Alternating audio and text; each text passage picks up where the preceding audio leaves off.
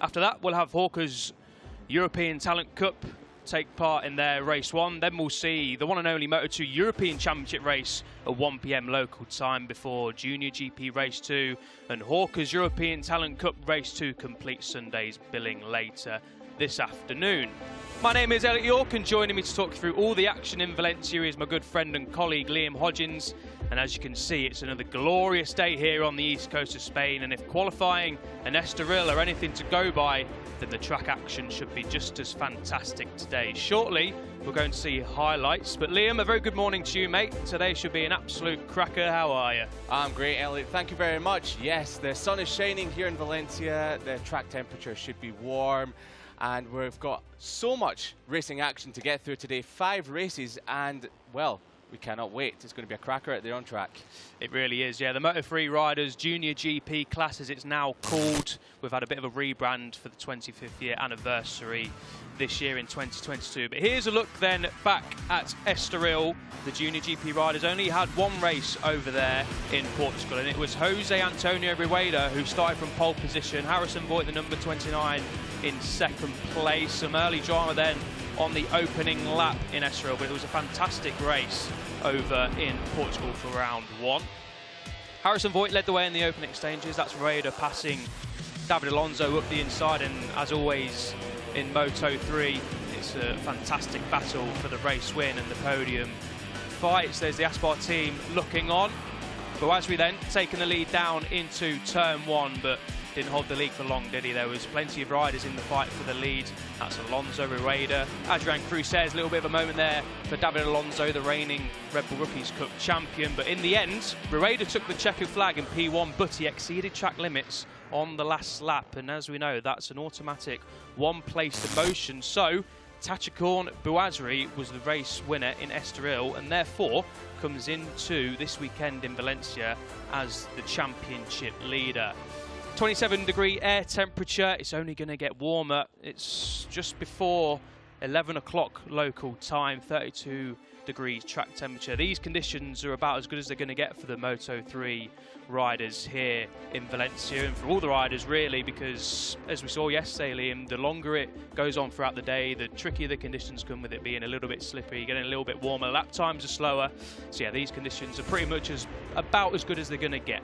Yes, as we saw yesterday afternoon when we were standing out on the track and getting a little cooked with our British skin.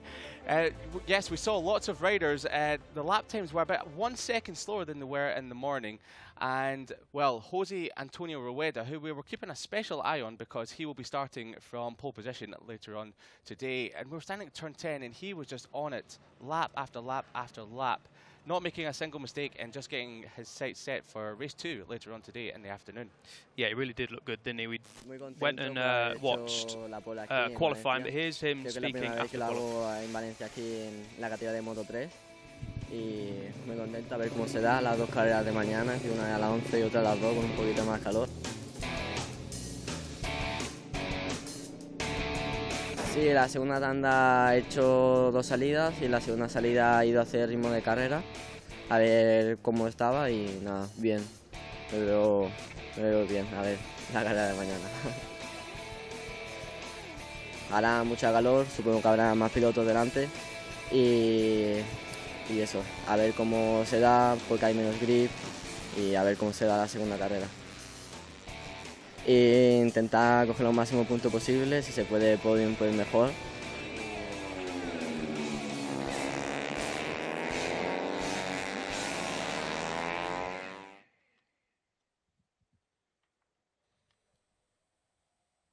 Jose Antonio Rueda then speaking there after qualifying on pole position for the second time out of 2 in 2022. Like we said, he was second in Estoril despite crossing the line first, exceeding track limits on the last lap when leading the race. So slight disappointment at the end of the race there for Rueda, but he is really one to watch, the number 99 on the Team Estrella Galicia 00 bike. He was 8th last year in the Moto3 Junior World Championship, now known as the Junior GP World Championship. 2 podiums in Barcelona and Jerez, so he's already beaten that this year with second place in Estoril. First in the Red Bull Rookies Cup as well, Liam. He's really had a great start to the season across all the categories that he's racing in, and he really is an exciting prospect, isn't he? He is indeed. Well, he's really the person on form, the one they really have to beat to put themselves in title contention and to win the Junior GP for 2022. And as you said, yes, leading the Red Bull Rookies Cup, he's been on fantastic form all year long. And as we saw yesterday as well, on the pace from start to finish all day, and of course on Friday as well. Unfortunately, lost out on the win in Estoril, but as we said earlier, he was the one they had to beat to try and win that. So it could be anyone's game later on today. It really is anyone's game. Yeah, we should mention that he's doing well in the Rookies Cup. He's actually top of the championship. He's doing very well indeed after 4 races, 2 wins, and he's had podiums in all 4 races. Of course, you might know Rueda from his brief time in the World Championship this year as well. He competed in the French GP, only 12 seconds off the win in that. So yeah, Rueda, like we say, really want to watch. Luca Lanetta, we saw the number 58 second on the grid. He was 16th last year in the 2021 Junior World Championship, 13th in Estoril. So Luca Lanetta from second place here today, the first of 2 races, really looking to kickstart his season. David Salvador on number 3 on the front row, outside of the front row. He is the highest placed returnee this year in 2022. The top 4 riders all moving up. He finished 5th in 2021. 2 podiums, including Valencia last year. So David Salvador, the number 38 rider, one to watch today. He has podium pedigree in this class at this racetrack. He does indeed. He's one to watch, as you were saying, very quick around the circuit here yesterday, and just progressively getting quicker as the day went on. And he was one of the quickest in yesterday's qualifying too, under the searing hot conditions. So that bodes very well for him later on. Yeah, it really does. Watch out for David Salvador later on this afternoon, as we've mentioned. The conditions later on are going to be very hot and very tricky for these riders. It's going to be dry, judging by weather forecast. There's not really a cloud in sight, so no worries about rain, but it is going to be tricky conditions. We saw in 4th place David Alonso. I'm sure he's a name well known to a lot of motorcycle racing fans. He's the reigning Red Bull Rookies Cup champion, won 6 races in that class in 2021. He won the 2020 Hawkers European Talent Cup Championship with 5 wins. He was 7th overall in last year's Junior World Championship, and he is another rider who has podium pedigree in this class at this circuit. And there's only 0.164 seconds, a 1/10.5 split in the top 4 on the grid. So as always in Moto3, in the Junior GP class, we've got a good race on today.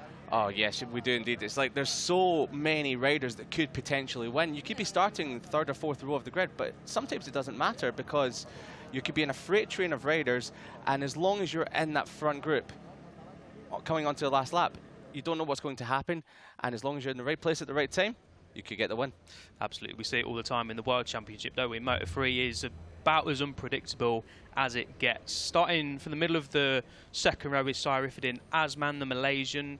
Of course, we might remember him winning last year at the Circuit de Barcelona, Catalonia. He was 10th overall in 2021. He's another one that's had Moto3 experience in the World Championship this year. He was in Portimao and Jerez. Filippo Farioli, he starts 6th, the number 7, the Aspar Junior rider. He was 8th place in Estoril, so he's well placed to match that from the outside of row 2. He was 20th in the European Talent Cup in 2020. Only points last year for Farioli in 2021 was 11th in Jerez. So starting from the 6th, he is going to be aiming for better than that this time around, and if he can beat 8th place in Estoril, then well, it's a very good start to Farioli's campaign indeed. And he was also fastest in morning warm-ups, so he definitely has some pace and up his sleeve later on today as well. So it's going to be anyone's game, and Filippo Farioli, he is just improving day by day, weekend by weekend. Yeah, you're absolutely right. We saw Facundo Lambas, the Uruguayan. He really is one to watch. He was 6th in Estoril from 10th from the grid, so he's 3 places better off than he was a couple of weeks ago.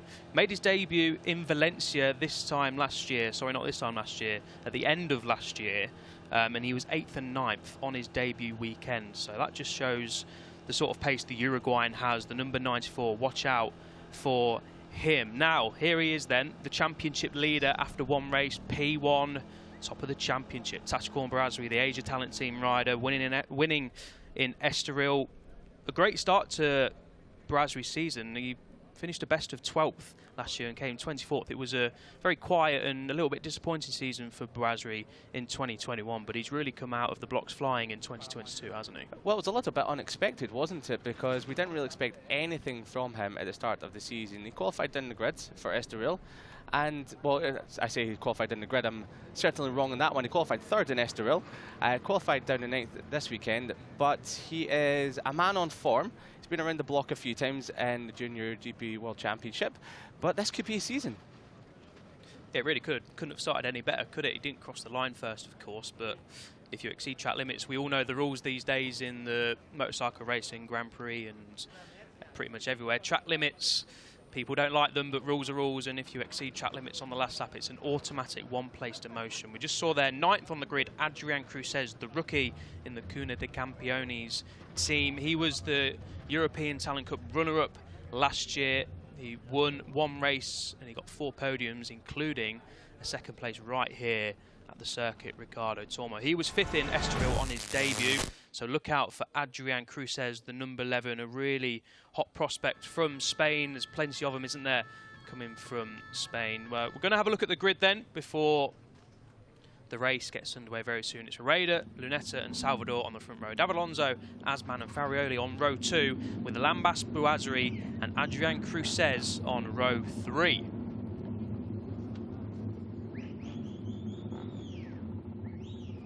And then on row number 4, we've got Ruda from Zurutuza, and Eddie O'Shea starts on the outside of row 4. Then in 13th spot, we have Morosi, and then Ton and Munoz in 15th spot. Almanda next up on row number 6, and then further down the grid we have Daniel Charil, one of the junior talent team riders, with Volpe alongside him, and Colin Vire. Hamada is next up now. He had a crash in morning warm-up, but he looks like he has been able to take the start. Caro next up, and then further down the grid we have Collins, Alfano, Gurdon, and then Piqueras with Uriarte rounding out the grid on row number 11 and 32nd. Yeah, a couple of housekeeping then. You saw Angel Piqueras and Marcos Uriarte at the back of the grid there. Now, Angel Piqueras actually qualified in 6th place. However, he was caught riding slowly along with Marcos Uriarte in 5 sectors in qualifying yesterday. So they've got a back of the grid start for race 1, so they're up against it this morning. But look out for Angel Piqueras coming through. He's got very good pace here in Valencia, and he'll start from 6th place later on this afternoon. The penalties only apply to the first race today. Uriarte will be starting 15th later on this afternoon. So, the warm-up lap, first race of the day. Look at that, couldn't get any better conditions. 30 degrees, it's already risen by 3 degrees since we've been on air. That's quite astonishing, really. We know from yesterday that it was, we were out there about 2 p.m. and it was absolutely sweltering. Oh, we've got a problem here for Luca Lunetta, the number 58. He was meant to be starting from the middle of the first row. So what's happened here then for Luca Lunetta? That's disastrous luck for Lunetta there. As you say, we're going from the middle of the second row.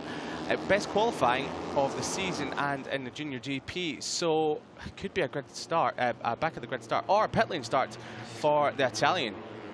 Disaster then for the Italian, the AC Racing rider. Hopefully he does get to the start. Like you say, Liam, yeah, it looks like he's going to have to be from pit lane or the back of the grid. He's not even made it around the warm-up lap, so it's going to have to be pit lane. There's a reminder then of the championship standings. Baraswi leading the way from Rueda. That's all going to change here in Valencia. 2 races, 50 points, a maximum of 50 points up for grabs. Any early predictions, Liam? It's going to be an absolutely belting race, like we say on the grid. Top 4 split by a 10th and a half in qualifying yesterday morning in pretty much the same conditions as we have now. So the riders used to these conditions, they're fast in these conditions, so this should be an absolute belting race. Oh, it's going to be a cracker of a race. And when you just asked me for my predictions there, if I were to tell you, would have told you 2 minutes ago, I was actually going to go for Lunetta, but not anymore unless he produces a Joel Kelso-like ride from the back of the grid, when Joel Kelso done it from, well, last to first in race 1 here at the back end of 2021, but you never know. It could happen, but it's going to be a tall order. So since he's going to be at the back of the grid, I'm going to have to go for Rueda. Rueda then is Liam's tip for the race, win the number 99 there. We've seen a number 99 win here in the past, haven't we? In the MotoGP World Championship, Rueda will be hoping he can do a Jorge Lorenzo and reciprocate that. Now then, yeah, Linetta's not going to make the start, is he? Can't quite see him there. The pit lane exit, of course, is further up, so we'll keep an eye out for Linetta. The green flag waves in the background. The red flag will move, and we will shortly be underway for race 1 of the day here in Valencia. The lights will turn red in the top left of your screen. Well, they were in the top left screen. They've gone out, and it's Rueda who gets away well from pole position. Salvador not getting quite the jump he'd have hoped for from the outside of row 1. It's the number 94 of Lambas getting a great start, and he's going to get the whole shot into turn 1. Teammate of Rueda started from row 3 in 7th place. A few riders running out there wide. No such troubles though, all clean and safe. Rueda looking at the inside into turn 2, but it's Lambas, a great start from the Uruguay, and he takes the whole shot and the lead early in the race. Some pumping and boring going on further back through turn number 2 as the riders sort themselves out, but it's in Australia Galicia 1-2 at the moment, so great start for the team, and we've got Asman in 4th spot as well coming through turn 4. So the riders get themselves well and truly in the mix. Have we got a change of lead coming up? Yes, we do. Rueda, my tip for the win, has now moved into 1st spot, but it's Moto3. It's a Junior GP, so breaking away could be very difficult. It will be indeed, yeah. Classic turn 6 move then for Rueda early in the race. We're going to see plenty of that throughout the day. David Alonso making a good start. He is up into 3rd place. Asman is 4th. Rueda is 5th. Salvador not making the best of starts, but he's in the mix there in 6th place with championship leader Barazri in 7th place. There's David Alonso looking up the inside of Lambias at turn 11. A classy move there from the number 80. He's back up into 2nd place. Into the back, unfortunately, not sure who that was, but slid off at turn number 10, but back on the bike. So hopefully they'll be back and challenging for some points if they can get themselves back into the group. Absolutely, yeah. We've not seen Letta appear on our timing screens yet or see him at the back of your shot. So we'll keep an eye out for 2nd on the grid. But first lap completed then. That's the number 7 of Filippo Farioli running by the Aspar Junior Team rider at the final corner. But it's Rueda, the man who finished 2nd in Estoril, leads from David Alonso. Lambias making a great start. Salvador picking his way back up into 4th place underneath Asman at turn 1. Rueda is in 6th place across the line. Barazri 7th. Jabi Zurutuza, the rookie, in 8th. Morossi in 9th. And Adrian Cruzes not making the best of getaways either from 9th. He's in 10th place. And a great start for Angel Piqueras coming from the back of the grid. He's already up to 14th spot, so well and truly in the points already at the end of lap number 1. Yeah, that's a fantastic start. Amazing, right? We did mention before to keep an eye on Piqueras. He's got great pace here, and he's up about 15 places from where he started on the grid. So Piqueras, if he can latch onto the back, which it looks like he has done, there's obviously quite a lead group of riders. There's Eddie O'Shea, the number 31. Piqueras should be around there somewhere because he came across the line just behind Eddie O'Shea in 14th place. So yeah, keep an eye on Piqueras' progression, but it's still Rueda then leading on that too from Alonso. Salvador, good progress then after a sluggish start. The number 38, he's up into 3rd place ahead of Lambias, the number 94. He's got a few Uruguayan fans here. I went nipped out for a coffee just before we came on air, and there's a couple of Uruguayan fans. There's probably friends and family here to support him. But great to see the fans here this weekend. You can't see me in the grandstands, but they're just above us, above the pit boxes. Free entry for fans this weekend, so good to see them turning out. Yeah, you certainly can't see them, but you can definitely hear them above our commentary box at the moment. But as we head round the final corner along the home straight to complete lap number 2. Now, it looks like there's a bit of a breakaway with the top 7 from Rueda all the way down to Tachikon Brouazri, their championship leader, and a bit of a gap further back to Jabi Zurutuza. So, yeah, as the top 7 make a little bit of a break, the lap times are coming down as they get up to speed. Loosen themselves off a little bit as well, but we've got a change of lead, and that's David Alonso on the number 80 Aspar machine, taking over the lead from the 99 of Rueda. Yeah, Alonso then using the slipstream to good effect and getting the lead down into turn 1. We had a shot there in the Aspar garage. Saw Daniel Holgado in the background. Doesn't ride for the Aspar team anymore, but of course won this championship last year with the Aspar team, now riding in the Red Bull KTM IO ranks in the Moto3 World Championship. So a full house then in the Aspar garage. They're going to be cheering on, of course, David Alonso, as we mentioned, the reigning Red Bull Rookies champion and the 2020 ETC champion. So the number 80, David Alonso from Colombia, is one to watch. But he's going to have a job on his hands here to attempt to break away and win this race, because Rueda, Salvador, Lambias, Asman, Rueda are all there in the mix. Yeah, he's going to have to watch out for some track limits warnings. He was just running on the green there on the exit of turn at number 6. Now, you're allowed 3 of those before you get a warning, and if you do get 5 of them within the race, you will be given a long lap penalty. So that's probably 1 ticked off the box for Alonso at the moment. I've just seen there, Piqueras is now up into 10th place. There he is, the number 18, just at the back of his shot. He is now leading the chase up to the top 8, who, yeah, like you say, Liam, have just broken away slightly. I think it's actually the top 7 to Boasmeri. Then there's Xavi Zurutuza and Adrian Cruces, and then it's Angel Piqueras, the number 18, actually. He's just got past Cruces and Zurutuza. So I think now Piqueras, it's showing as 10th, but we'll come across the line. Where is Angel Piqueras on our time screens? Yeah, he has got up to 8th, and that's not much of a gap to bridge. He's only, what, 0.7 seconds behind Tachiko Boasmeri, the championship leader. So this is sensational from the number 18, Angel Piqueras, who suffered the DNF in the only race back in Estoril after Harrison Voigt high-side out in front of him.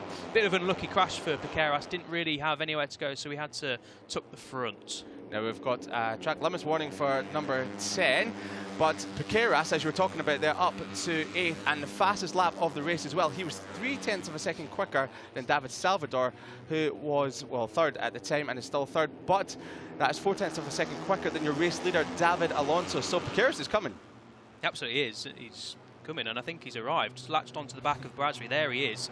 In 8th place. So yeah, Angel Piqueras from the back of the grid, ladies and gentlemen. We mentioned Joel Kelso did it last year. Angel Piqueras might be doing the same thing here again in 2022. Let's not forget as well, he is a rookie in this class. He was in the European Talent Cup last year, finished 7th overall. So this is absolutely scintillating stuff from Piqueras. Now we're going to have a replay of the start.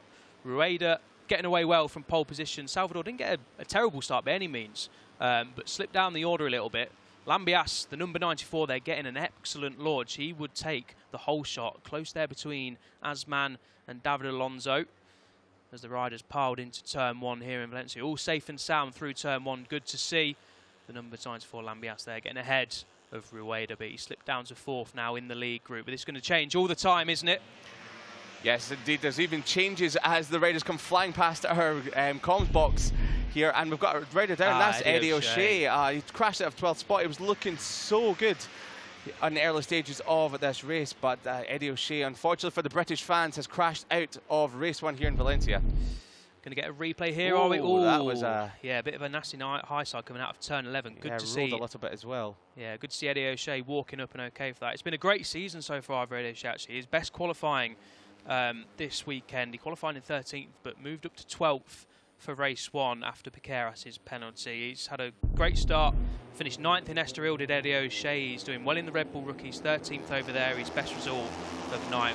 The good thing for Eddie O'Shea is that he gets another bite at the cherry later on this afternoon. The main thing is he is all okay. Now back to the front then, Angel Piqueras, a 1:40.532, fastest lap of the race. Just zoomed in there, Adrian Cruces. The lead group have just been bunched up now with Piqueras' pace. He's now up into 4th place, I think that is. So Angel Piqueras, we've banged on about him already this race. 14 laps to go, 13.5 laps to go, let's say. He's now ahead of Lambias and up into 4th place. The number 18 on your screen, Angel Piqueras. I think it's safe to say that he's well and truly in the fight for victory now, but I think we need to cue the Jaws music because the top 3 don't know what's coming here. Angel Piqueras is on them and he smells blood with only 14 laps to go. 13 as they cross the line any second now, but I would say that it's just flash up our screen. Angel Piqueras is... No, it wasn't Angel Piqueras. Yeah, I was starting to get a little bit confused there with Angel Piqueras popping up, but he did come across the line there, so thankfully Angel Piqueras is still in the race and he's now gone up to 3rd past David Salvador. Yeah, that was Kanter Hamada, the number 72, crashing out there. He crashed in warm-up as well, so not the greatest of mornings for Kanter Hamada, the Japanese rider, in his debut season. And Piqueras in the their fastest lap. Look at that, that's 3 on the bounce as he moves up to 2nd and past his teammate Rueda. He's on some form as Angel Piqueras now, and he's now taking the lead. Wow, he's not crashed, it's just flashed up on the screen again. He's just taking the lead of the race, and following him through is Rueda into 2nd. So then, Angel Piqueras leads the way with 13 laps to go. After barely even 5 laps, he's come from the back of the grid to lead the race. Jose Antonio Rueda, his teammate, thinking, what the hell are you doing here, mate? You were started at the back of the grid. I wasn't expecting to see you anytime soon, but there he is. So Angel Piqueras then leads the way. The only thing I will be worried about, Liam, is he's probably used a lot more of his tyre than the race leaders coming from the back of the grid, obviously pushing really hard to get to the front. So that's something that we've got to look out for. Ignore the graphic on the right-hand side. Angel Piqueras hasn't crashed. I think there's just a technical glitch there. As number 66 of Philip Ton crashes out. Thankfully walks away. Looks a little bit winded maybe. Maybe just a little bit disappointed with the crash. But yeah, Philip Ton on his feet. Thankfully okay, the German rider. Yeah, now back at the front, we've got Rueda all over the back of Piqueras. So maybe a change of lead going into turn number 14. Just set station for now. And as you said, Elliot, yes, the tyres. I always just run into the green a little bit coming out of the final corner. Now, he does have to watch out for that. But what does he do now? He's now taking the lead of the race. He's come from the back of the grid. He'll be thinking, well, can I break away? Do I have to set station? What's going to happen? Do I let some others lead? But as you said, he is on fire at the moment, and he is looking on form and will not be wanting to make any mistakes. But Rueda got so close to tagging him into turn number 2, and that might just allow David Alonso up the inside. Yeah, Piqueras there running onto the green, so just got to watch out for that. Like you say, Liam, if you run onto the green 3 times, you get a track limits warning, and then you can only do it 2 more times after that before you're going to have to take a long lap penalty, which is around the outside at turns 10 and 11. But yeah, Piqueras, I don't think he's going to be able to stretch away. We don't really see it much with these Moto3 bikes, of course, in this championship and in the World Championship. It's very, very difficult with the slipstream. Yeah, not sure what happened there. Lambias and Crusez running wide. That's created a bit of a gap from the top 4 down to Salvador. David Alonso looking up the inside then into turn 8. A popular passing move here in Valencia, and nicely done from the Colombian. He now sits second behind Piqueras. But yeah, I don't think Piqueras is going to be able to pull away. If he proves me wrong, then absolutely fair play. That will go down as one of the all-time greatest rides here in the Junior GP paddock if Piqueras can pull away. Especially, as we mentioned, he is a rookie. It's incredible to think that this is only his second Junior GP race. And with the rest of them making moves and messing each other up just a little bit, could give him that very important breakaway that he needs. And also with Lambias making a bit of a mistake through turn number 6. That has kind of broken the group up. So we've got 4 in front, and then we've got a group back to the chasing group in 5th spot, led by Adrian Crusez. Just see the gap then between Salvador and Crusez is not going to be over a second by any means, but it's up to, yeah, just under half a second. So the riders have got to be careful as Angel Piqueras then loses 2 places in 1 corner. He's going to get a bite of the cherry down into turn 2 though. Wide sweep in line for Piqueras, but just hold station for now. So David Alonso is your new race leader from Rueda and Angel Piqueras. David Salvador there in 4th place. Yeah, I was just going to mention the riders just behind her scrapping away. They just need to be a little bit careful. Got to box a bit clever just to allow these riders to not stretch away, because they're not really battling each other too hard. It's clever play from the leaders so far. They're not giving each other a hard time. I think it's good for them to just get into a bit of a rhythm, follow each other. They've all got very similar pace. So there's no real point at this stage of the race with 10.5 laps to go to keep scrapping away with each other. But yeah, the lead group have bunched back together. I think we're down to 10th place Marcus Rueda. So a lead group of 10 here in the Junior GP Race 1. It's a great group to have. 10 riders all scrapping out for the podium positions here at the Ricardo Tormo circuit in Valencia. And we've still got 10.5 laps to go. Do we have a move here from David Salvador up the nearly just trying to push his way past Angel Piqueras, but doesn't make it stick. So late apex from Piqueras, as you saw David Salvador flying up his inside. But yeah, we have a leading group of 10. At the back of that, we have Filippo Farioli, the Italian on the number 7 machine. He's also joined this group as well. So 1.6 seconds cover the top 11 in this leading group.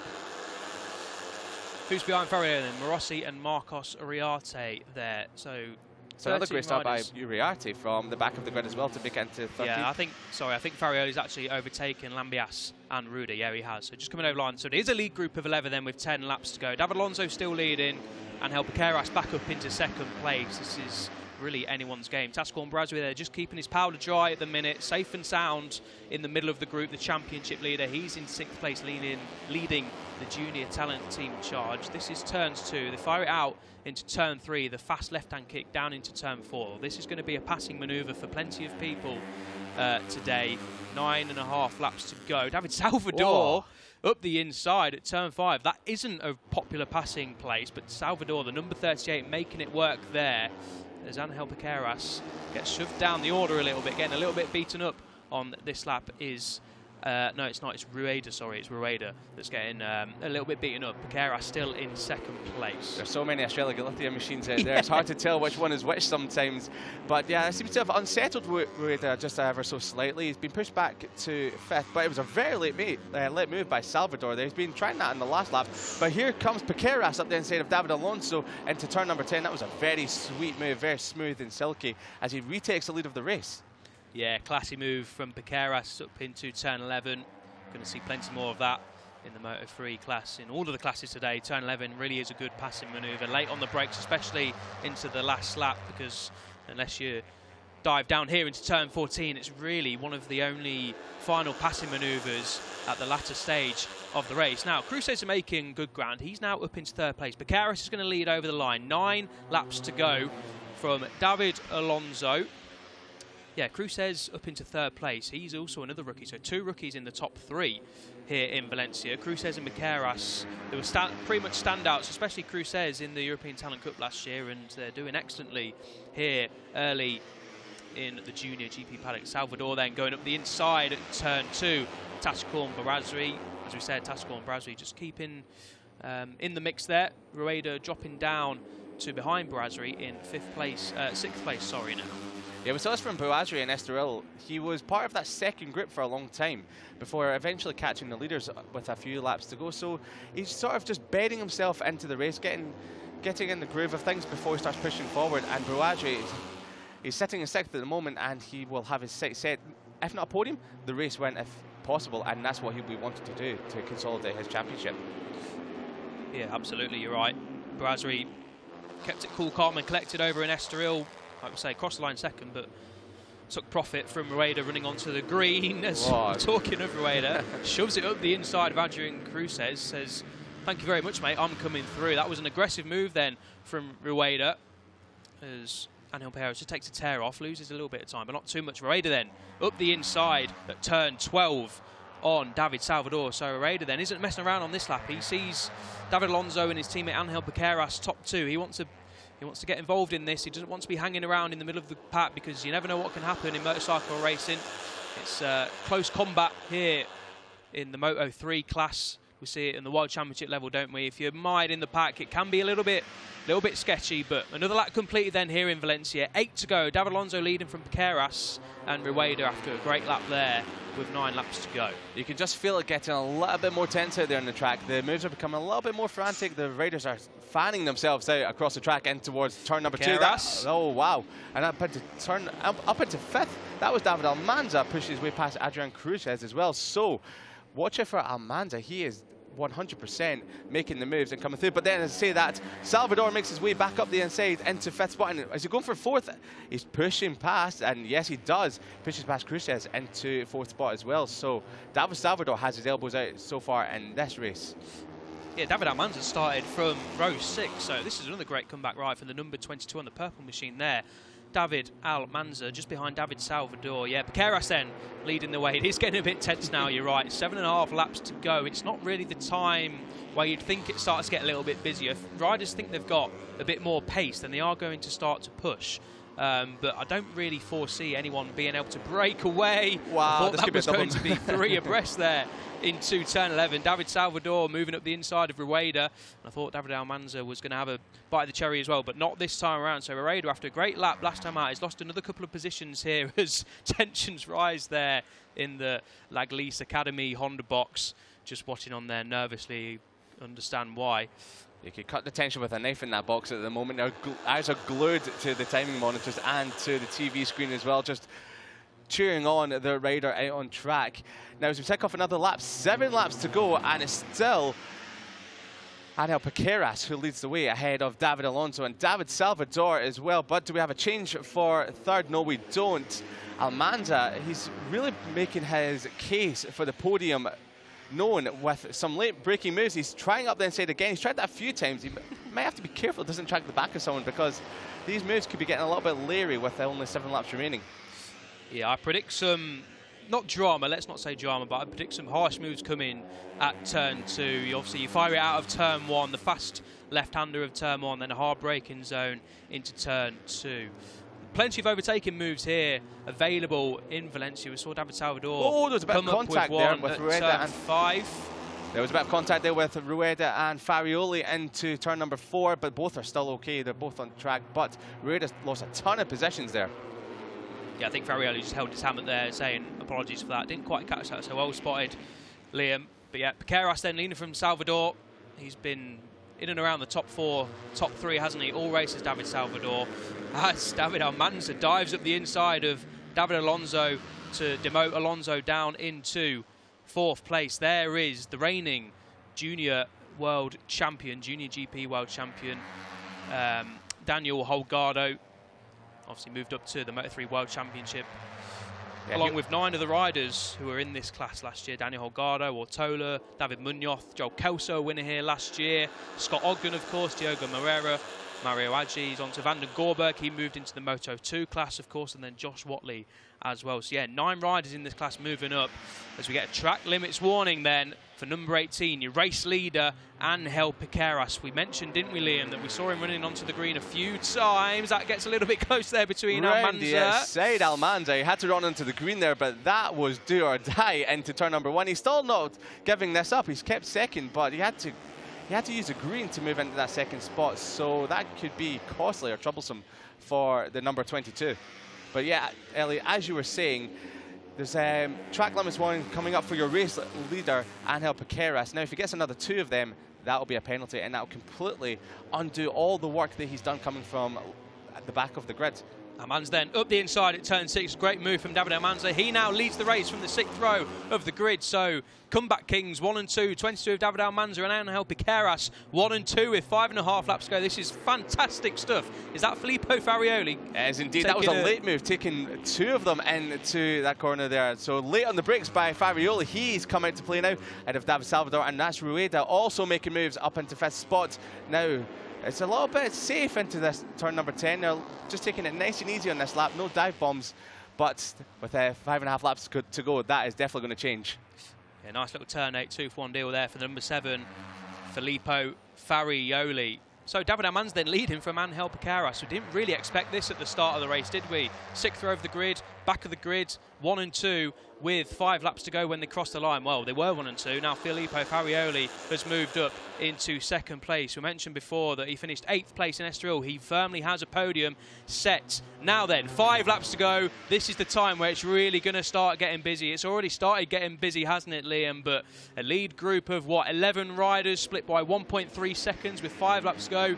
This is JuniorGP at its finest. Oh, it's absolutely brilliant stuff at the moment. I was starting to think a couple of laps ago that Marcos Rueda in 11th spot was starting to fall off the back of the group, but he's now found his form and he's closed back up again. Only 1.3 seconds covering the top 11, and it's actually Yambias on the number 94 who was leading this race, remember, at the start, who's now slipped to the back. Oh, no! We've got Farioli down, and he's taken down also Almanza. That's disastrous for the top 2. That corner can just catch you out without any warning whatsoever, and the team with a head in their hands. But thankfully, both riders are up and they're okay. Yeah, main thing is they're both up on their feet. Hopefully no injuries for either of them. But yeah, turn 4, we see plenty of drama there, don't we? Across motorcycle racing classes, it's a tricky corner to get right. And yeah, Filippo Farioli just high-siding out there, and David Almanza crashing out as well. Fingers crossed, both of those riders okay. They just got to the front, didn't they? Filippo Farioli trying to lead the race. We're going to get a replay then. Here he is, Filippo Farioli leading. Yeah, just a little bit. Yeah, you see the back end stepping out as he goes off camera there.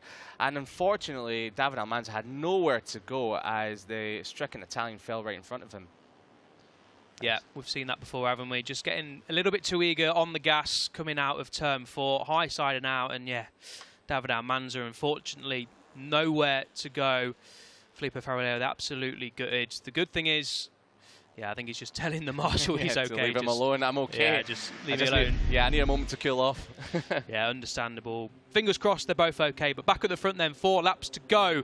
Angel Piqueras leads the way from David Salvador. David Alonso is in 3rd. Jose Antonio Rueda is in 4th. The championship leader coming into this race, Boazri, is 5th. Cruces is 6th. Lambias is in 8th. Asman is 7th. And Rueda is in 9th. And that is your lead group of 9 after Farioli and Almanza crashed out just here at turn 4. So hopefully we don't get any more drama down there, or anywhere, in fact, in the closing 4 laps. But Piqueras then leading the way. This is super impressive stuff from Piqueras. He's not making any mistakes. Ever since he got to the front, he's just been taking it nice and easy, nice and smooth. Whenever someone has come past him, he's not been panicking. He's just been biding his time. And as we saw, the top 2 from a lap ago went down, and he is back at the front. And he looks very comfortable there. He does indeed, yeah. No sign at the minute of tyre wear really coming into play. So as we just get a notification of long lap penalty for number 3, that's Pascal Alfano. So a long lap penalty for Alfano. Can't quite see where he is on the timing screen. He's in 20 seconds. So a long lap penalty there for number 3. David Alonso then making his way up the inside of David Salvador up into 2nd place. There's going to be 3 laps to go when they cross the line. Angel Piqueras leading from Alonso and Salvador. There's Barazzi just taking a little bit of a wider line, trying to get a better run onto the straight. Slipstream City down the 0.kilometre long front straight here in Valencia. It really comes into play in these lightweight classes, especially in Moto 3. There's the team of Australia Galicia team giving their riders the pit boards as we go about 4 into Brest there for 2nd place. Rueda then coming up the inside of David Salvador. Barazzi moving up into 4th place. David Alonso there was the big loser from that gaggle of riders. He went from 2nd all the way down to 5th. So David Alonso then has work to do in the final 3 laps, but Piqueras sitting pretty at the front. He really is indeed, but we've got Rueda making moves, and that looks like a move for a second into turn number 3. Oh, what a move there, up the inside of David Salvador. I think David Salvador might have made the favour. Yeah, he does. Oh, wow, so there's absolutely no holding back from Salvador or Rueda. Now, Salvador's actually been very good into the double right-hander, turns 4 and 5 the last few laps, making moves every time he can, so that's definitely something he's going to be lining up in the last lap. But I just want to turn your attention to Marcos Rueda. I mentioned him a couple of laps ago. He's now in 8th spot, and he's now starting to get himself in the mix. So for someone that looked like they were tailing off the back a number of laps ago, he's back in the group, he's back in the mix, and it looked like he was trying to make another move up the inside of Adrian Cruces, but as it stays the same for the time being. Thought Rueda there was going to have a little bit of a dive bomb down into turn 11, but not this time around. Yeah, David Salvador, you're right, Liam, he does look strong into that little complex of turn 4 and 5. We saw him pass at turn 5 a few laps ago. He is one of the most experienced riders in this class now. He's had a few races in the Moto 3 World Championship, finishing best of 19th in the ref. Gave a good account of himself on the World Championship stage, and all he can do now is try and win races in the Junior GP class to further his name. Here we go then. 2 laps to go. Angel Piqueras still leading the way, looking comfortable, but he's got David Salvador, teammate Jose Rueda right behind him. Tatuel Barazzi, the number 33. Look out for Barazzi. He's making moves now. He's up into 2nd place, is Barazzi. So late race pace here from Tatuel Barazzi, the tyre rider. But it's going to be, is he going to be into 2nd? I think David Salvador might be having a lunge there. No, not quite. Oh, yes, he is. Wow. A little bit of a late on the brakes there for David Salvador. But all this scrapping is just letting Piqueras. Wow, that was a huge moment there for Asman. Out of the seat, out of turn number 2, but managed to stay on the bike. That's a bit of a gap now to Asman in 7th spot. But we have a group of 7 now with a lap and a half remaining. Piqueras looks over his shoulder, sees Salvador right behind him, and Barazzi in 3rd. Now, Barazzi done this in Estoril, wait until the last few laps to start making his moves, and Rueda, well, ever the crafty so-and-so, was sitting back, and until the last lap, managed to break his way to the front, but as we know, didn't win the race because of a track limits warning on the final lap, so he'll be hoping to do much of the same, but without the warning. It's getting busy now, isn't it? Barazzi up the inside of Salvador into turn 8, but Salvador's going to return the favour down into turn 11. That was a bit aggressive, but harsh and fair from the number 38, David Salvador. Piqueras taking another tear off. The 3 at the back there have just lost touch on this lead group. So with just over a lap to go, Angel Piqueras leads David Salvador and Rueda with Barazzi there in 4th place. David Alonso is in the mix, and so is Adrian Cruces, who has a little bit of a mistake there down at the final corner at 14. But last lap time then here in race 1 Junior GP here in Valencia. It's Piqueras leading from David Salvador over the line. Then comes Rueda, then it's Barazzi, then it's that's getting a little bit close there. It's David Alonso into 4th place. Piqueras holds it into turn 1. David Alonso now up into 3rd place. Now the final podium position. Now watch out for turn at number 2. Salvador is going to leave it late on the brakes. Biceps back. Can Alonso do anything about it? Piqueras even later on the brakes loses the rear end ever so slightly going into turn number 2. Only 3 kilometers left of this 4-kilometer circuit. He's got a bit of a gap as Piqueras over Salvador, so that doesn't give Salvador any opportunity into turn number 5, where he's been so strong so far in this race. And Rueda, who was my tip for the win, is still in 4th, so he's got some work to do to try and get himself into the podium. But up the inside into turn number 6 we have, that is Alonso. Yes, he's up into 2nd, so he's put himself in prime position to attack Piqueras. Turn 8 coming up then, down into the back of the circuit, but it's still Piqueras leading the way. David Alonso making his way up into 2nd place. David Salvador demoted down to 3rd place. There's Rueda, the number 9 in 4th place. It looks like it's between those 4 riders for victory. Buazri just losing touch there in 5th place. Piqueras then still leads the way. There's only a couple of passing manoeuvres. Turn 12 coming up. Is someone going to dive up the inside? Not quite close enough. I think Rueda there up into 3rd place on David Salvador. It's all going to come down to the last corner. Piqueras leading from David Alonso. David Alonso's close. He's going to get tucked up in the 60, and there's the Aspar team looking on nervously. We pan back. Last corner time. David Alonso up the inside. Salvador up the inside into 3rd place. Is it going to be David Alonso then? Piqueras is going to tuck into the slipstream of David Alonso, but it looks like David Alonso is just going to have enough. Is he? Yes! Just. Wow. What is that margin? A 10th? No, 3 thousandths. 0.03 seconds, sorry, I'll get it out eventually. David Alonso, race 1 winner here in Junior GP by the slimmest of margins from Angel Piqueras. A fantastic recovery ride, and David Salvador gets 3rd place. Liam, what a race. Oh, that was incredible, that, wasn't it? Well, unfortunately, the Estrella Galicia boys both lost out in the final corner, with Alonso timing his move to absolute pinpoint perfection. And David Salvador, well, he wasn't going to settle for 4th. He made sure that he got 3rd and done the same as Alonso did on Piqueras to Jose Antonio Rueda. Tachikon Buazri finished in 5th, and all of that shock, and Cruces taking 6th ahead of Asman, Rueda. And then rounding out the top 9 in that top group was Facundo Yambias with Marcos Uriati, who also came from the back of the grid, finishing in 10th. Yeah, that was a great ride from David Alonso there. So as he celebrates, and also Angel Piqueras, David Salvador, your podium positions. What a race then here in the Junior GP World Championship. If that doesn't set the scene for race day, I don't know what does, because that's about as good as it gets. David Alonso then winning race 1. Angel Piqueras, what a ride from Angel Piqueras. A rookie starting from the back of the grid, leading the way after 5 or 6 laps, and then just sitting comfortably at the front, looking comfortable. Cool, calm and collected. Didn't quite manage to get the victory he would have been looking for, but you can't turn your nose up at 2nd place from the back of the grid. Angel Piqueras, a job well done. There's David Salvador proudly sporting the Spanish flag. 3rd place for David Salvador. That backs up his 3rd place from Estoril. So 2 podiums from 2 for David Salvador. He continues to go very well indeed in the Junior GP paddock, but the number 80, David Alonso, we see it so much here in Valencia, don't we? The final corner, turn 14, you get the bike stood up out of turn 12 right-hander, and then you pretty much full gas on these Moto3 bikes round the famous turn 13. Get it lined up, late on the brakes into turn 14. Get it stopped like David Alonso did. And then all you got to hope for is you get a good run out of turn 14 to the finish line. Piqueras came close, 0.03 seconds in it up the line. Fine margins splitting the race wins here. How often do we see that in motorcycle racing? David Alonso celebrates with the Aspar team. I mentioned there's pretty much a full crowd in there.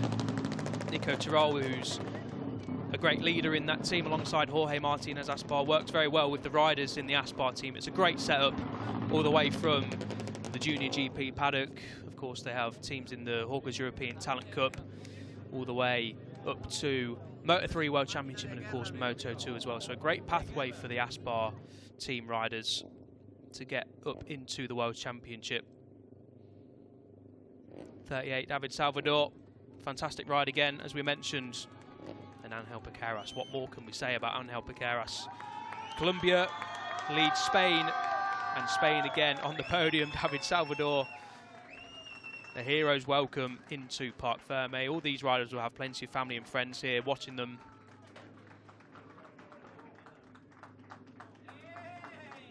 And shortly, we will, of course, hear from David Alonso. That is his first win in Junior GP as well. So congratulations to David Alonso. Finished second here at the final round in 2021, his rookie year on a Moto3 bike.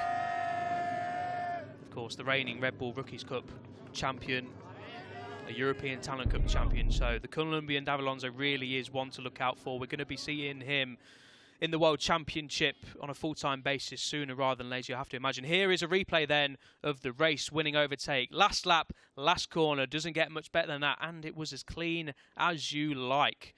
Flirted with track limits there, got just outside the curb, just inside the curb, sorry. About as close as you can get without touching onto the green. Pretty much picture perfect from David Alonso at the final corner.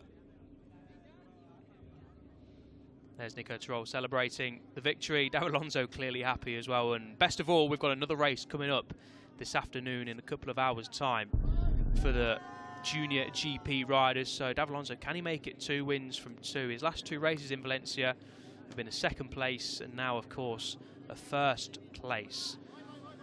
So he goes well round here, doesn't he? And he'll be bouncing on confidence later on, will David Alonso.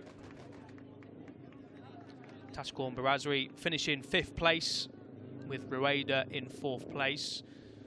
We'll have a look at the championship standings a little bit later on in a few minutes' time after the podium ceremony.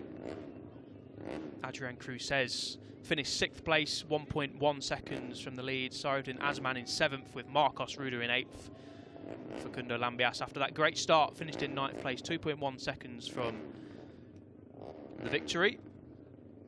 And yeah, as Liam rightly mentioned, Marcos Ariarte finished in 10th place from the back of the grid. He and Angel Piquera served those grid penalties for riding slowly in 5 sectors in qualifying. The good news for them is they've served them now. They don't count to race 2. We're going to hear from race winner David Alonso. He's down in Parc Ferme with Liam. Well, David Alonso, what a great last lap that was. You tempted to absolute perfection. Tell us how you did it. Yeah, well, first of all, difficult race because I don't know what happened this weekend with the circuit, but we are riding a little bit slow.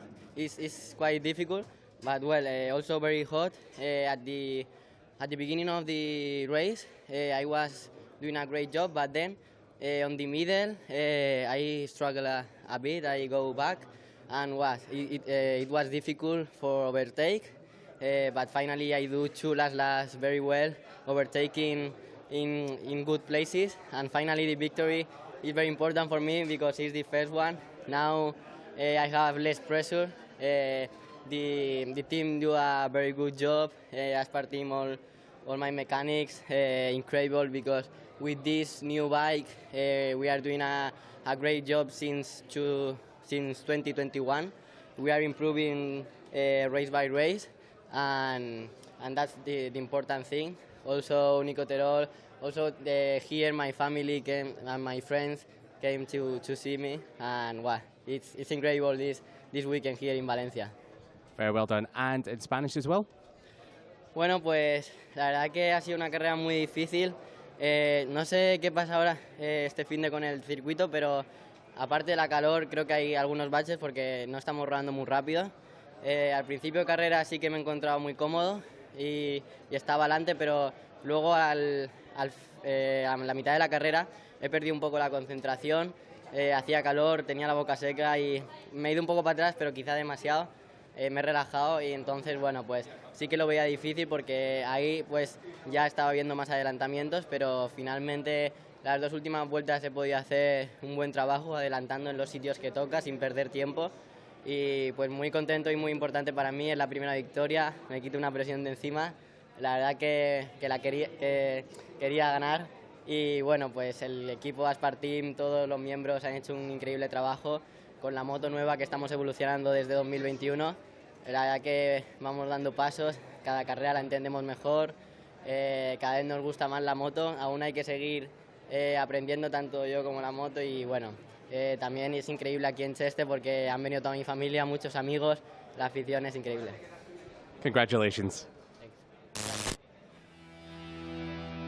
Congratulations indeed to David Alonso, who speaks very well, doesn't he? Hard not to love the young Colombian. Now then, here's the replays from race 1. As we mentioned, Lambias got a great start from the outside of row 2. He grabbed the whole shot from teammate Rueda, but didn't hold on for long. A few riders there running wide. One of them was Daniel Munoz, as Rueda then looked up the inside at turn 2, but not quite that time around. As always, in the Moto3 classes, both in the Junior GP paddock and the World Championship stage, it all got a bit close, didn't it? Lead group quickly formed of around 10 riders, 11 riders, and the battle commenced. Rueda picking his way through the pack, but it was Angel Piqueras, the number 18, from the back of the grid, ladies and gentlemen, made his way up into the top position after just 5 laps. Incredible stuff from Angel Piqueras, and from there on, didn't really look phased. He led for most of the way to the checkered flag, but ultimately got beaten. David Salvador, David Almanza, David Alonso, the eventual race winner, all battling away. That's David Almanza, the number 22. He also started from row 6, so a great comeback ride from the number 22. Filippo Farioli, the number 7 rider, also doing well there, taking a 2-for-1 down into turn 8. But unfortunately for Farioli and Almanza, their race would come to an end on the exit of turn 4. Farioli high-siding out, thankfully. The number 7 and the number 22 riders there just down into turn 2 is a little bit after this. Here we go then, the replays here. Unfortunately for Almanza, left with nowhere to go. Innocent party in the crash. Hopefully both of those riders are okay. Clearly frustrated, obviously, after a tricky end to a great race. And there it is then, the race-winning overtake for David Alonso on Angel Piqueras down into turn 14. Just about held on to the race win here in Valencia. Angel Piqueras finishing second with David Salvador in 3rd place. But David Alonso is a race winner for the first time in Junior GP.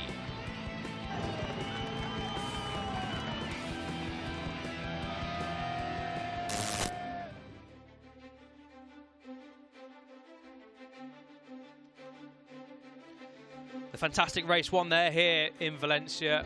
And here's the final results. David Alonso beating Angel Piqueras by slimmest of margins, isn't it? David Salvador 3rd, just beating Rueda to the podium. Barazri 5th, Adrian Cruces 6th, Asman 7th, Marcos Ruda in 8th place. They're all in the hunt for victory at one stage. Facundo Lambias, he was 9th, 2.1 seconds away from victory. Marcos Oriarte from the back of the grid was 10th. Alessandro Morossi 11th. Sabri Turatuz 12th.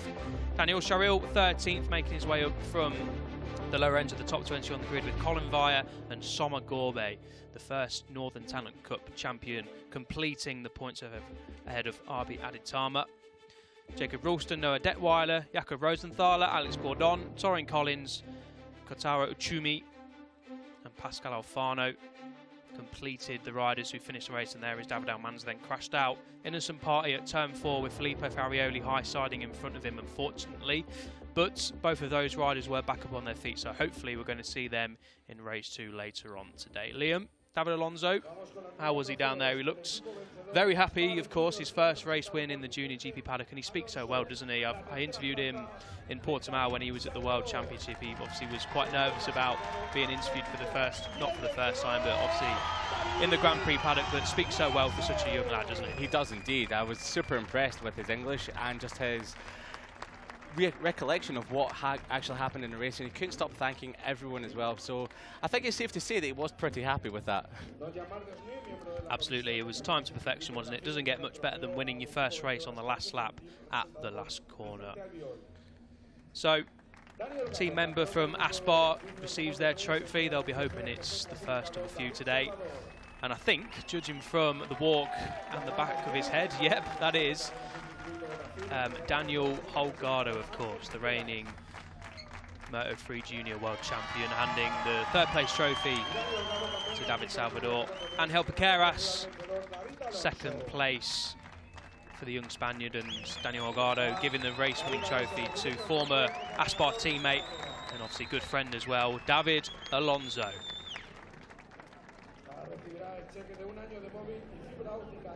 Yeah, the smiles all around on the podium as the top 3 receive their trophies.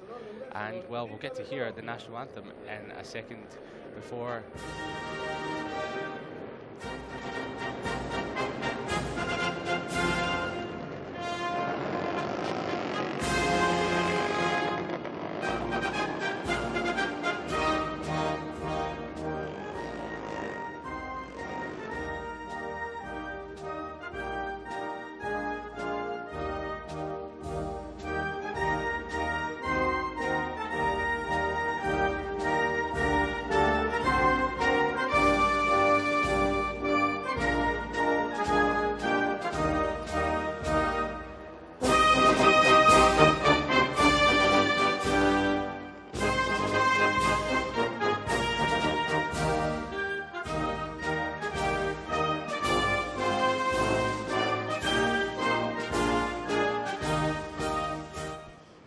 The Colombian national anthem there for David Alonso.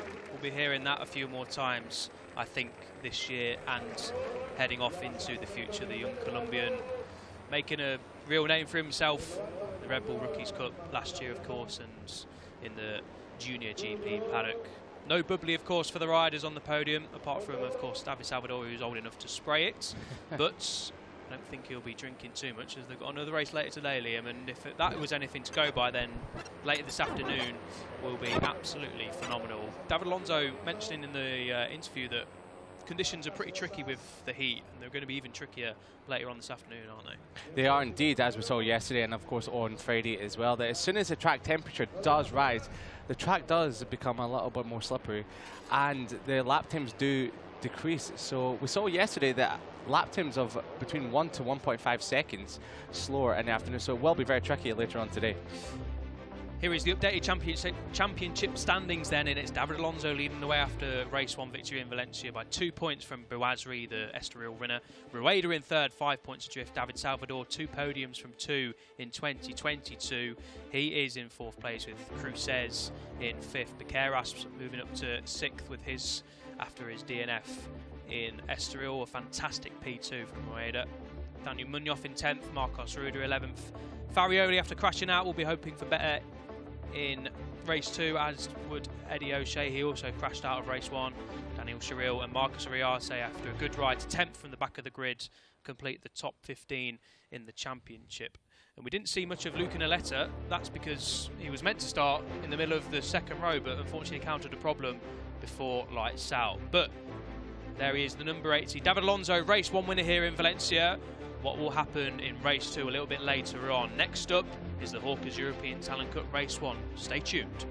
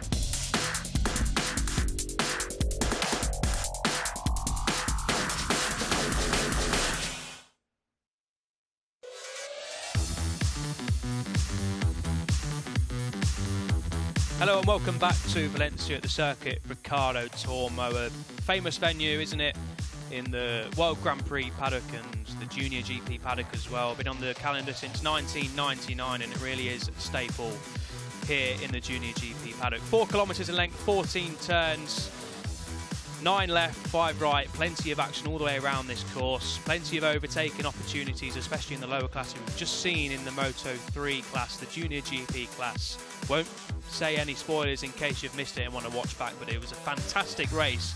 And next up is the Hawkers European Talent Cup opening race from Valencia, where Joel Esteban leads from the front row. There you can see, I think that was taken yesterday, but conditions are pretty much the exact same here on Sunday.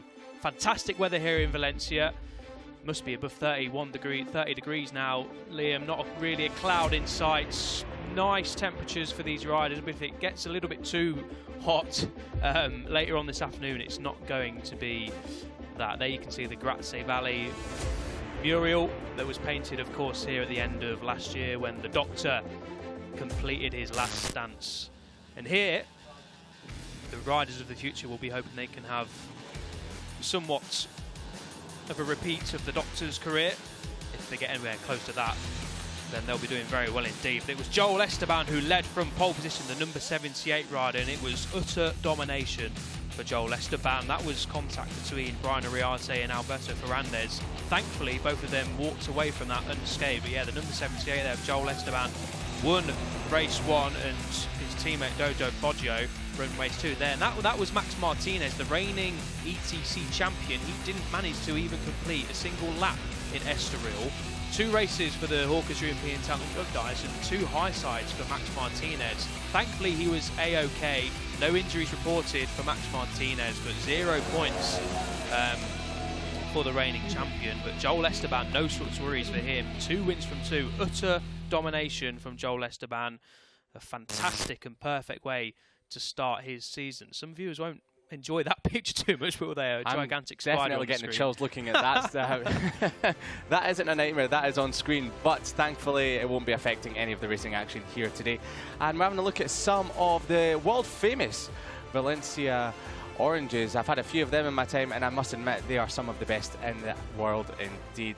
But here is your double race winner from Estoril, your championship leader, Joel Esteban. And well, he was untouchable last time out, taking the win in both races. Ha sido una clasificación bastante difícil porque la verdad que hacía mucha calor, pero bueno, el tiempo lo hemos hecho en la primera, en la Q1, donde hacía un poquito más de fresquillo y se podía ir más a time attack. Y bueno, la segunda quali he estado haciendo un buen ritmo de carrera, rodando en tiempos bastante similares, preparando la carrera de mañana. La estrategia desde el primer momento será escaparse y estaremos listos para que nos vengan los otros pilotos, porque viendo la clasificación estamos todos en un tiempo bastante parecido y bueno, ya listos ya para mañana y dar gas. Viendo las clasificaciones, cómo hemos acabado y todo, la verdad que sí, pero bueno, una carrera es muy larga y daremos el máximo para estar en el podium.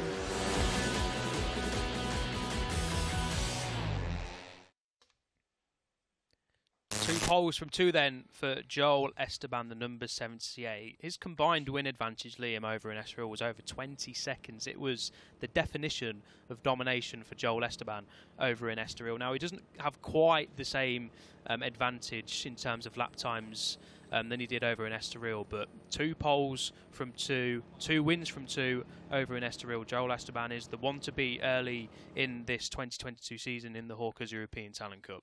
He is indeed. He is on utter form right now, and as you said, combined times is over 20 seconds. He won race number 1 by 13.6 seconds, and then in race 2 it was only the little 7.1 seconds. So if they get anywhere close to... What was he doing in race 2? I don't know. Just cruising around, having terrible. a couple of cup of teas or something like that. Just wasn't really trying whatsoever.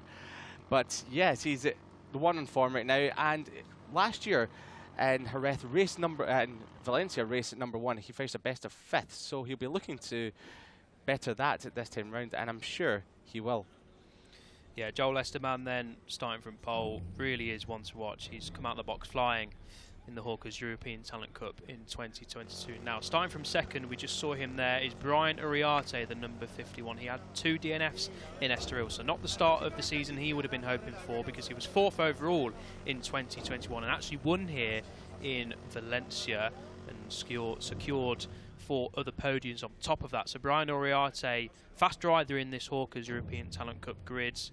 7th qualifying in Estoril, starting from the middle of the front row here, should be a good race for the number 51. We saw Cesar Pereira there, the number 18. Now, he wasn't meant to start from row 1. He was meant to start at the beginning of row 2, but he starts from 3rd because Rico Salmela, the number 27 rider, was caught riding slowly in 5 sectors in qualifying, so he has a back of the grid start for race 1. So look out for Rico Salmela. We saw a couple of riders make their way impressively through the grids in the Junior GP race we've just seen. Can Rico Salmela do it again on the number 27? So look out for him. So Cesar Pereira then starting from the outside of row 1. Yeah, Rico Salmela, as you were saying, from the back of the grid. His pace this weekend shows that he could come through the field, but we will have to wait and see for that. In 4th spot, we've got Guido Pini, who finished 3rd in Estoril during race number 1, but just missed out on a double podium by only 0.04 of a second in race 2, so he'll be aiming for a double podium this time out. And you've just seen on the screen there, Alberto Ferrandez. Now, he had a bit of an up and down weekend in Estoril. Quick all weekend, but started race number 1 from the back of the grid. Came through the field, was in the battle for the podium spots before taking out Brian Uriarte with only a handful of laps remaining. So he'll be hoping to put that weekend to bed with a strong weekend today and strong race 1 and 2 later on. Yeah, fast crash won it down at turn 1, hard on the anchors there into turn 1's right-hander in Estoril. Thankfully, we saw it looking back there at Estoril that both riders were okay. So yeah, Alberto Ferrandez, an experienced rider in the August European Talent Cup, starting from 5th place, the number 54, one to keep an eye on as well. Now we just saw Maximo Martinez, the reigning champion, as we mentioned, double DNF in Estoril, both on lap 1 and both high sides, both of them nasty crashes.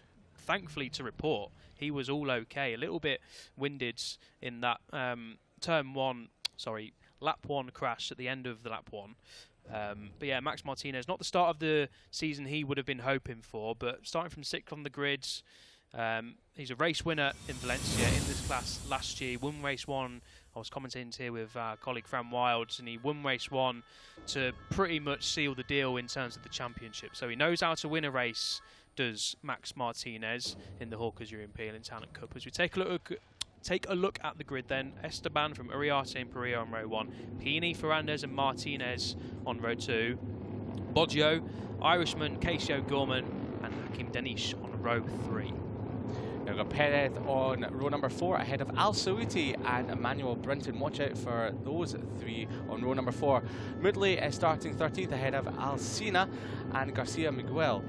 Then further back on row number 7 we have Luciano, Daniel, the US rider, and Mario in 21st spot ahead of Ferrandez, Trias, Wojciechowski and Alguer ahead of Rosebrook and Salmela, as we already mentioned him, starting at further back. Now also on the back row of the grid, these riders had penalties as well for the same infringement as Salmela. We have Carter Thompson, also Guillaume Planquis and also Grillo Planquis running out the runners and riders for the start of race number 1 of the Hawkers European Talent Cup.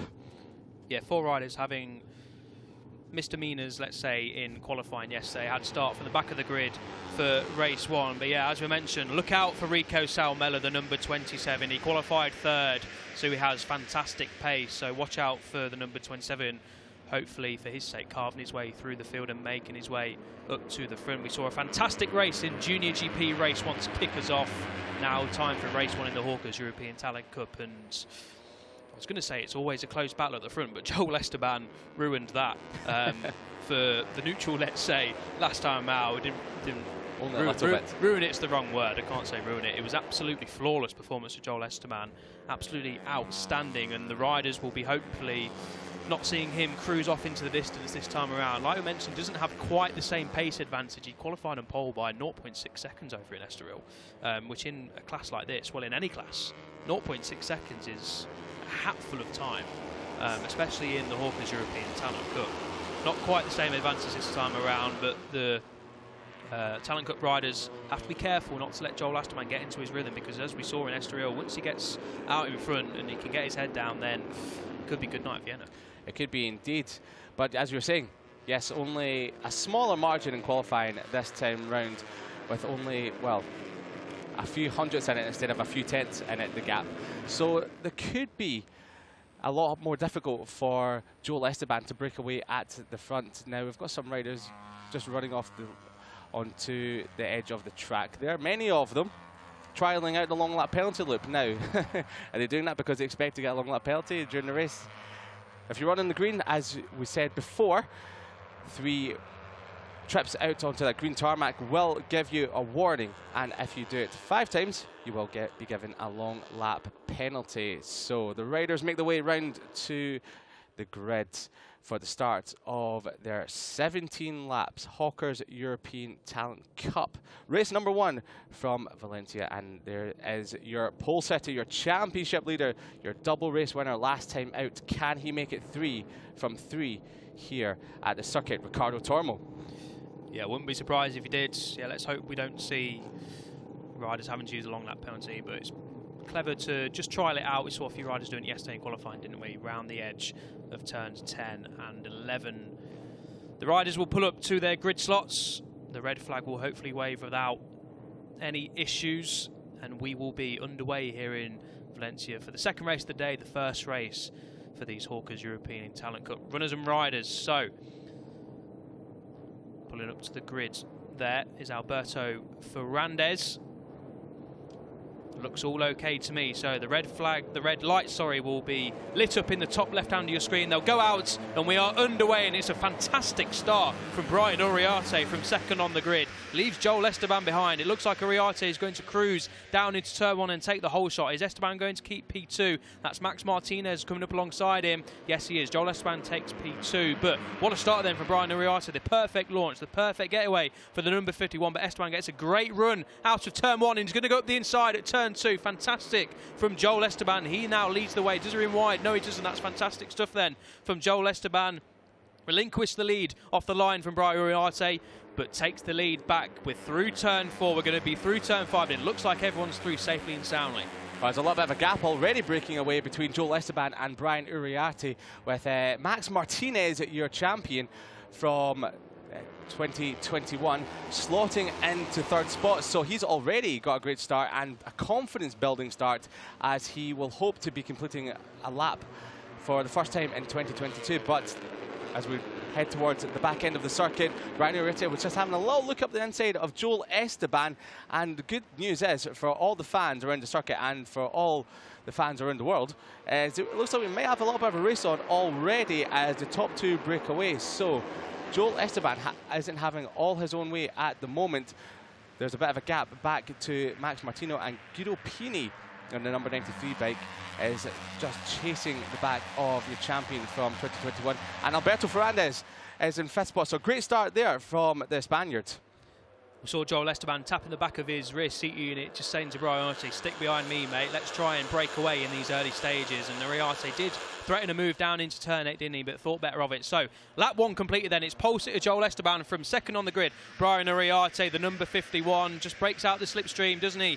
Down into turn 1 as Uriarte sticks behind Joel Esteban for now. I think they know, or Brian Uriarte knows that Joel Esteban has good pace. They've all got good pace here in the lead few. Max Martinez has latched onto the back into 3rd place, and that's the number 93 of Guido Pini in 4th place. So yeah, Joel Esteban leading these early stages. He's told Brian Uriarte to stick behind him. The number 51's doing as he's told for now. We see this so often in especially European Talent Cup and also the Junior GP riders as well. Riders like to tap the back of his seat unit, but these guys are so young, they're so hungry, and most of the time they don't really listen to what the rider in front tells them. But it might be a good option now for Brian Uriarte as Joel Esteban runs wide there onto the green. So that's the first one ticked off for Joel Esteban. If he does 2 more, then he'll have a warning for exceeding track limits, but all okay so far. Yeah, he doesn't want to be running out there for too much during this race. But as we watch a replay of the start, what a fantastic getaway from Brian Uriarte from 2nd place on the grid. He just got it absolutely perfect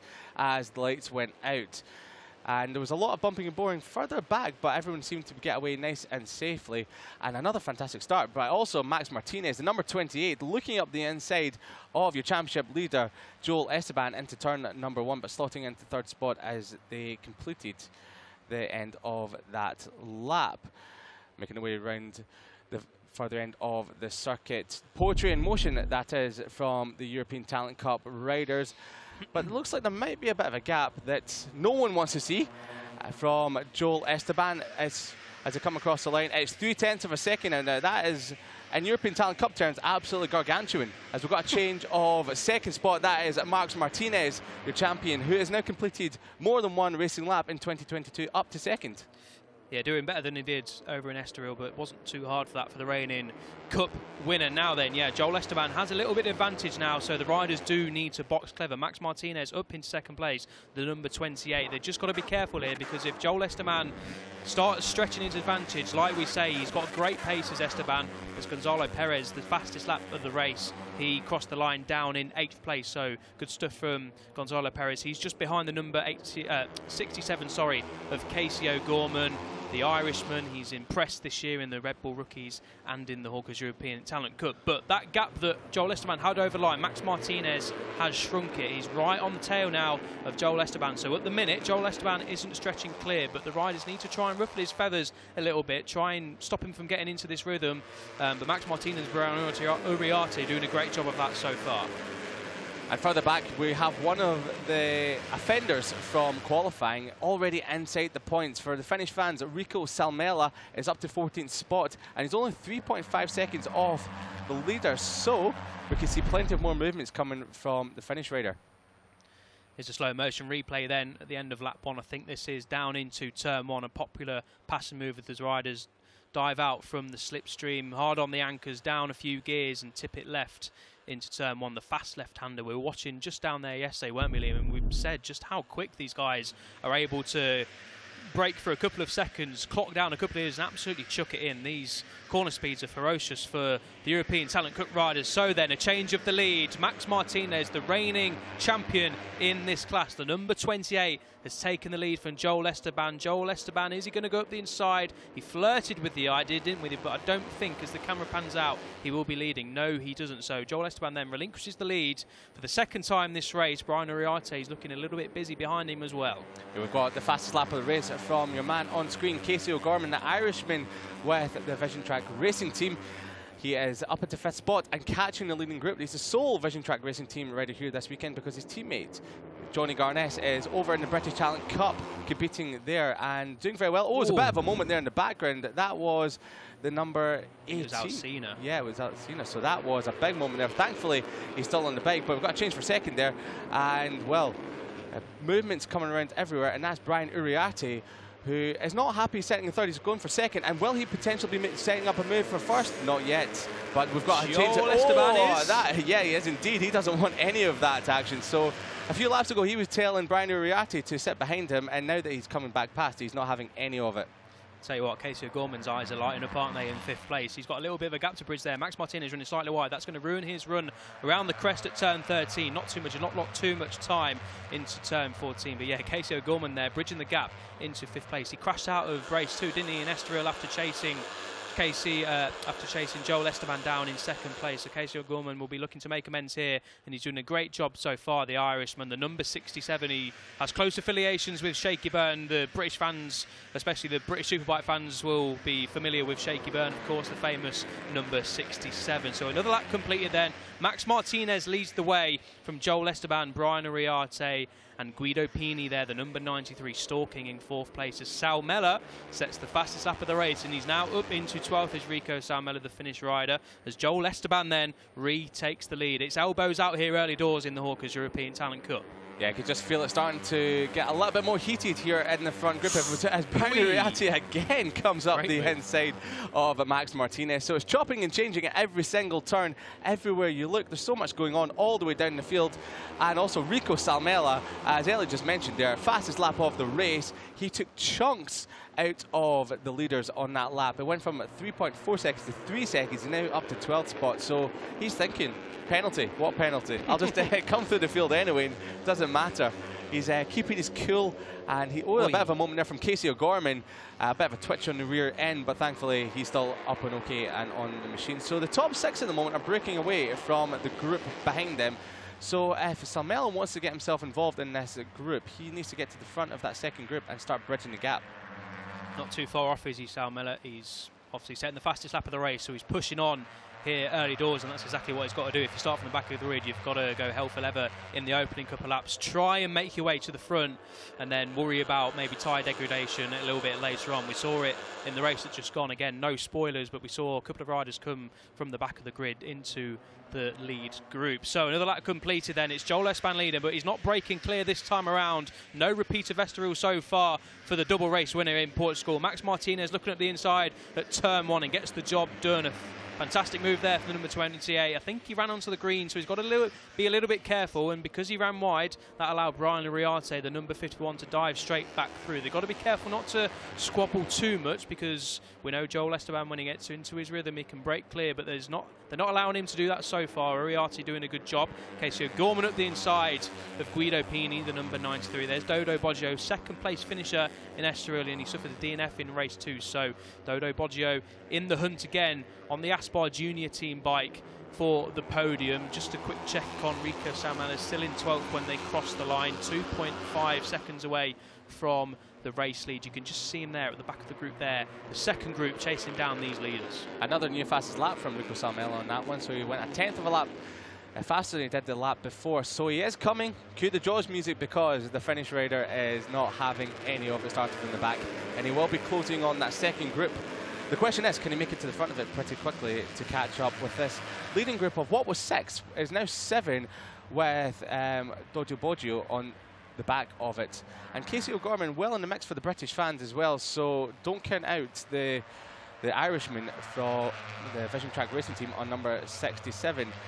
As we're heading towards the final corner, do we have a move for third? No, we don't. I thought Max Martinez was having a look up the inside of Brian Uriarte, but he just set station for the time being as they tick off another lap. Now, the good thing is for the riders here, at this time in both Estoril races, Joel Esteban was up the road by about 5, 6, 7 seconds. This time round, as we've got a change to the lead, that's Max Martinez going from third to first, with Brian Uriarte trying to fight back when he moved into second as they fan out. 3 abreast coming into turn number 2, and we have Joel Esteban going back into second. That's a great move there. So he went from first to third, and then thought, no guys, I'm not having any of that. Went back up into first again, so it is as you were at the start of the lap. He's not allowing anyone to overtake him and then get into a rhythm, is he? He's biting straight back. He's not being able to break clear, but he's doing a great job, is Joel Esteban, of not allowing any of his competitors to get comfortable in the race lead. We saw Nico Tirol hanging over the pit wall, doing a sort of, yeah, just continue what you're doing, mate. Get into your rhythm and just continue setting the laps. The second group there, led by Alberto Ferrandez in 7th place, of pretty much lost touch now. It's 2.2 seconds back to Alberto Ferrandez, and that's of course the group that Rico Salmela is in. He's up into 10th place now, but it's looking incredibly difficult for Rico Salmela to get up into the podium fight. As Casey O'Gorman then, fantastic move up into turn 11, settled up at turn 10, didn't he? Late on the brakes, dived up the inside, and now Casey O'Gorman, the number 67, is up into the podium places in 3rd place. Fantastic there up the inside of reigning champion Max Martinez. He's already had 2 podiums in the Red Bull Rookies Cup so far in 2022. He'll be one to repeat that here in Valencia today. Now, just a little bit of housekeeping further back. One of the riders that was starting at the back of the grid, he moved up to 17th. Plankus has received a double long lap penalty already, so if it wasn't going bad already, it's gone from bad to worse for the French rider. Joel Esteban running wide there at the final corner, 10 laps to go, so Joel Esteban has lost a few places. He's up the inside, back up into 3rd place, but a little bit of a mistake there from Joel Esteban, so signs of cracks maybe. It's pretty harsh to say, really, isn't it? Joel Esteban, it's very easy to make a mistake going down into turn 14. It's hard on the anchors, leaning left slightly, as we see a crash there for one of the Leopard riders. The bike's in the middle of the track, so hopefully that can get cleared. That's Al Sauti that's gone down at the exit of the final corner. So Al Sauti down and out, but thankfully he's back up on his feet, trying to push the bike back into the pits. And here we are. Oh, it's a mechanical problem. Yeah, mechanical. A bit of smoke coming out of the back now. Could that be an issue? Oh no. Did it just seize up at the back? It looked like the rear tyre locked up a little bit. I hope that's not any oil being spilled on the track. Yeah. Fingers crossed it's not. Fingers crossed it was just the rear tyre locking up, a mechanical issue. But good to see Al Sauti up and okay and wheeling his bike back into pit lane. So hopefully there's been no oil spilt. Back at the front, Uriarte leads from Joel Esteban. Sorry, no, it's Max Martinez, then Joel Esteban, then Guido Pini. Casey O'Gorman now in 5th place as Dodo Boggio just looks behind him, sees a little bit of a gap, the number 47 at the back of your screen there. So these riders, as we say, 2.5 seconds clear of the chasing pack, so if they just keep their heads down, box a little bit clever, they will be all right. So coming down across turn 13 into 14, Martinez looking up the inside there, nothing comes of it this time around. or my heart in my mouth there as they crossed the paint where Al Saudi crashed. But yeah, no such issue. So I think we're all good. So no need to worry down there. It was just a little bit of a mechanical issue for the Leopard rider. So all okay going down into turn 14 and getting it pinned up onto the front straight. There's been a bit of a moment there for Dodo Boggio. He's now dropped off this leading group and dropped back into the chasing pack. So not sure what happened there, but he's now got Rico Salmela right on the back of the Italian rider. And, well, he's just set another, get this, another new fastest lap of the race for the Finnish rider. He is on a charge. And he sees the top group just in front of him there, as you see the confirmation of the fastest lap flash up on screen there. So that was, well, 0.7 of a second faster than your race leader last time round.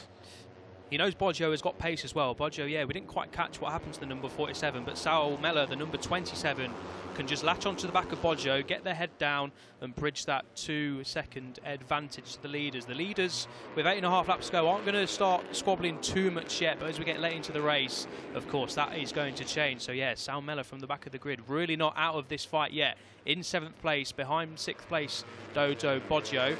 Now it's a lead group of 5. It's Casey O'Gorman, rinse and repeat from a couple of laps ago. He's up the inside of Guido Pini and into 4th place. So there's a crash in the background. I think that's Dodo Boggio that's gone down. That's unfortunate for the number 47. So yeah, crashed down at turn 11. Didn't quite see what happened. Potential contact maybe. We're not sure. We'll have to get a replay. But hopefully he's okay. He's just on the floor. He is moving, which is good. But yeah, hopefully Dodo Boggio is okay after that one. Didn't quite see what happened. There'll be yellow flags down there for sure. Hopefully they can get Dodo Boggio up on his feet.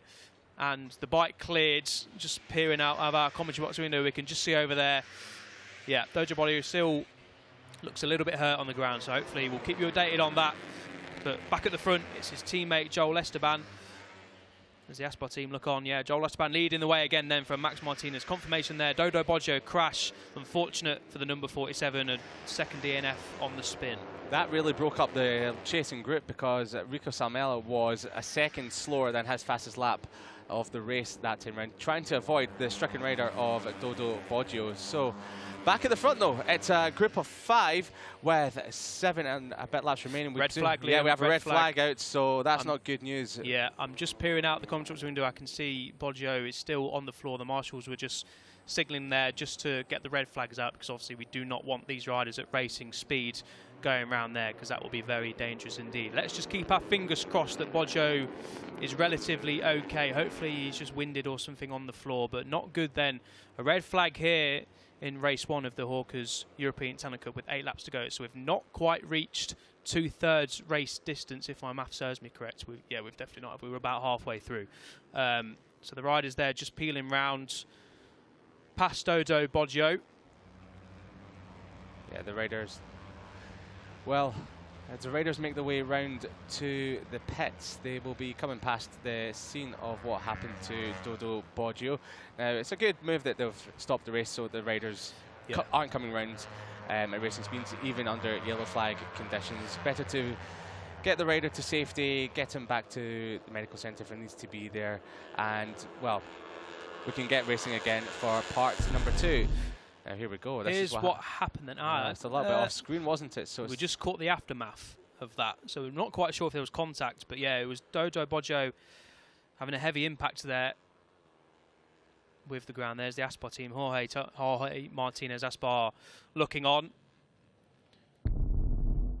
There's Dodo Boggio then getting stretched away. We'll keep our fingers crossed, and of course we'll bring you an update when we can. We did see him moving, so that's first and foremost, that's the positive sign. Hopefully we get a rider is conscious coming up in our commentary box on our screens, and we'll of course relay that information when we get it. So we're going to get a short delay here. The fans turning out in force here in Valencia, free entry for them. Plenty of friends and family, of course, for the, well, across all 3 classes, aren't they? Coming to watch on a glorious Sunday in Valencia. We've seen numerous World Championship riders. Saw Pedro Acosta this morning talking to David Alonso. We've seen Alonso Lopez. I've seen Fermin Aldeguer, I think. Yuma Sasaki. Plenty of riders coming here to support their friends, and of course some future Grand Prix stars. So Joel Esteban then, not quite the race, well, nowhere near the race he was able to choose in Estoril, but that would have been hard to repeat because it was pretty much picture perfect from him in Estoril. But third place across the line on the last completed lap behind Brian Uriarte, the race leader, and Max Martinez. I think we'll have a quick restart procedure, so not the full restart procedure. We might get new race. Yeah, we're just getting it pop up on our time screens. New race will be 5 laps. There's the Alberto Ferrandez fans, of course, lots of friends and family in the purple supporting Alberto Ferrandez. He crossed the line down in 8th place. There's Ethan Guevara and Daniel Holgado, the last 2 winners of the the Junior World Championship in 2020 for Ethan Guevara and 2021 for Daniel Holgado. There's no better way to spend a weekend off than coming down to Valencia for the Junior GP, as the sun is absolutely blazing down. I'm actually glad we're just sitting here in a commentary booth with some air conditioning, because when we were outside yesterday, I couldn't have hacked it for any longer than that. We forgot our sunscreen as well, so yeah, for us too, that was not good for us.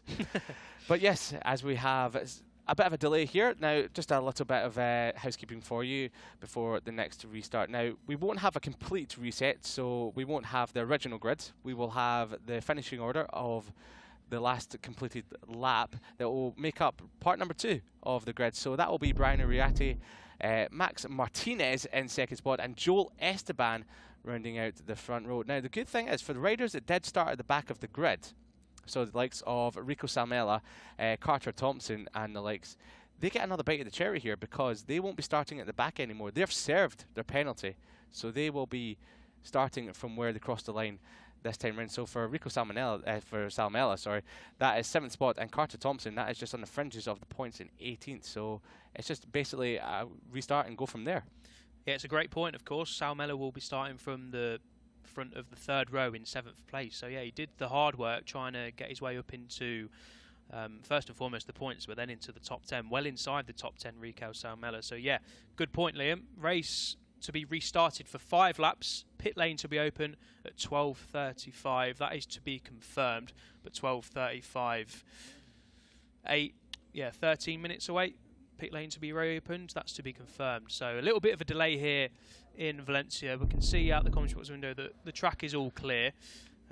Yet to receive any information on Dodo Boggio, so we'll relay that, when we get it. But yeah, good point about the restart, Liam. Quick restart procedure. Salmela going from 7th for Uriarte, Martinez and Esteban on the front row. So it's going to be a 5-lap dash. It's going to be fascinating to see how the riders cope with this. 5 laps is, yeah, pretty much a sprint race, isn't it? So it's going to be fascinating to see Guido Pini go from 4th, O'Gorman going from 5th. In fact, if Boggio doesn't make the restart, which we don't think he will, then Salmela might even start on the 2nd row in 6th. So yeah, this is going to be fascinating for sure. It will be all out to the walls for this second race. 5 laps, and as you said, that is basically a sprint. It's like club level racing, the 5-lap sprint, or well, even less than that. So if there were any riders holding back in the laps leading up to that red flag, just waiting for we get confirmation there on the graphic at the bottom, pit lane to reopen in, well, 10 minutes time now, or just over 10 minutes time in 11 minutes. So 12:35 will be the pit lane reopening, and we will have a quick restart for the Hawkers European Talent Cup. And well, going into this next part of the race, I can't pick a winner, because Joel Esteban could not break away like we saw him break away in Estoril, and he's in the mix. But the good thing is, it looks like that he can race with the best, and some riders, you have them, they're just very good at breaking away, time attack mode in races, but when it comes to a scrap, they cannot hold their own. But for Joel Esteban, it is good news for his fans that he can do that with the likes of Max Martinez, Brian Uriarte, Guido Pini and Casey O'Gorman, who are some of the most ferocious riders, it must be said, in the field.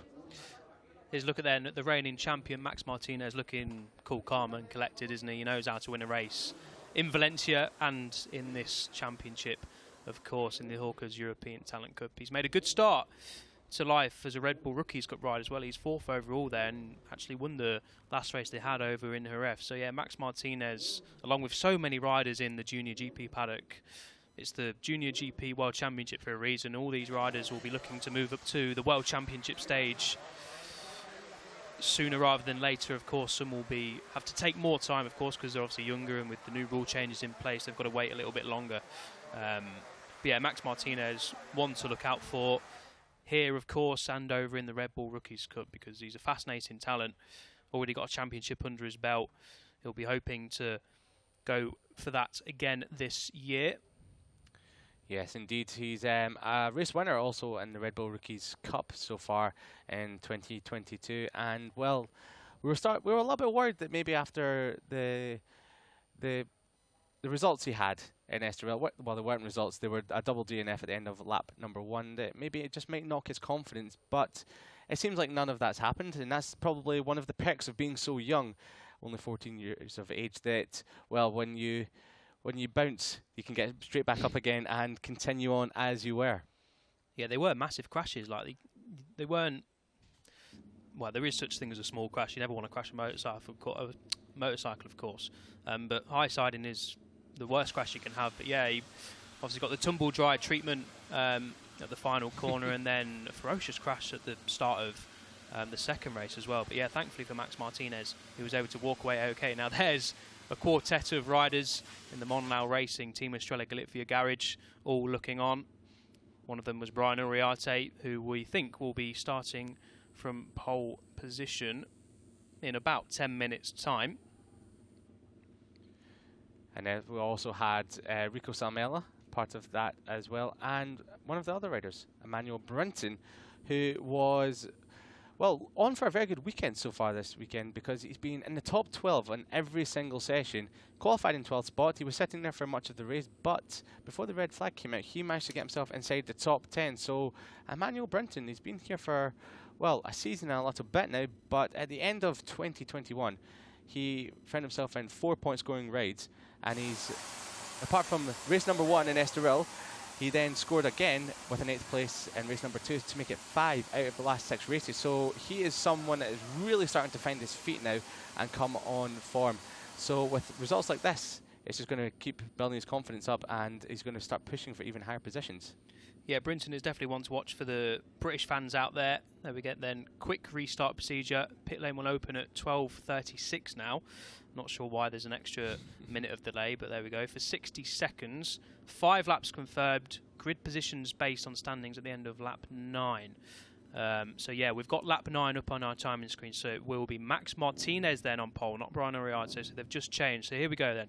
Max Martinez on pole, number 28, from Joel Esteban in second, and Brian Uriarte will now start from the outside of the front row in 3rd place. Guido Pini will start 4th, Casey O'Gorman 5th, and Rico Salmela from the back of the grid did the hard work, and now he gets to start from 6th place. So Rico Salmela is going for the race win, or at least a podium here. Okay, so just an amendment there. It will be 12:35. Pit lane open. What's the time now? So we've just got about 7 minutes left until pit lane opens, and then we'll be back underway for race 1 here. Yeah, going back to Emmanuel Brinton, he was finished in 8th place in Estoril, and that was his best finish in the European Talent Cup, because best of 12th last time out. He scored that twice, and that was including here in Valencia, and he's going to be starting from 9th place outside of the 3rd row. So yeah, Emmanuel Brinton, another young British talent, doing really, really well in the Hawkers European Talent Cup, the number 43. So look out for him, for you British fans watching along at home, along with obviously Casey O'Gorman as well, the reigning British Talent Cup winner in 2021. Casey O'Gorman, yeah, he's a fascinating young talent coming from Ireland, raiding for Michael Averty's Vision Track Racing. A great setup for the 2022 is the Vision Track. Obviously, we see it in the Moto3 World Championship with Scott Ogden doing well and Josh Watley doing well as well, making good progress. And they're in this paddock as well in the Moto2 European Championship, and of course in the British Talent Cup as well. So thanks to the hard efforts of Michael Averty and everyone else involved, of course, Brits have got a nice little pathway that we've been missing for a few years now, haven't we? Yeah. Into the World Championship, and hopefully in the future as well into Moto2 and maybe even MotoGP. I spoke to Michael Averty at the Portimao test in Moto2 just before the season, and he said there is plans to hopefully get into the Moto2 World Championship at some point, obviously taking it step by step for now. They've got great foundations in place for British and Irish riders, So yeah, good times ahead for the likes of Casey O'Gorman and Emmanuel Brinton. They've got a nice little road to MotoGP going on as the fans give us a wave, obviously seeing themselves on the big screen. Just umbrellas aren't there for the rain. They're keeping shade because temperatures are soaring here up to 30 degrees. Like you say, Liam, I'm thankful we're in a air-conditioned commentary box. I think we need to turn up a little bit actually because it is a little bit warm in here. Yeah, it's getting a little bit hot here in the comms box now. But yes, as you said, there's no rain in sight, which is a cracking day here in Valencia. And the umbrellas, yes, I mean, coming from Scotland myself, the only thing you need an umbrella for is the rain. So seeing it for sun, it's a little bit weird to me, a little bit alien indeed. But the fans out there are definitely enjoying the racing action today, and of course the sunshine as well. But as you said, lots of riders from the World Championship here, and not just watching from the sidelines, but lots of them are helping out these young riders as well to get a footstep into the World Championship in some time as well. We've had, well, Izan Guevara and the Aspar junior team. He'll be helping out all the riders there, and also helping out and just be sort of an assistant in some way to the mentor, Nico Terol, who was a former 125 champion, who has been so good at finding young talent like Izan Guevara, who was the 2020 Junior GP champion, to just propel them into the junior or into the World Championship as well. So yeah, this is the breeding ground of future talent and big stars. Yeah, it really is. It's great to see riders who have raced here in the past. Obviously, they know what it's like to race in this championship. They know how competitive it is, and they know how to make the jump and how to control races, how to win races, how to react well when you've maybe not run a race, you know, taking the disappointment well. Yeah, we've seen Pedro Acosta here, like we say, Daniel Holgado, Ethan Guevara, Alonso Lopez, all race winners in this Junior GP paddock in years gone by. So yeah, great to see them coming down to Valencia to support some of their friends, of course, some of their fellow competitors, and maybe some of their future rivals as well on track. But yeah, good to see them sharing their wisdom, because yeah, very easy for them to just have a weekend off, of course, and stay at home. Can't blame them for doing that, obviously. No, not at all.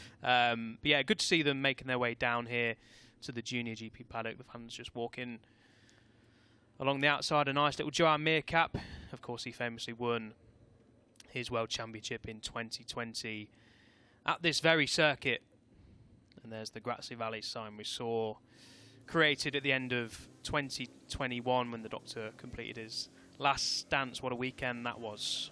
And on the right-hand side, in the garage of the 50 Motorsport, you just saw Dan Linfoot, who's another ex-racer, or an ex-World Championship racer, who's also, as what Michael Laverty is doing, is helping young riders come through the stepping stones on the road to MotoGP. So it's not just Michael Laverty. There's lots of people out there that really are starting to push the young British talent through, with the likes of Casey O'Gorman, Emmanuel Brinton, and well, Johnny Garness and Carter Brown, who are not here this weekend. They've got other commitments in the British Talent Cup, but they're also with the Vision Track Racing team with Michael Laverty. So it's a fantastic setup that team has. Michael Laverty has put a shrewd crew together with the likes of Taylor McKenzie as well, who was also a former British champion and also an ex-World Championship rider in the 125s in 2011. So they know their stuff down there in the Vision Track Racing team and pushing lots of young British talent through. And as we can see, it's starting to pay off here with Casey O'Gorman, one of the standout riders here in the European Talent Cup. Yeah, bumper day of action then here in Valencia. This is the second race of the day. We've got 3 more to come after this. The Moto2 European Championship will be up next after this 5-lap dash for victory, and then we'll be back in action for Junior GP, and then the Hawkers European Talent Cup riders will be back out for the final race of the day at 3 o'clock local time. So yeah, great day of action coming up in Valencia. Thanks for sticking with us if you've stuck around. Not long to go before the action will be underway. I think there's just a minute to go now. 12:34 local time, 12:35 the pit lane will be open, so the riders will be getting the refreshments on, having a quick chat with their team managers and everyone else alike. Some of them on their phone, messaging their friends, of course, on social media, probably getting the latest. Of course, we're not the only motorcycle tour in action today. We've got the World Superbikes over in Estoril, where we were a couple of weeks ago. and we've of course got the British Superbikes as well. So a fantastic day, a perfect Sunday really if you're a motorcycle racing fan. Of course, no MotoGP, but we can't have everything, can we? So the Junior GP, the World Superbike and British Superbikes will have to do, but yeah, that's plenty enough for motorcycle racing fans. So the engines are fired up. Pit lane is now open as the clock ticks to 12:35 local time. So they'll complete this lap. They've got to make sure they're out of pit lane within the 60 seconds. If they don't make it out in 60 seconds, then unfortunately they'll have to start from pit lane. So yeah, they've got to make sure they get out quickly, complete this lap, regather their thoughts, regather their composure. They'll line up on the grids. They'll meet one of their mechanics for just about 10 seconds, maybe even less. Give the all okay. The mechanics will obviously disperse from the grid, and then we'll be underway for a warm-up lap. As we normally see, they'll complete the warm-up lap, get some temperature into their tyres, and then we'll be back underway for a 5-lap dash here in the Hawkers European Talent Cup. So this is basically full gas the whole way. No need to worry about tyre management, because 5 laps is nothing really compared to the 17-lap race that we had previously. Well, if you're Joel Esteban, is full gas for the gas rider. Nice. So yeah, the number 78 there will be going from third in the grid as we restart this race. But it'll be lots of frantic racing action with only 5 laps, as you said, Elliot, which is basically no time. You won't even have any time to think about what you're going to be doing out there on the circuit, what moves to make. It's just going to be get yourself into a good position as quick as you can, try and consolidate that. And if you're in the lead of the race, try and make sure that you can just hold up any rider that does try and overtake you. If they get in front of you, snap back as quick as possible, because if you start thinking about it before you know it's the end of the race. I think tactics are pretty much out the window here, aren't they? Oh, they are. Over 17 laps, you can obviously get to the front and just try and manage the race, get into a rhythm, and not really have to think about pushing 100% for the whole race. But now this is just get to the front as soon as you can and just absolutely push like hell to try and win the race. So yeah, tactics out the window. This is going to be a fascinating battle for the race win and the podium. We had a lead group of 5, didn't we, before? I think it's going to be a little bit more than that this time around. 5 laps. Joel Esteban will be starting from second on the grid after starting from pole earlier on today. He'll be hoping for a little bit of a better launch, because he relinquished the lead, didn't he, at the initial start. Brian Ariarte, the number 51, was the rider to get the whole shot. He will start from third, and it will be Max Martinez, the number 28, the reigning champion, of course. He will be on pole position. So, 5 laps away. There's Guido Pini on the number 93 bike, just meeting their mechanics. That's Alberto Ferrandez pulling up. Just running there to Max Martinez. Hopefully there's no issue with Max Martinez. Doesn't look like there is, no. Maybe just forgot where he was supposed to go for the start. Yeah, looks like he's all okay. So yeah, the mechanics will clear the grids. The marshal will also clear the grids. And then a warm-up lap will take place before we get underway for 5 laps. I can't wait for this one, Liam. This is going to be absolutely fascinating. Warm-up lap then begins. Yeah. I was going to ask you for some predictions, but I think that's absolutely impossible. It normally is in the European Talent Cup anyway, but when there's 5 laps, it's just going to be fascinating. Well, you've put me on the spot now, Elliot, but if I have to go with someone, I'm going to have to go for Salmela. He's come from the back of the grid, fastest lap after fastest lap in the first part of the race. It's so hard to bet against him. The only thing that we don't know is if he can keep his head in a tight battle for the win. But with the way he was coolly keeping his calm through the first part of the race, coming through the field, then he is my rider for this win. But then again, it is anyone's guess. Yeah, I think any of the top 9 can probably win this race. We've got obviously Max Martinez on the front row, Joel Esteban, Brian Ariarte, we've got Guido Pini, we've got Casey O'Gorman. Yeah, this is going to be absolutely fascinating. So hold on to your hats, ladies and gentlemen. Get comfy in your sofa, because this is going to be a fantastic watch. Now, I've not got the timing screen currently up on our screen, so hopefully that sorts itself out. Let's take a look at the championship standings. Joel Esteban 50 points from a maximum 50 so far, and if he can make that 75 out of a maximum 75, then what a start to this season he will have had. The riders, including Brian Uriarte there, number 51, he'll be hoping that isn't the case, then we won't have to wait long to find out what happens here. So this is the turn 13 crest. The riders will want to get a good run over that. Hard on the brakes down into turn 14. We've already seen the Moto3 Junior GP race go down to the final corner. And if I had a bottom dollar to spare, then I think I'd bet on seeing the same here as well. As the riders make the way to the grid, there is your poleman, Max Martin, your reigning world champion. So the riders make the way to the starting grid. We have the official with the red flag just waiting for them all to get into place. There's going to be a 5-lap dash to the flag as we get underway in any moment now. Final riders lining up on the grid. Hopefully no issues. Find their grid slots, and we will very, very shortly be underway for 5 laps in race 1 of the Hawkers European Talent Cup here in Valencia. Martinez from Joel Esteban, from Brian Uriarte on the front row. So here we go then. Red lights, keep your eyes peeled. They will go out very shortly, and we will be underway for the restart, and it's not a good start from Max Martinez from row 1, P1. Joel Esteban gets a good getaway from second, but it's Brian Uriarte again getting a great start from the outside of the front row. But Max Martinez gets a good run down into turn 1, but it's going to be Joel Esteban who takes the whole shot into turn 1. Does he run a little bit wide? He does. There's a few riders going off in the background there, but it's going to be Joel Esteban who holds P1 from P2 on the grid. Max Martinez backing it in there, getting a little bit close for comfort to Brian Uriarte. Brian Uriarte then gets up into second place, holds second place from third on the grid. Max Martinez slips to third. Joel Esteban up into first place, with Rico Salmela up into fourth place. He's not holding back as Rico Salmela, as we've got Guido Pini now pushing his way up into fifth spot, running a little bit wide, but he makes it stick, so he's pushed Salmela back 1 place.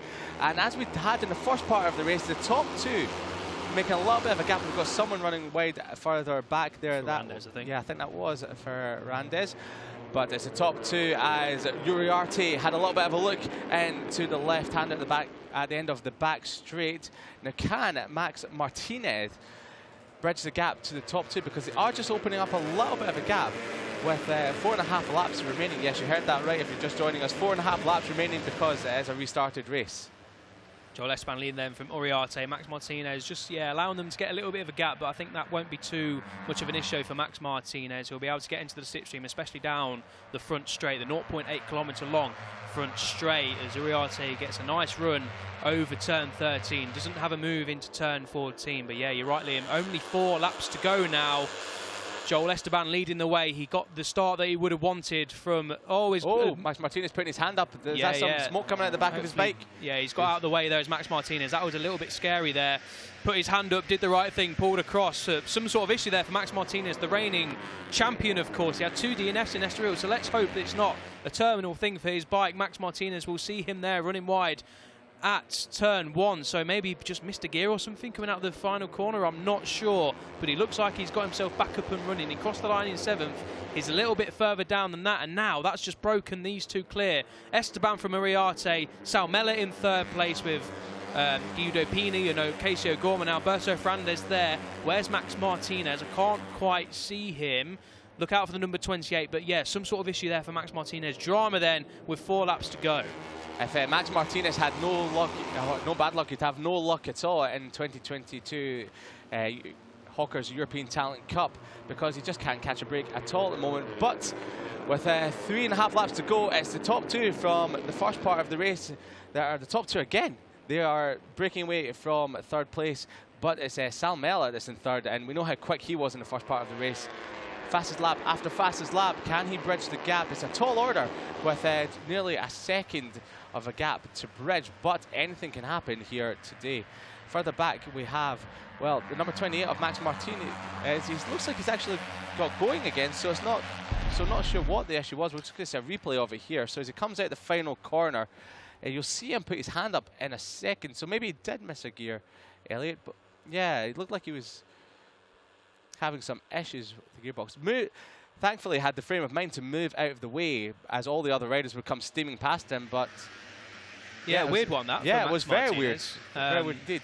The good news for Max Martinez is he has got up and running again. He is in 8th place, and he incidentally does have a track limits warning, so he's just got to be a little bit careful. But yeah, strange one that for Max Martinez. But there he is with the white crash helmet, the number 28, just tagging on to the back of the second group, as we now have a lead group of 4. Salmela and Pini have reeled in the race leaders of Esteban and Uriarte. So we've got a lead group of 4. Salmela setting the fastest lap of 1:42.408. That was a good half-second quicker than the leaders that time around. So Salmela doing excellently. Remember, he started race 1 from the back of the grid, and the red flag has enabled the number 27 after a fantastic start, fantastic initial race to get up into the top 10. As Brian Uriarte takes a good look around and sees a face full of his teammate.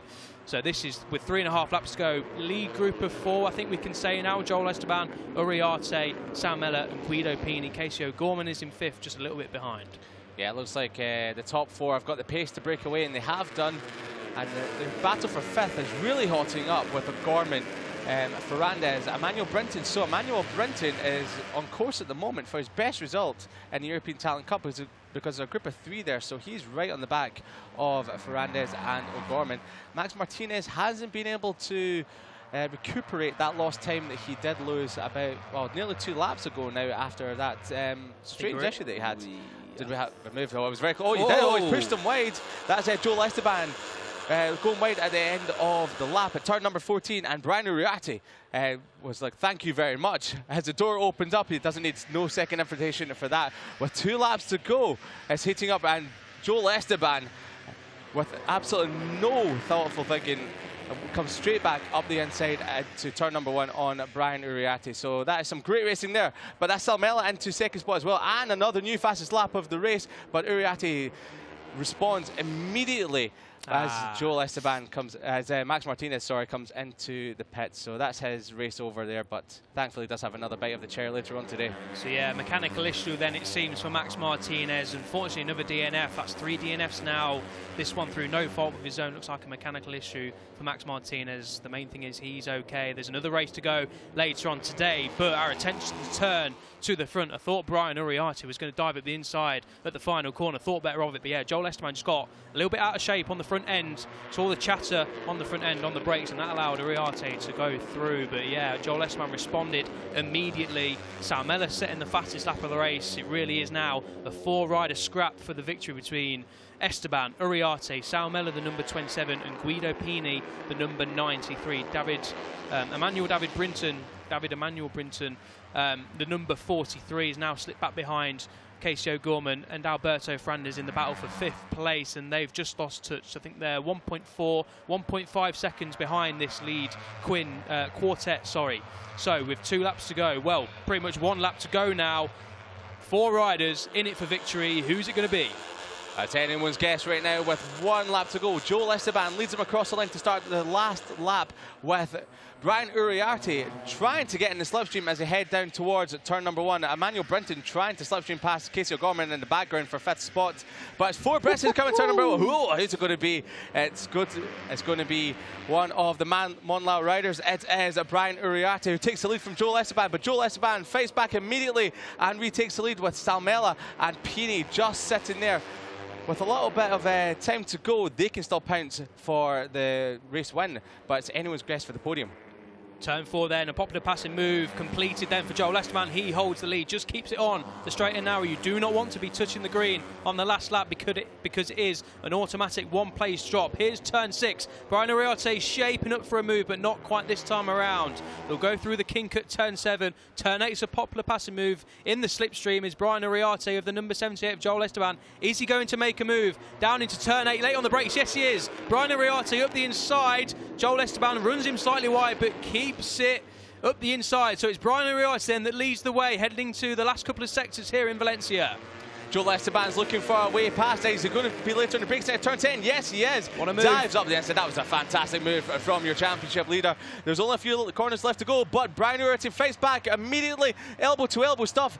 Pushes Joel Esteban out to the curb. There are only 2 corners to go through turn number 13.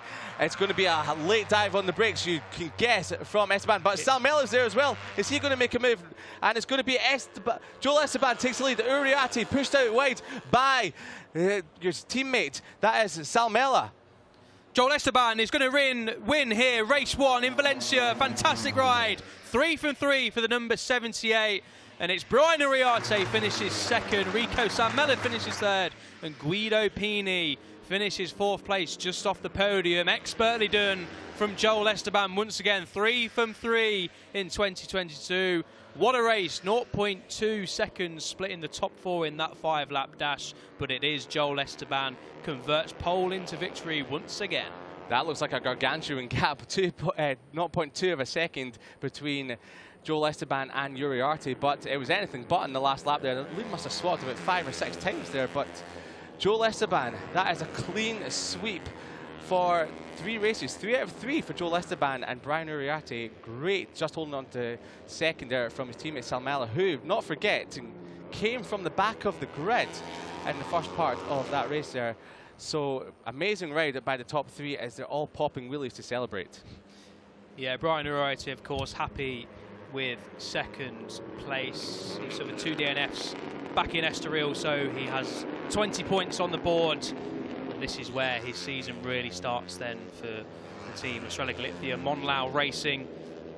Rico Salmella, Liam rightly said, started from the back of the grid, didn't he? After riding slowly in 5 sectors in qualifying, so he was forced to start from the back of the grid. The number 27 picked his way through in the early stages before the red flag. Started from the outside of row 2. Set a few fastest laps of the race, didn't he? And yeah, crossed the line in 3rd place. Just 0.030 seconds off his teammates. What a race then. We knew it would be, didn't we? 5-lap dash. Always exciting as Casey O'Gorman celebrates a 5th place finish. Good stuff from the Irishman. He beat Alberto Ferrandez and Emmanuel Brinton in P6 and P7. Hakim Danish finished 8th with Jesus Rios and Gonzalo Perez completing the top 10 as Joel Esteban going to be starting to get used to this, isn't he? Pulling into Parc Ferme in front of the P1 sign, gets a nice tap on the back from Jorge Martinez Aspar there, and Nico Tirol, Gino Boisseau there as well. So it really is a full factory setup. We see that in the World Championship, of course, and they've all come to support their riders in the Junior GP paddock. It's fantastic to see that Joel Esteban is seriously impressing this season. He was 8th overall last year, only achieved 1 podium, but he's come out of the box flying. 3 wins from 3. Can anyone stop Joel Esteban in 2022? Brian Uriarte certainly did a good job of trying to do that here in Valencia race 1. Couldn't quite get a last lap move to stick, but it was a fantastic race from Brian Uriarte. As I say, bouncing back from disappointment in Estoril. And the good news for these riders is they get to do it all over again in just a couple of hours' time. Rico Salmella, the Finn, yeah. High fives all round for Rico Salmella, and absolutely understandable as well. And he's now served his back of the grid penalty. So in race 2, he will be able to start from 3rd place, the outside of the front row. So no need to do all the hard work he had to do in the initial race start for Rico Salmella. He'll start from 3rd place next to teammate Brian Uriarte and Joel Esteban. Max Martinez unfortunately suffered a retirement there. As we get a look at the last lap, this was Brian Uriarte going down into turn 8, made that move stick. Joel Esteban there getting a little bit squirrely on just a little bit of the dirty line. And then here it is then. They go through turn 12, the right-hander, and then over the crest at turn 13. Joel Esteban getting a great run round the left-hander, the long left-hander, and then on the anchors up the inside at turn 14. A fantastic move. Pretty much spot on for the number 78. Rico Salmella fancied a bit too on his teammate Brian Uriarte. The duo separated by absolutely nothing over the line, and Talking of absolutely nothing, Guido Pini just missing out on a podium in 4th place. A fantastic effort from all 4 of those riders. Unfortunately, one of them couldn't finish on the podium, and that went to Guido Pini. Joel Esteban and the Aspar team, of course, celebrate. Team Estrella Galicia, boys and girls, enjoy another podium, a double podium with that. And of course, we'll be hearing from Joel Esteban. He's down in pot for May with Liam. Joel Esteban, that is 3 from 3 at the start of 2022. Congratulations. Yes, I'm very happy. It was a very difficult race because it's in the group and a lot of riders go very fast, and I do a very good pace in the last laps for do a small group. And thanks to the team for the job this weekend, my sponsors and all the people support me. And in your native Spanish as well? Estoy muy contento, ha sido una carrera bastante difícil porque bueno, ha habido 2 carreras, la bandera roja, y bueno, hemos estado liderando bastante. Las últimas vueltas he intentado marcar un buen ritmo para así hacer un grupo mucho más pequeño y tener más posibilidades de estar en el podium.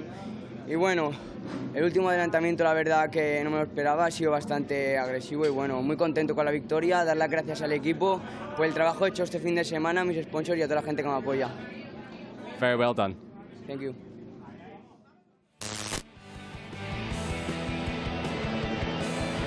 His highlights then from race 1 here in Valencia. It was Brian Uriarte that got the whole shot into turn 1, but pole sitter Joel Esteban, after not making a very good getaway as the lights went out, didn't take long to get back into the lead at turn 2. A fierce battle at the front intensified. That's Casey O'Gorman diving up the inside at turn 11. Joel Esteban there making a rare error down at the final corner. That was Al Suti, unfortunately, crashing out, and this was the crash that brought out the red flags. Dodo Boggio, saw him stretchered away. He was moving, so he was conscious, thankfully. Little bit of a delay, but then we were back underway for a 5-lap dash for victory. Joel Esteban and Brian Uriarte back at the front. Max Martinez, we saw suffering a mechanical issue, and unfortunately for the reigning champion, just there, look, had the right presence of mind to just pull up to the side of the track. He did get going again for another couple of laps, but unfortunately something went wrong with his Honda machine, and the reigning champion suffered a DNF for the 3rd race in a row. There he is pulling into pit lane, the number 28. Better luck this afternoon in race 2, hopefully, for Max Martinez. But back at the front, Joel Esteban led for a lot of it, but this was the last lap. Brian Uriarte down into turn 8, making a good move stick. He would hold it, not for long. A couple of corners, Joel Esteban made his move. Uriarte bit straight back, but then at the final corner, Joel Esteban made a move up the inside. Turn 14, we've seen that so often, haven't we? And he held it on the run to the line to make it 3 wins from 3. Uriarte and Saumela completed the podium, with Guido Pini finishing in 4th place. That was race 1 here in Valencia. Race 2 will be coming up this afternoon.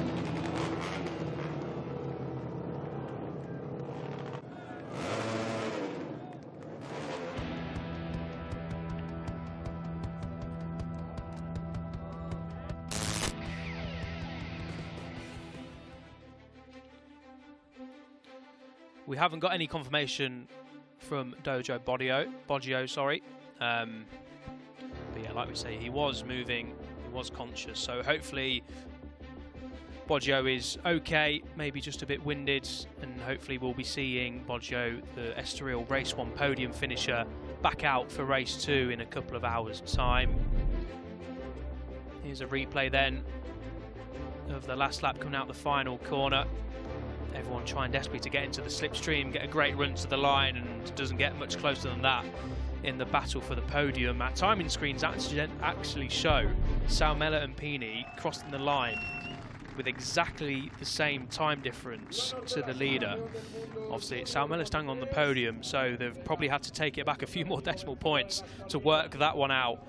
But that is as close as you get, unfortunately, for Guido Pini, the number 93, missing out on the podium. I think that is Ivan Ortola handing out some of the trophies. Yes, it is. Ivan Ortola finished second in the 2021 Junior GP Moto3 Series. Last year, of course, now Moto3 World Championship rider. Rico Salmela celebrating third place. Fantastic from the Finnish rider, coming from the back of the grids. Brian Uriarte, second place. Job well done. There is confirmation of Ivan Ortola, the runner-up last year, presenting the trophy. Joel Esteban adds to his collection another P1 trophy. That's 3 from 3 in 2022. The young Spaniard really is raising eyebrows here in the Hawkers European Talent Cup in the Aspar Junior team ranks. We'll shortly be hearing the Spanish national anthem, and I think that'll come up right now.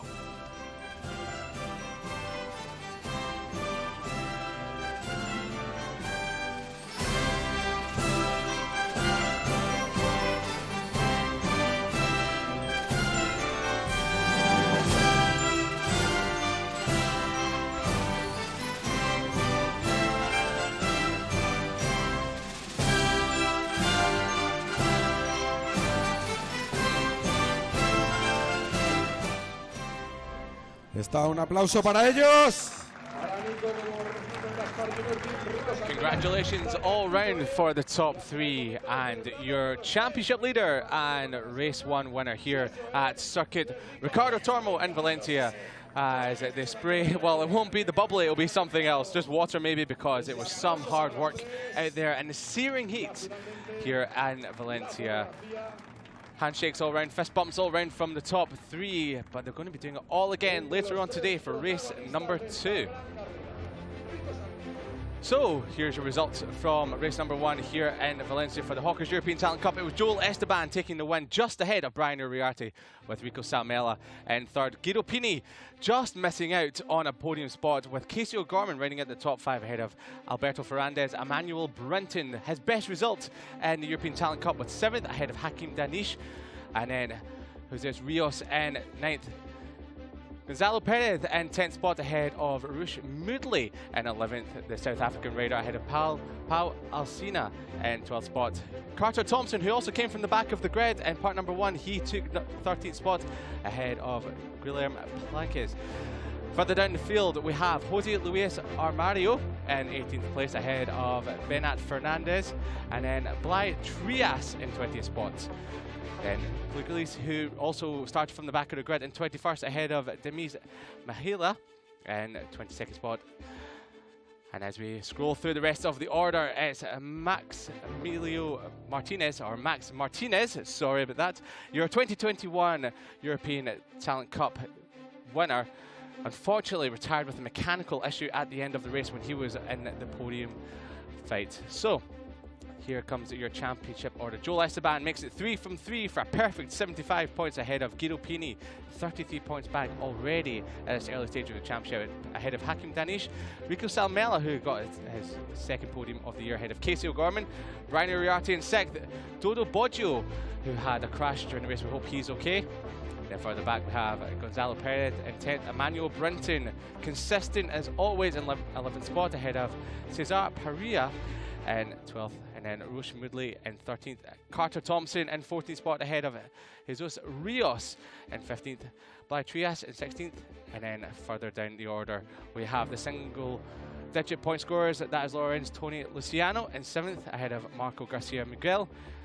Jose Luis Armidio in 20th spot. And then as you see further down the list, we've got Johnny Garness, who's not here this weekend. He's got prior commitments to the British Talent Cup over at Donington National alongside the British Superbike Championship. So, as race 1 is complete here at Valencia, it is your championship leader, and 3 out of 3 for Joel Esteban. Will he be able to do it all over again for race number 2 coming up later on today?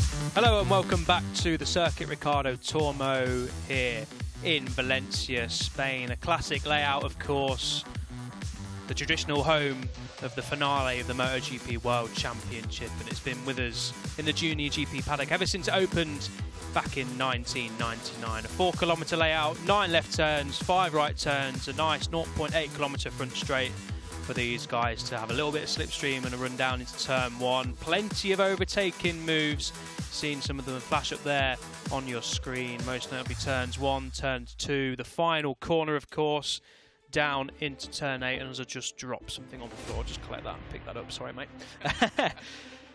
Beautiful skies, not a cloud in sight here in Valencia. I say not a cloud in sight, there's a few clouds ruining the picture a little bit, but we are all good to go here. Beautiful conditions, argue a little bit too warm for the riders. A lot of them have been saying this weekend the pace has been a little bit slower because of the heat creating a little bit of grease on the surface. It makes things a little bit slippery. We see it, don't we, that when the heat starts to rise a little bit too much, it gets to a certain point where it's a little bit too much and the lap times do drop. We saw it across qualifying yesterday. In the afternoon, no one really was able to improve their time from the morning. The morning was pretty much perfect. Mid-20s, lower track temperature. So the second qualifying session couldn't really be used as a proper qualifying session, could it? Of course, it is a qualifying session and the riders are going to be pushing. But especially for the Moto2 riders, with only one race today, the race coming up right now. A delay to proceedings after the red flag in in the Hawkers European Talent Cup. But here is a look back at what happened in Estoril, and it was Lukas Tulovic starting from pole position, and that was a very, very scary crash indeed for Tommaso Marcon for the middle of the second row. Thankfully, he was all okay. A few bruises, of course, and a bit beaten up, but he will be on the grid today, starting from 5th place again. Thankfully, all okay for Tommaso Marcon. That's Hector Garzo crashing out, the returnee, very experienced rider in this class. But it was all about Lukas Tulovic in race 1. Finally, a race winner in the Moto2 European Championship. And starting from pole again in race 2, we saw a little bit of drama on lap 1 at turn 1. That was Sam Wilford making a good start after his penalty in the first race. And unfortunately, it was red flagged race 2 because Sam Wilford suffered a very, very scary incident indeed. Fortunately for Sam, we wish him a get well soon. Lukas Tulovic going on to win the race. But yeah, Sam Wilford unfortunately crashing at turn 3. It was a terrifying crash. Thankfully, well, it was been much worse. It could have been much worse. Yeah, it's the best it could have been. Really, it was a proper whack into the wall. Tried to save a front end washout, and yeah, just one of them freak incidents really. But of course, Sam not here this weekend. He's had surgery on his shoulder and his leg, and I think in his back as well, back in Barcelona. So Sam Wilford won't be racing here for the British fans tuning in. We wish Sam Wilford a very get well soon indeed, and I'm sure we'll be seeing him at some point this year as he continues his recovery. But yeah, double race win for Lukas Tulovic. Pit lane will open in about 3 minutes time at 1:10 local time. We did have a red flag in the Hawkers European Talent Cup race, so that's why we've got a little bit of a delay to proceedings if you're tuning in and expecting us to be 10 minutes into the Moto2 race. That's why we're not at the minute. But yeah, should be a good race, Liam. The only race of the day here in Moto2. They had 2 races, of course, back in Estoril. Tulovic had a good advantage over in Estoril, didn't we? He was the favourite going into the race, of course, starting from pole. You naturally go into the race as one of the favourites, but he hasn't quite got the advantage he has in Valencia than he did over in Estoril. So this is going to be a fascinating battle, hopefully, as for the neutrals for the race win. As you say, yeah, hopefully a good battle, and as the weekend has been looking, it's shaping up to be a cracker of a race here today in the Moto2 race with, well, Lukas Tulovic. He is on pole position, but he has been, well, out of the top 3, he hasn't been the quickest in every single session. We've had Alexis Krieg, we've had Senna Aegis as well, also swapping fastest times and fastest laps in every single session. So between those 3, it's going to be absolutely cracking because, well, Alexis Krieg has been on form since yesterday afternoon. He topped morning warm-up as well. He was fast yesterday in the hot conditions, and Senna Aegis was second in morning warm-up as well. So it's setting, the stage is set for an absolute cracker between those 3. I can't really see anyone else challenging them for the podium, to be honest. Yeah, it's difficult to see, isn't it? The top 3 sort of in a class of their own this weekend. We've obviously seen in the years gone by in the Moto2 European Championship, there's normally a few standout riders. Last year it was Fermin Aldeguer, the eventual champion, and Alonso Lopez's teammate in the Bosco team. They've obviously now gone on to pastures new. Fermin Aldeguer, full-time rider in the Moto2 World Championship, and of course Alonso Lopez now joining him alongside him in the Moto2 World Championship. So yeah, if you do well in this class, there's a definite pathway into the Moto2 World Championship. At the end of the day, this is what this class is here for. It's allow young riders to build their skills on a Moto2 bike. We often see, don't we, that some riders who maybe grow a little bit quicker than others, who are a little bit tall for the Moto3 and European Talent Cup bikes, that they come into this class. Senna Aegis is certainly one of them, and they're able to prove a little bit more their skills on a bigger bike. Let's say we saw it with Fermin Aldeguer, didn't we? Alonso Lopez coming in from Moto3 and winning a couple of races at the end of last year as well. So yeah, we were talking about this yesterday when we were watching it on the track there. If you're a tall rider, then in Moto3 it can be quite difficult because of your height and your weight as well, so it goes against you. So you might not think that you've got too much hope in your career, but then Moto2 has given some riders like Fermin Aldeguer another chance to resurrect their career, even though he was very young. But he took a different pathway through into the World Championship through Moto2, not the conventional one, which is the Moto3, and that's what Lukas Tulovic has wanted to do as well. Yeah, this is the qualifying practice review then from yesterday, and we can hear from Lukas Tulovic now.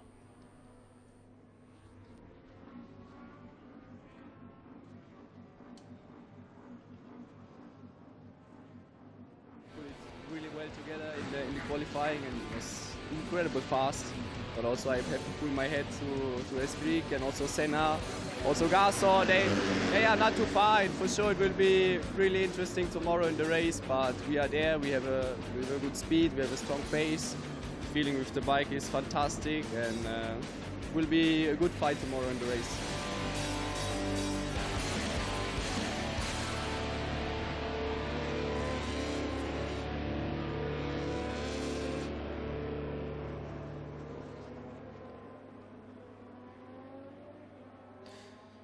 So yeah, Lukas Tulovic then starting from pole position once again.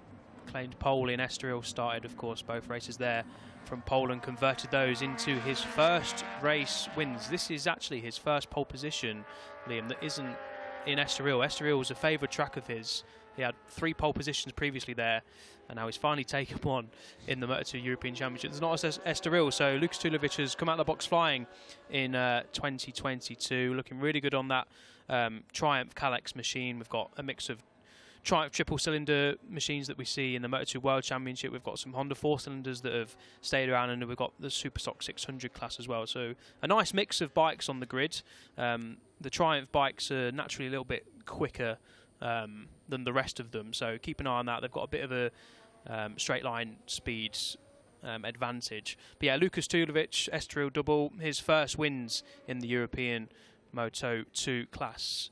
Started 57 races in this class, so it took him a while to get those race wins under his belt, but finally the pressure is now off and he can start relaxing a little bit, not having the burden of winning races. He was third last year in the Moto2 European Championship, finished behind the aforementioned Fermin Aldeguer, the champion, and Alonso Lopez, who completely dominated last year.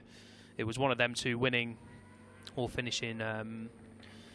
Alonso Lopez had won third place actually, I think. But yeah, they pretty much dominated the whole season.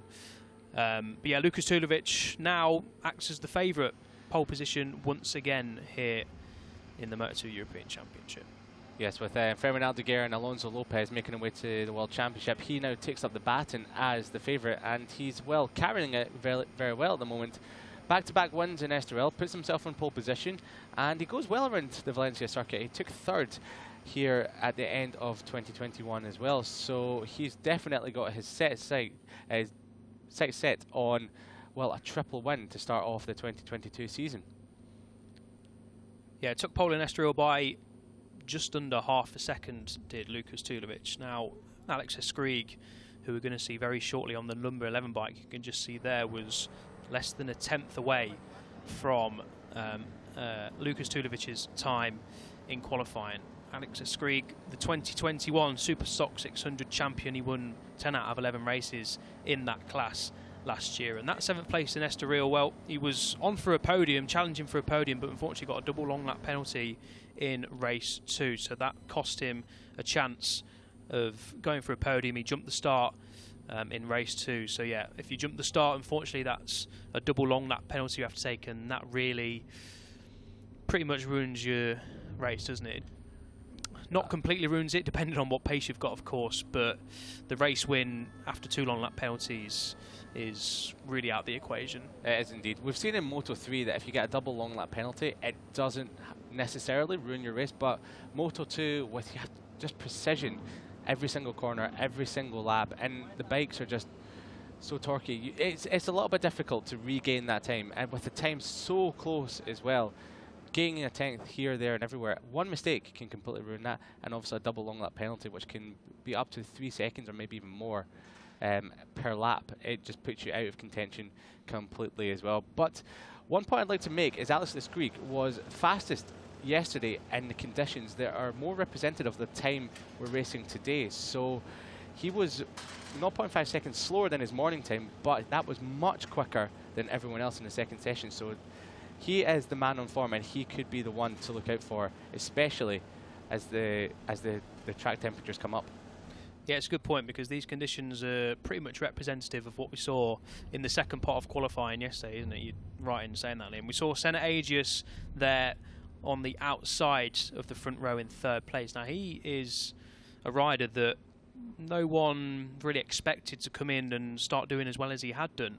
He's come from the Moto3 Junior World Championship last year. He scored 3 points there, but he's stepped onto a Moto2 bike and he's been super impressive. You saw on your screens a double P2 finish in Estoril, started on the front row there as well. And yeah, a rookie coming into Moto2, it's the point we made a little bit earlier, isn't it, Liam, that they're maybe not quite able to show their true potential on a smaller bike, but Senna Agius has stepped up onto a Moto2 bike and he's absolutely fantastic, the Australian. He's absolutely incredible, as you're saying. It's impressive what he's doing, because he was sort of a journeyman basically in Moto3, and you would think that, well, he would just ride off into distance, we'd never hear from him again. But he's come in Moto2 and he is a star performer, one of the best out there at the moment. He's taken the whole paddock completely by surprise. But we must remember, he's got an immense amount of talent, and his native Australia is a 14-time dirt track champion. So you don't win 14 of those championships without having some talent behind you. Talent in abundance, and he's got Leon Camia in his corner as well. They both live in Andorra. Of course, Leon Camia heads up the Team HRC outfit in World Superbikes. A British champion is Leon Camia, well known to our British fans out there. So yeah, Senna Agius, one to look out for. We'll just look back onto row 2, which is led by Xavi Cardelus, the experienced Andorran, DNF and P5 in Estoril for Cardelus. He was involved in an incident with Piotr Bershikowski, who we're just seeing on our screens now at turn 1. That brought out the initial red flags in race 1 back in Estoril, but good to see Piotr Bershikowski fit and well after that heavy crash at turn 1. Tommaso Marcon, another one we can say it's good to see him fit and healthy after that terrifying crash just off the start over in Estoril. Tommaso Marcon will start from 5th. Roberto Garcia will start from 6th. And then, yeah, Piotr Bershikowski, we've just seen, will start from the front of row 7. He was 13th in 2021, had some angina problems in 2021, did Bershikowski, so he missed a part of the season, finished 13th overall, and his best finish so far in the class is P5. So starting from P7, Bershikowski, the pole, he can aim for a top 5 at least today, can't he? That can indeed. It's a bit of a shame that what happened to him in Estoril race 1, because he was on course for, well, if not a podium, a 4th spot, which would have been his best result in Moto2. But for that collision towards the end of race number 1, put him out of race number 2 as well. But it's good to see him back, and the pole is definitely on course for, well, a top 5 finish today. So we have to see how that goes. In 8th spot, we just saw him there, was Mattia Ratto, who took first podium in race number 2 in Estoril with 3rd spot. So he's someone that's definitely come on form in 2022 as well. So keep an eye out for the Italian there. And Eduardo Montero. Now, he had a brace of 9th place finishes in Estoril, but that's some of his best riding he's done in, well, the whole of the Junior GP categories as well. So he's someone that's definitely on form, picking up some confidence as well, and it's his best qualifying of the year by some way in 9th spot as well. So 9th position is very much earmarked to Eduardo Monteros, but he won't want to be keeping that. He'll be wanting to move a little bit higher up in the race. Yeah, absolutely. Qualified 13th, didn't he, did Montero in Estoril, and he's competed in the World Supersport Championship and the Spanish Superbike class. He was 4th overall last year. So yeah, Eduardo Montero going from the outside of row 3. Now here's Yere Ruiz. Some of you may recognise the name because he's competed in the FIM NL Motor E World Cup this year over in Jerez. Stood in, I think it was for Bradley Smith, I think. Bradley Smith obviously out injured at the minute. But yeah, Ruiz was 13th and 10th back in Estoril. Finished 16th as a best in Moto E. It's never easy going from the Moto 2 bike across to Moto E, the electric bike. It's obviously a completely different kettle of fish. Yeah, a difficult task. So 16th, can't really ask much more than that, can you, on your debut weekend? Absolutely not. It makes it more impressive. What you can do is switching back from Moto E to Moto 2 and take like both of them like a duck to water. It's incredibly impressive, and it cannot be underestimated how well or how tough that transition will be. Absolutely. Alex Toledo then, he just missed out on a podium in Estoril by the slimmest of margins in race 2. Pair of P4s, he's starting from 11th on the grid. He was 10th last year, a best of 6th a couple of times. So with 2 P4s in Estoril, he's already beaten that record early doors in 2022. Here's Angelo Tagliarini, the Italian. As you can see there, he was 8th, nice top 10 in race 1, and then just finished outside the top 10 in P11 in round 1. He qualified 12th in Estoril as well, so he's backed that up with another 12th place here, and he'll have his sights on another top 10 at least.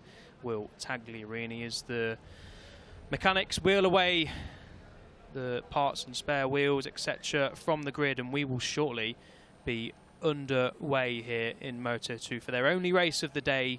Leading them off the line once again is Lukas Tulovic, the number 3.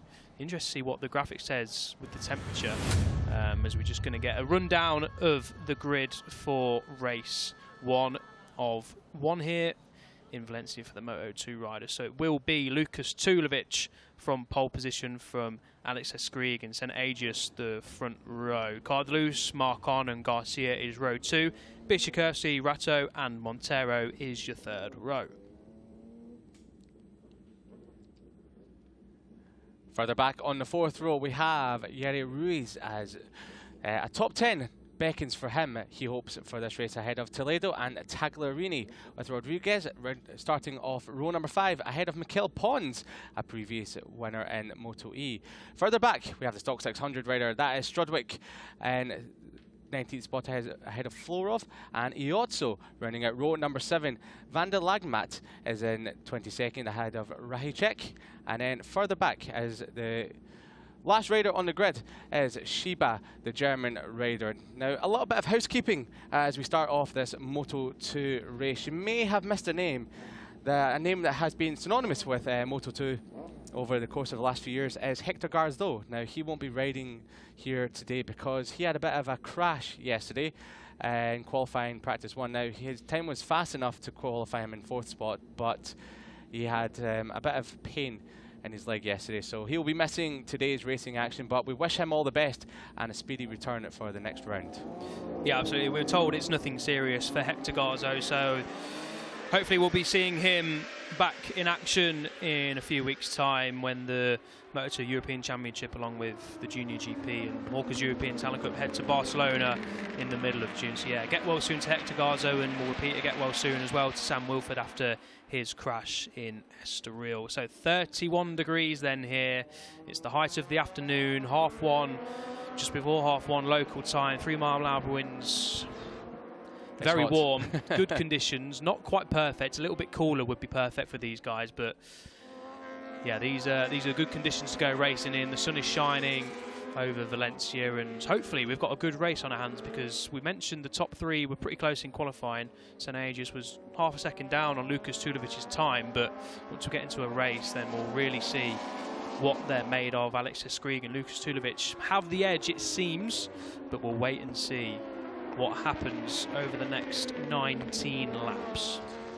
We can indeed. Here are the championship standings. So Tulevic, 50 points, 2 out of 2 from the first 2 races, ahead of Aegis, who took up a brace of second spots, and Ratto in third. So there's lots to look out for all the way down the grid. So many riders this season have just come out of the blocks charging after they've maybe not had such an impressive 2021, but this year they're putting that right.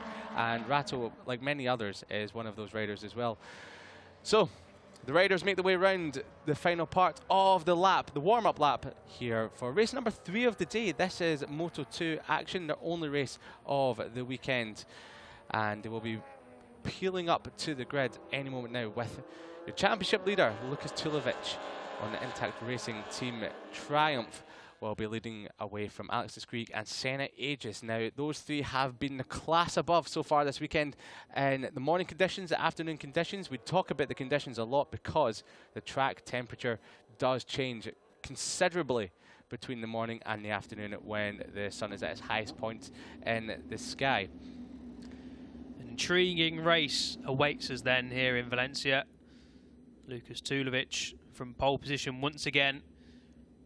Who's going to get the whole shot into turn 1? That's Alexis Skrieg, the number 11 bike.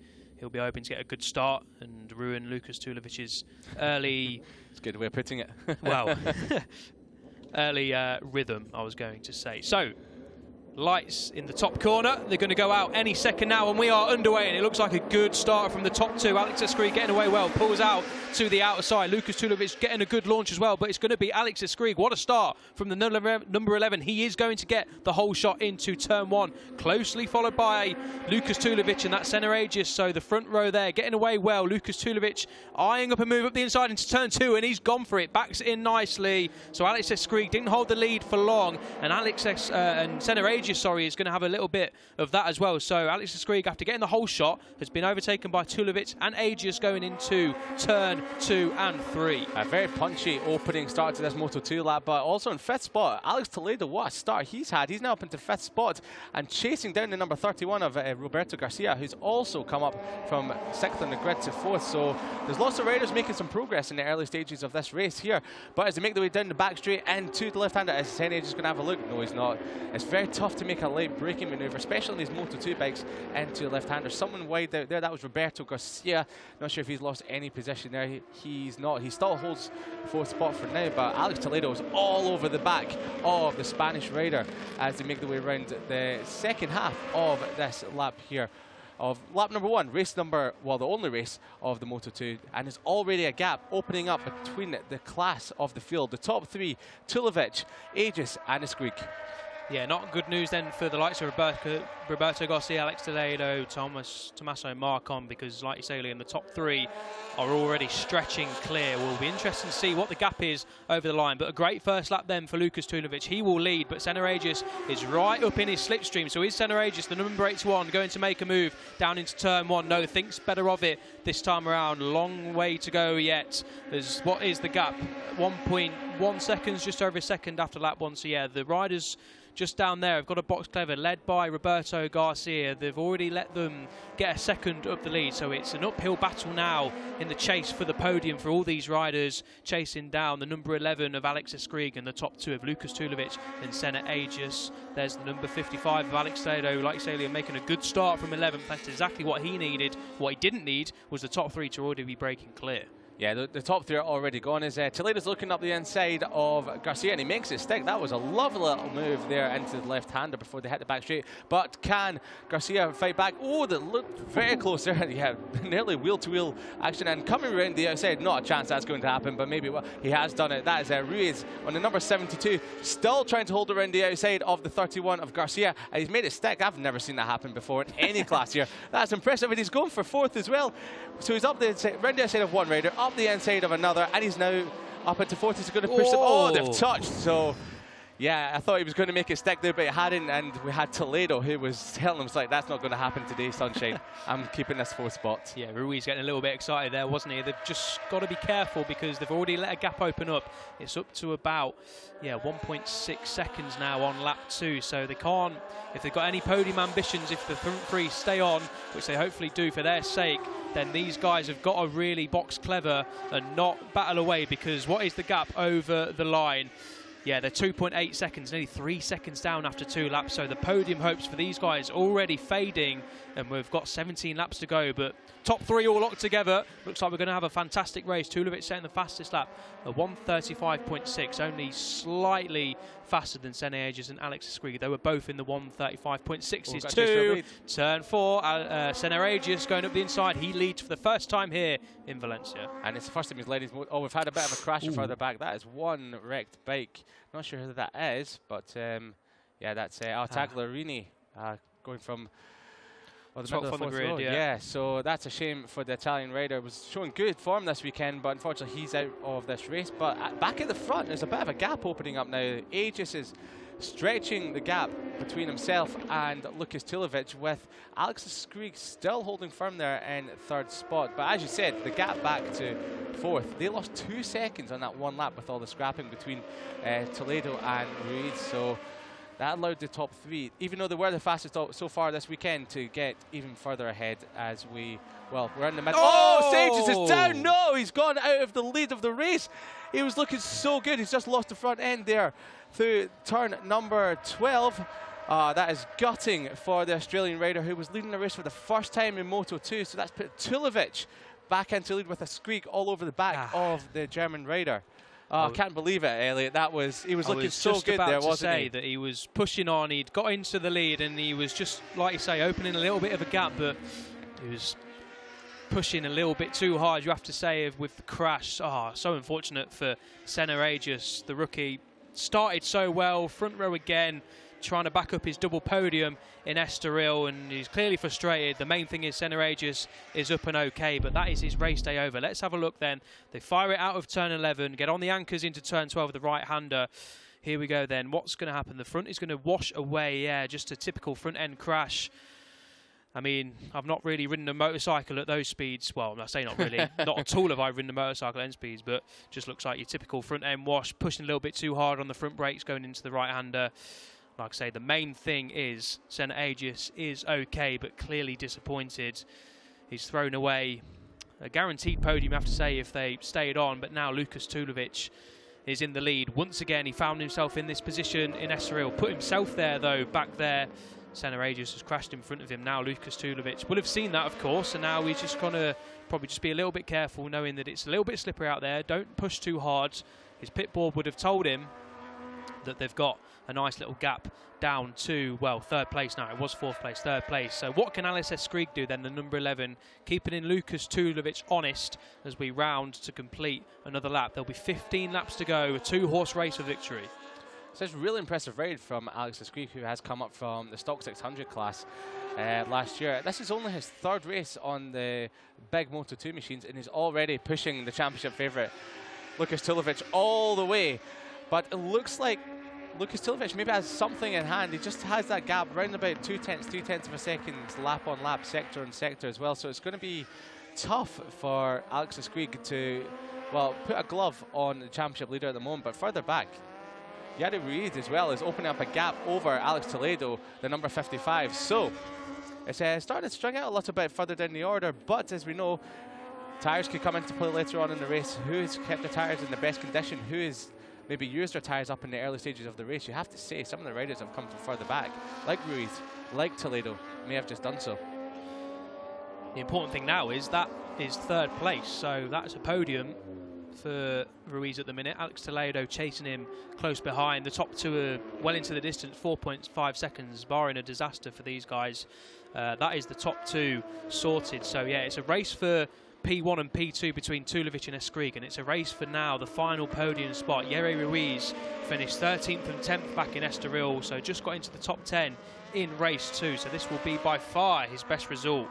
Like we say, he was in Moto E at the beginning of the year in Jerez, and now he's demonstrating his skills on a Moto2 bike. So yeah, this is great stuff from Yari Ruiz from 10th on the grid, and Alex Toledo from 11th on the grid. So yeah, like you say, Lewis, Liam, sorry. You've come from the back, well, the 4th row, start of the 4th row, and yeah, good progress in the early stages, and now they've got a podium right in their grasp. Ruiz holding it so far, but there is a long way to go. And Roberto Garcia in 5th spot, he's already had a top 5 finish here in Valencia. Picked it up at the end of last year, which is actually his best result in the Moto2 class so far. So he's on course to be equaling that. But as I say, that he's just lost a position to Xavi Cardelis. So yeah, the number 18 is making moves further up the field after a sort of so-so start to this race. He was holding a good position, but dropped back in early stages. So that's Cardelis back up to the top 5, and he's going a little bit quicker than the 2 men in front of him. He was a 10th of a second quicker than Toledo in 4th, and only a couple of hundredths quicker than Jair Ruiz in 3rd.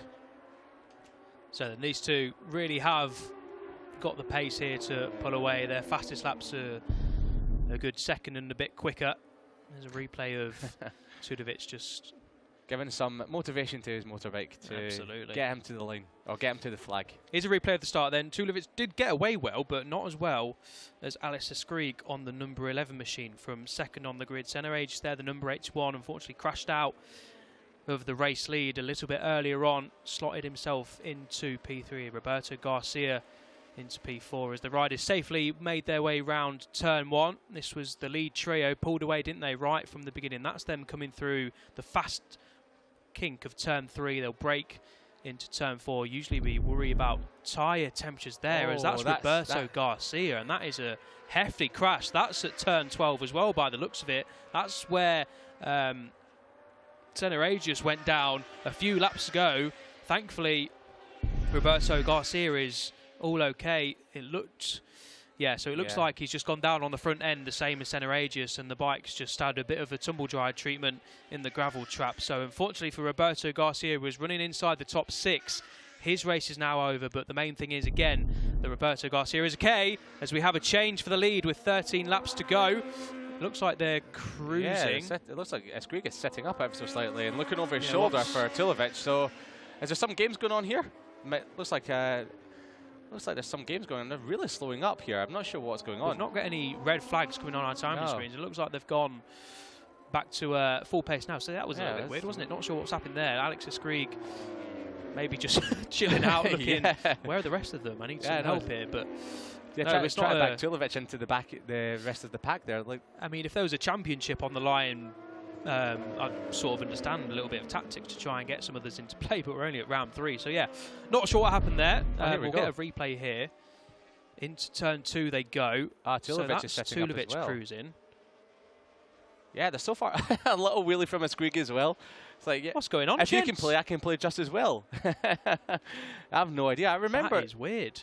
There was once upon a time a MotoGP race with a certain Alex Barros and Valentino Rossi doing the exact same thing here at Valencia. So yeah, maybe they're just 20 years on, bringing that out to play as well. So it's a very weird thing that's going on here between Skrieg and Tulovic. So yeah, they've got a huge gap over the rest of the field, which has now come down to 4 seconds. Well, I'm not surprised. They were just celebrating like it was the last lap. But yeah, interesting. Yeah. We saw that actually between Alonso Lopez and Fermin Aldeguer in Jerez last year, I think. They were obviously so far ahead, and it was just the two of them, obviously teammates. So sort of Alonso Lopez had a look over, Fermin Aldeguer had a look over, and the sort of playing a little bit of mind games maybe. But yeah, that was a bit weird. Not sure what they were doing. But anyway, they're back up to racing speed now. Alex Skrieg leading from Lucas Tulovic. The gap is still at just over 4 seconds, so they've got nothing to worry about.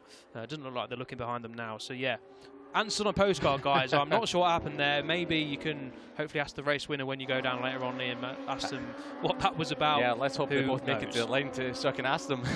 Well, we've had oh no, it's just Juan Rodriguez. It's all going on out there now. I'm not sure where to look anymore. So yeah, Juan Rodriguez, Superstock 600 rider, and well, we've got someone running off the track. That looks like it could be down at turn number 2.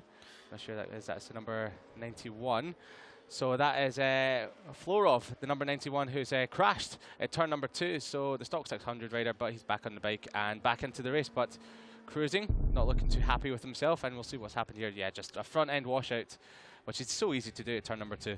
Classic turn 2 crash, isn't it? Like you say, so easy to do, especially in these conditions. Very hot, very humid, and yeah, very greasy out there. We focused in on Juan Rodriguez. That's because he's leading the Superstock class at the minute, up into the top 10 on a Superstock bike.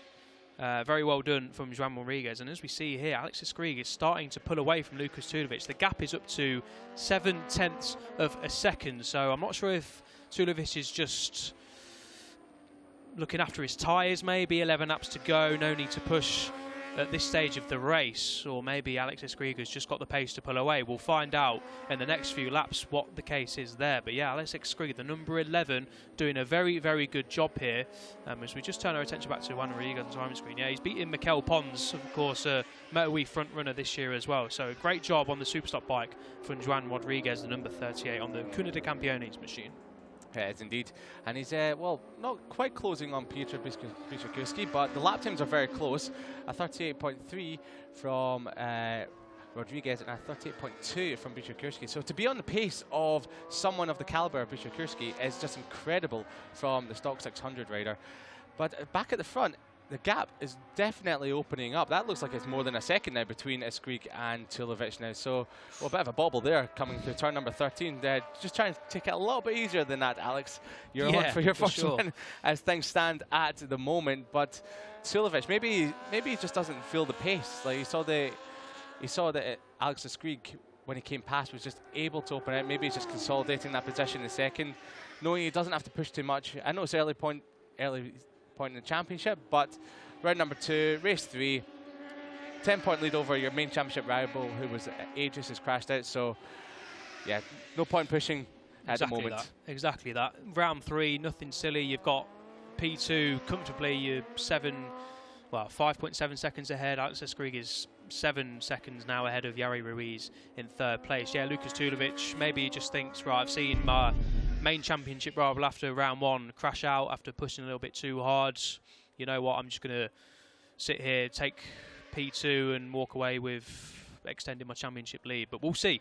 1.4 seconds is now the gap as we see a nice slow motion replay of your race leader going into turn 1, the fast left-hander at the end of the front straight with 10 laps to go. There's his pit board, lap 9 to go. P1 of course means P1, and then they will have the gap update back to Lukas Tulovic. Was 1.4 at the end of the last lap. It looks like it's just held station so far this lap. So this is interesting. As soon as it starts tipping over the sort of 1.52 second mark, then you can really sense that, yeah, okay, Alex Escrig has definitely got the pace here, or Lukas Tulovic is just comfortable in 2nd place. So we'll see how that plays out in the last 9 laps.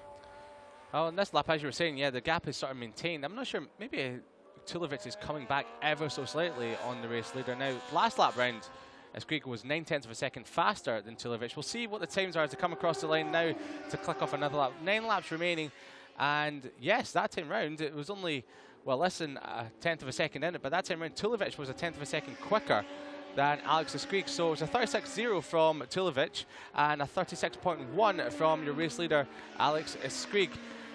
And here on camera now is your, well, 3rd place position, podium position at the moment. That is Yari Ruiz, and he's just consolidating that at the moment, just ticking off the laps. He's still setting lap times that are representative of the race leaders, but he might have some pressure coming from Cardelus in the next few laps, because last time round he was half a second faster than the Spaniard in 3rd spot. So Cardelus, after that so-so start at the start of the race, he's now finding his feet and coming forward and challenging for the podium position potentially in the next few laps. Yeah, Cardelus, an experienced rider in this class, of course. He was here last year, finished 4th overall in the standings. So after Lukas Tulovic, he's the next most quickest rider coming into this year's championship, and he was on the podium in Portimao last year in 2nd place. So Cardelus obviously can see the podium, P3 right in front of him, 1.4 seconds behind, the same as Lukas Tulovic is to the leader. This is Alex Toledo, just missed out on a podium as we mentioned back in Estoril. Doesn't look like he's going to have too much of a say in the podium scrap, but he's only, I say that, he's only 2.4 seconds down. So if there's any mistakes or any tyre degradation worries in the final few laps, then Alex Toledo is well placed to pick up the pieces. Now, what is the gap over the line? 8 laps to go. Alex Escrig between Lukas Tulovic is 1.1 seconds. So when the gap dropped to 1.4 seconds there, maybe we missed a mistake off camera or something for Lukas Tulovic, because it's proving that Tulovic does have the pace here. He's let Eskrig go by 1.4 seconds, but in the last couple of laps, he's reeled him in by 0.3. Yeah, it was must have been a mistake off camera as we didn't see. But yeah, last couple of laps, it's just edging ever closer to your race leader. Now, if he has enough time to do that, it's only a 10th here, 10th there. Might not be enough time with 8 laps to go to catch and put a pass on Alex Eskrig. But the gap looks like it's staying stationary at the moment so far around this lap. But these two are in an absolute class of their own up front at the moment. They're, well, 9.6 seconds ahead of Reeds from Eskrig back to Reeds. And on the last lap there, Cardo Lewis in 4th spot took another 0.4 of a second as Eskrig there comes through, the left-hander, sliding it ever so slightly. It looks absolutely beautiful out there, does Eskrig. Bike control at its absolute max. But yes, going back to Cardo Lewis, he's edging ever closer. The gap is now down to 1 second between himself and Reeds, so we'll keep an eye out on that battle for 3rd. So we've got a battle for the win, 1.1 seconds splitting them. We've got a nice battle for the podium as well, in 3rd place and 4th place. Cardo just edging closer, lap by lap to Yare Ruiz. We'll have a look at the gaps across the line as another lap is completed. 7 to go. Alex Eskrig leads over the line from Lukas Tulovic. Is it under a second? Yes, it is. 0.9 seconds then. Lukas Tulovic again quicker by a couple of tenths on that last lap. So yeah, Lukas Tulovic then isn't settling for 2nd place. Certainly not. He's got the pace here. He's reeling in Alex Eskrig little by little, lap by lap, and the gap is now back under a second. So Alex Eskrig will know that. His team will be putting on his pit board. He'll know the gap is around about a second. So this is going to be very interesting in the last 6.5 laps to see if Lukas Tulovic can reel it in properly, but then reeling Eskrig in and making a move is a completely different kettle of fish. It is indeed. It's always easy to catch someone in front of you, but trying to pass them is always sort of a little bit more difficult. But this is the sort of time in the race where experience comes into its fore, because we've had Lukas Tulovic here for a number of seasons, and he knows the game. But Alex Eskrig is only in his 3rd Moto2 race here. Yes, he was in the Stock 600 class, but it's a completely different machine to these Calyx Moto2 Triumph-powered machines. So tyre wear, tyre degradation, also the physicality of the bikes as well, it will be a little bit different, even though these are top-level athletes here in the Moto2 class. So it's going to be experience versus youth here, and sometimes experience in these conditions, when it's really hot today, can just come to the fore ever so slightly more. Yeah, absolutely. It will be working in Lukas Tulovic's favour that he's got the experience. This is his 58th start in the Moto2 European Championship, and like you say, it's Alex Eskrig's 3rd start on a Moto2 bike, reigning champion in the Superstock 600 category.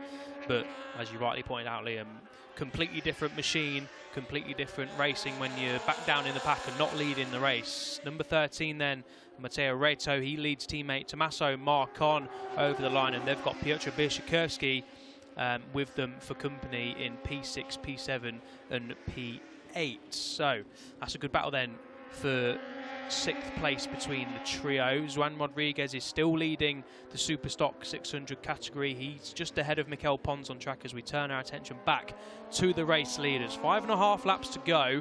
Lukas Tulovic has got to start getting busy. He's got to start reeling him in even more. He didn't take too much time out of him on that last lap. There was half a tenth in them. Bit of a front end wobble from Eskrig going into the left-hander there. He's having a couple of moments. He's moving it around, isn't he? Yeah, he really is. The back, oh, that's kicking it big time. So I don't know if he's maybe just losing tyre already. It looks like he is, to be honest. So he's had a front end wobble. He's had a rear end wobble coming at the same corner. And what we're looking at here, just into turn 1 for Yari Reeds. Is it going to be a slow-mo replay, or is he going to make a little mistake or something? I think it's that riding style comparison down into turn 1. So yeah, hard on the anchors of the Moto2 riders. A couple of clicks down the gearbox and throw it in, and then get it stood up and fired up into turn 2. Nice riding style comparison here for the riders down into turn 1. A great corner on this great track here in Valencia. So another lap completed, and we've got a change for the lead. So Lukas Tulovic is now leading the race. We missed that with the comparisons down into turn 1, so we're not sure what happened, but Lukas Tulovic then is your new race leader. I'd love to get a replay of that to see what happened. Was it a mistake from Alex Skrig? We saw him run a little bit wide into turn 11, but not too much that would make him lose that much time. Nearly a second loss there. So yeah, interesting to see what happens there. Lukas Tulovic in the lead, Skrig back into second place. Yeah, I'm not sure what happened. It's off screen completely there. So here we go. Here's a replay. And but he's just looking over his shoulder. Now it's the fun and games of like 5-6 laps ago again. And yeah, he just lets Lukas Tulovic go. So does very interesting. Yeah, very interesting indeed. What is going on out there between Tulovic and Skrig? Well, there's only 4.5 laps to go, so we'll find out in not so... A little bit wide there from Skrig. Yeah, it is indeed. Now, the last lap, he was having a few moments through that left-hander. The front end was going, coming out the corner, the rear end was going, so maybe he just thought, since Lukas Tulovic is catching me, I will drop back, check where he's stronger, maybe try and learn a few things off him as well. Or maybe that's all he can do. Maybe he just doesn't want to push too hard, lose the front like we saw from Senna Aegis at the start of the race. So it's a very risky strategy, because Lukas Tulovic obviously had some decent pace, was quicker than Alex Skrig for a number of laps and then sort of levelled out. But now he's let Lukas Tulovic through. If he can't bridge the gap, because he's not right on his tail, he's probably about half a second down. We'll come across the line and see what the gap is. As our timing screens update, yeah, 0.4 seconds, just under half a second. So he's not right in his tail, he's close enough obviously, but now with 4 laps to go, if Lukas Tulovic puts the hammer down, Alex Skrig has just sort of handed him the race victory. So yeah, interesting tactics. Interesting to see what the riders say after the race when you interview the race winner, Liam, because this is... I'm not really seeing anything quite like this when it's not for a championship. It's the 3rd race of the season, and Alex Skrig, obviously in his 3rd race.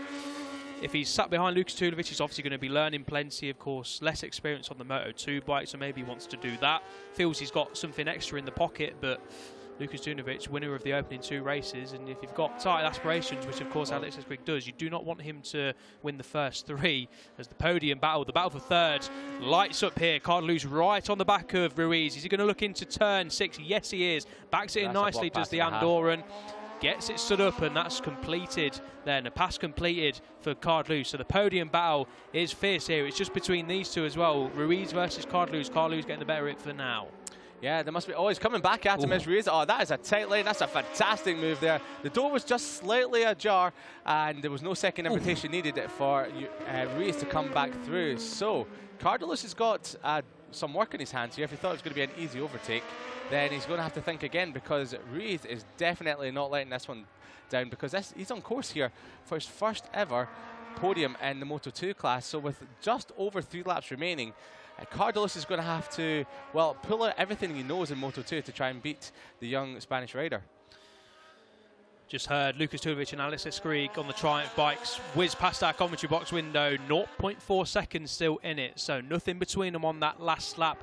Alex Skrig just a little bit slower, but not too much to worry about this time around. So yeah, Ruiz versus Cardelus. Ruiz is going to fight to the death on this one, isn't he? He is eyeing up that first podium in the Moto2 class. Cardelus has had podium pedigree here before, but he wants that first podium of the season. So this is a fascinating battle in Moto2 for the race victory and the final podium spot. It's going to go down to the wire. 0.4 seconds between Tulovic and Skrig, and pretty much the same between these two riders. So here we go then. Back markers then, just getting in the way a little bit there, but not too much to worry about. Looks like the gap is staying stable at 0.4 seconds, doesn't it, Liam? Yeah, it's just stabilised, as you're saying, Elliot. 0.4 seconds. There seems to be a couple of mistakes coming into some of the long corners from Skrig, just pushing the front a little bit, running a little bit wide. It might be his normal line, but it looks a little bit different to the lines he was running at the start of the race. So, but yes, pushing on a little bit, so we could have the front end bobbling again into turn at number 12, but then it looked like Tulovic running out wide a little bit as well. So these two are pushing really hard with just over 2 laps remaining. Turn 14. Is it going to come down to this on the last lap? Skrig is certainly closer this time around. He's made some ground there in the latter half of that lap, and with 2 to go, this is really on them between Lukas Tulovic and Alex Skrig. Just got the back marker there, the number 25 on the Super Stock team. That's Thomas Strudwick, the British rider on Michael Laverty's Vision-Track Racing bike. So hopefully Strudwick can just get out of the way. Well played there from the number 25. So Tulovic then leading Alex Skrieg. Alex Skrieg had a 0.4 second disadvantage to Tulovic. Now it's back down to 0.2 seconds. So if Skrieg can play his cards right here, he let Tulovic through a couple of laps ago, studied him for a couple of laps, and now he's right back on his tail. So this could be planned to perfection for Skrieg. It could be indeed. Now, if he was playing around with Tulovic and just trying to make a bit of a race of it, then he's got to get moving on now, because the gap is still stabilising. Well, it's gone back up to around about 0.4 of a second. It was 0.2 of a second at the start of the lap. With a lap and a half remaining, he's running out of time to try and pounce on your championship leader.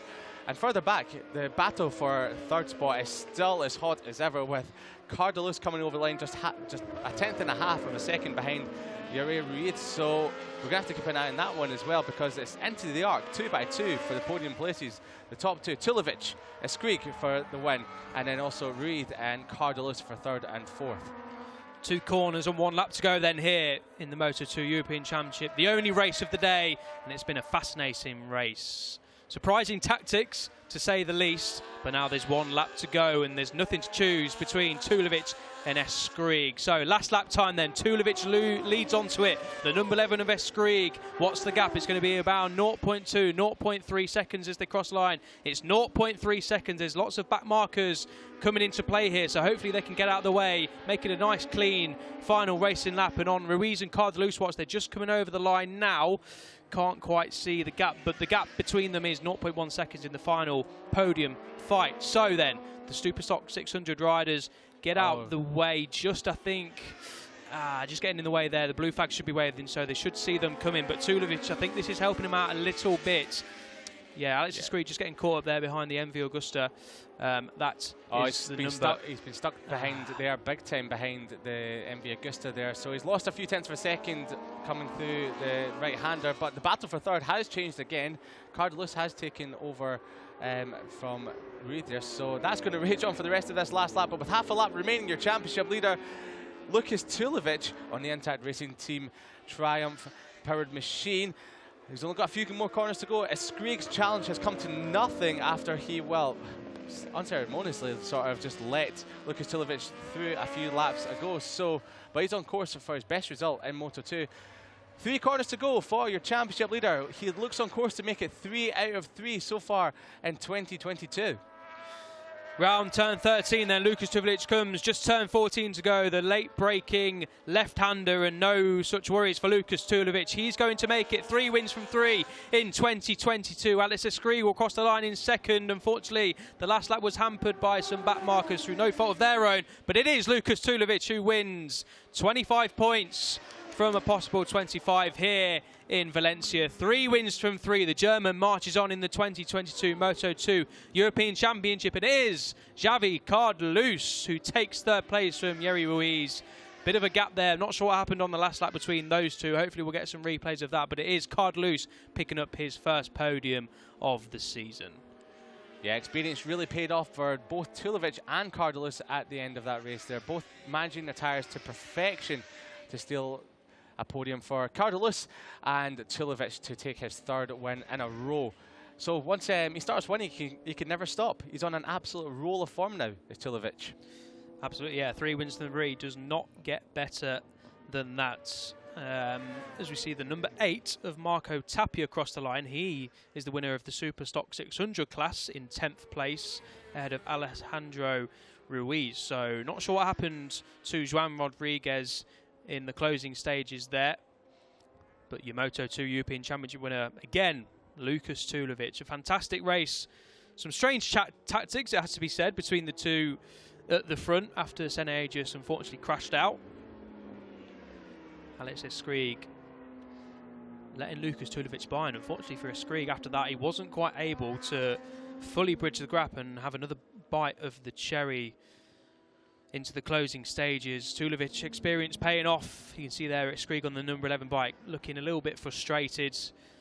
You can understand that, of course. Unfortunately, it wasn't quite a clean run onto the last lap. Some of the Superstock 600 bikes, of course, a little bit slower than these Moto2 Triumphs, especially in the Hondas that we use here. So unfortunately for Alex Escrig, a race win didn't really prevail, but second place nonetheless, a good result. His best result in Moto2 after finishing 3rd and 7th in Estoril. Xavi Cardelus from 4th on the grid finishes 3rd. Good ride from Cardelus, the Andorran. Very experienced in this class indeed, and he picks up P3 after a DNF in race 1 in Estoril, where he took out Piotr Biszakowski, but then bounced back with a P5. But this is his best result.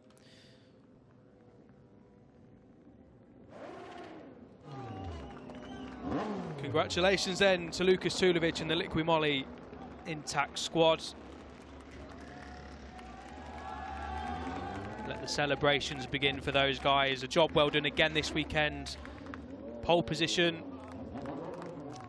fastest lap of the race, and victory does not get better than that. Full house for Lukas Tulovic, dominating the early stages of the Moto2 European Championship. After finishing 3rd last year, of course, behind the Bosco-Skuro duo of Alonso Lopez in 2nd and Fermin Aldeguer, of course, in 1st. They've gone on to pastures new in the World Championship.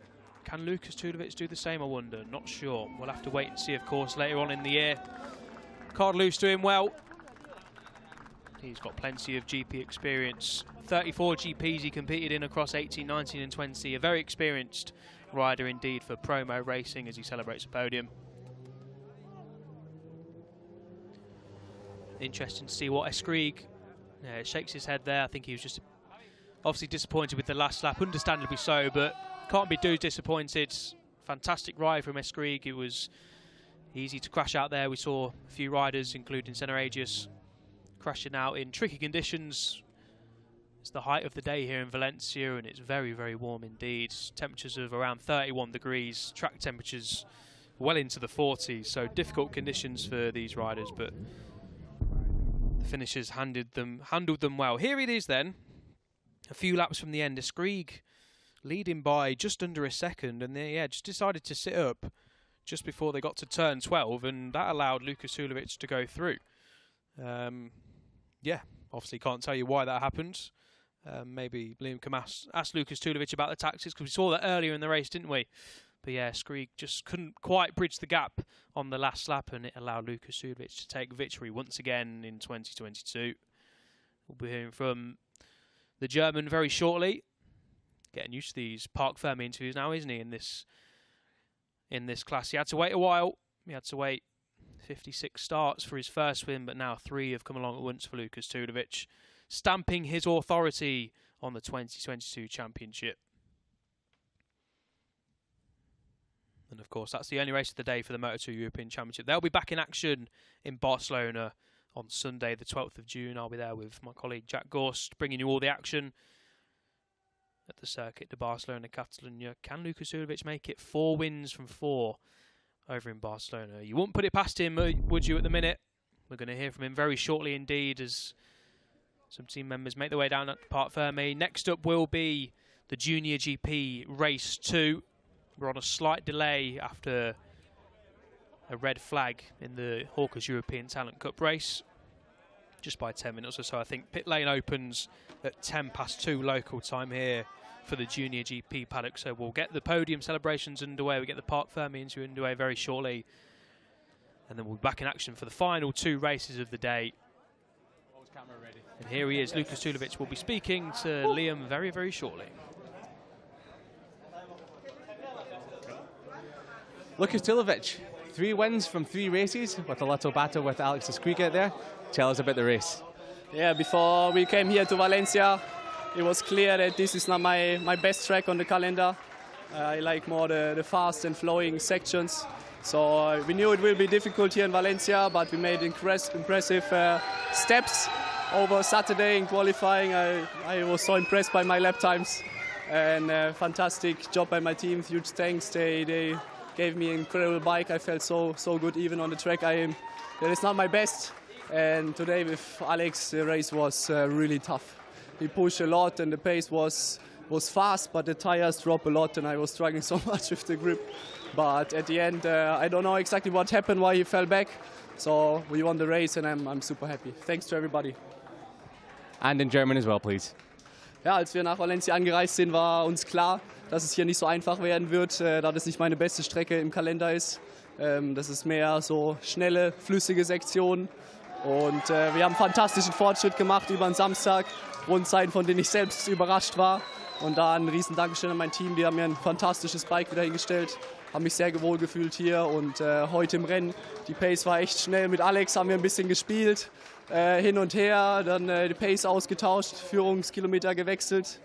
Und ich weiß nicht genau, was am Ende passiert ist, warum er zurückgefallen ist. Aber wir haben das Rennen gewonnen und das ist, was zählt. Und vielen, vielen Dank an alle. Congratulations. Thank you so much.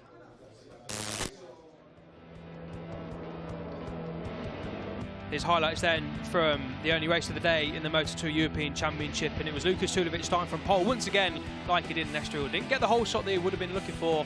That went the way of Escrig, but Tulovic there at turn 2, making his way to the front. Senna Aegis joins the leading duo at the front. This was the battle further down the field.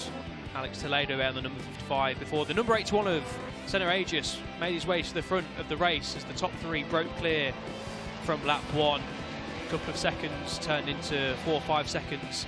That got close there between Jari Ruiz, and here it is then, the crash that ended Senna Aegis' race from the lead down at turn 12. Thankfully for the Australian, he was up and okay. The rookie impressing again here in Valencia after his double P2 finish in Estoril, but unfortunately a DNF today. Roberto Garcia crashing at exactly the same place. Thankfully he was okay, but this left the top 2 of Lukas Tulovic and Alex Escrig to battle it away. Some interesting tactics, not sure what they were. Couldn't hear Lukas Tulovic's interview, so it'd be interesting to hear what he said. Hopefully you guys at home heard what he said, because I didn't.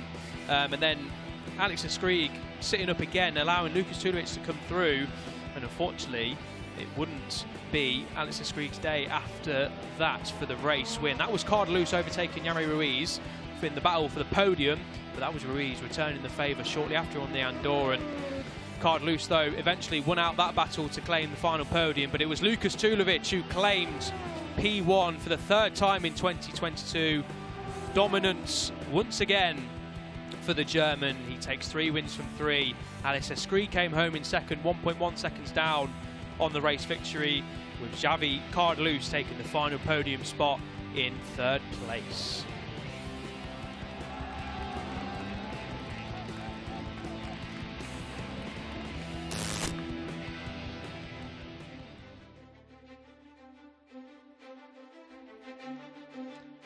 Here's the results then from the race here in Valencia for the Moto2 European Championship. Tulovic winning from Alex Escrig and Cardelus. Jari Ruiz just missing out on a maiden podium in 4th. Toledo, Marcon, Rato 5th, 6th and 7th, with Bishikerski and Mikel Pons rounding out the top 9. Marco Tapia won the Superstock 600 class in 10th, ahead of Ruiz. Kyle Paz was 12th, ahead of Kevin August. Dino Iozzo, Nicholas Seiber from the back of the grid claimed a point in this Superstock 600 class, with Rychek and Van der Langmat 16th and 17th. They were the other finishers then down there. Unfortunately for Florov and Eduardo Montero, they crashed out along with Senna Aegis and Roberto Garcia. Both of those guys going down at turn 12 to end their day in the gravel traps, but we saw them walking away all okay, hopefully, so we'll see them next time out in Barcelona. So time for the podium then here in Moto2. First out will be Cardelus, then it will be Escrig, and then Lukas Tulovic. Liam, we didn't hear, well I certainly didn't hear Tulovic's interview from Pat Ferme. What did he say? I'm sure he was very happy with his race. Yeah, I'm not sure if the listeners could hear it as well, so what was Tulovic saying? He was indeed really happy with the race. He said that he just couldn't hold the tyres together whatsoever. He was struggling out there for grip, and he wasn't sure what happened with Alex Escrig. He dropped back a little bit, but couldn't give me an answer about what actually happened. So for someone that was struggling out there with tyre wear and couldn't really push, a very good result indeed, because he's obviously won the race. But he said this is a good result for the rest of the season, because this is actually one of the tracks he doesn't like quite as much. He prefers fast and flowing. So It's great to tick this one off the board for the season. Well, there you go then. If Tulovic is winning on a track that he doesn't really consider a favourite for him or doesn't really naturally go well on, then beware rivals for the rest of the season. Escrig, second place here in Valencia from second on the grids. Best result in the Moto2 class. He looks a little bit downbeat, doesn't he? He wanted that race win. But there we go. Pedro Acosta handing Lucas Tulovic the race winner's trophy. Pedro Acosta yet to taste victory in the Moto2 class, but I'm sure that's not too far away as we get set to hear the German national anthem.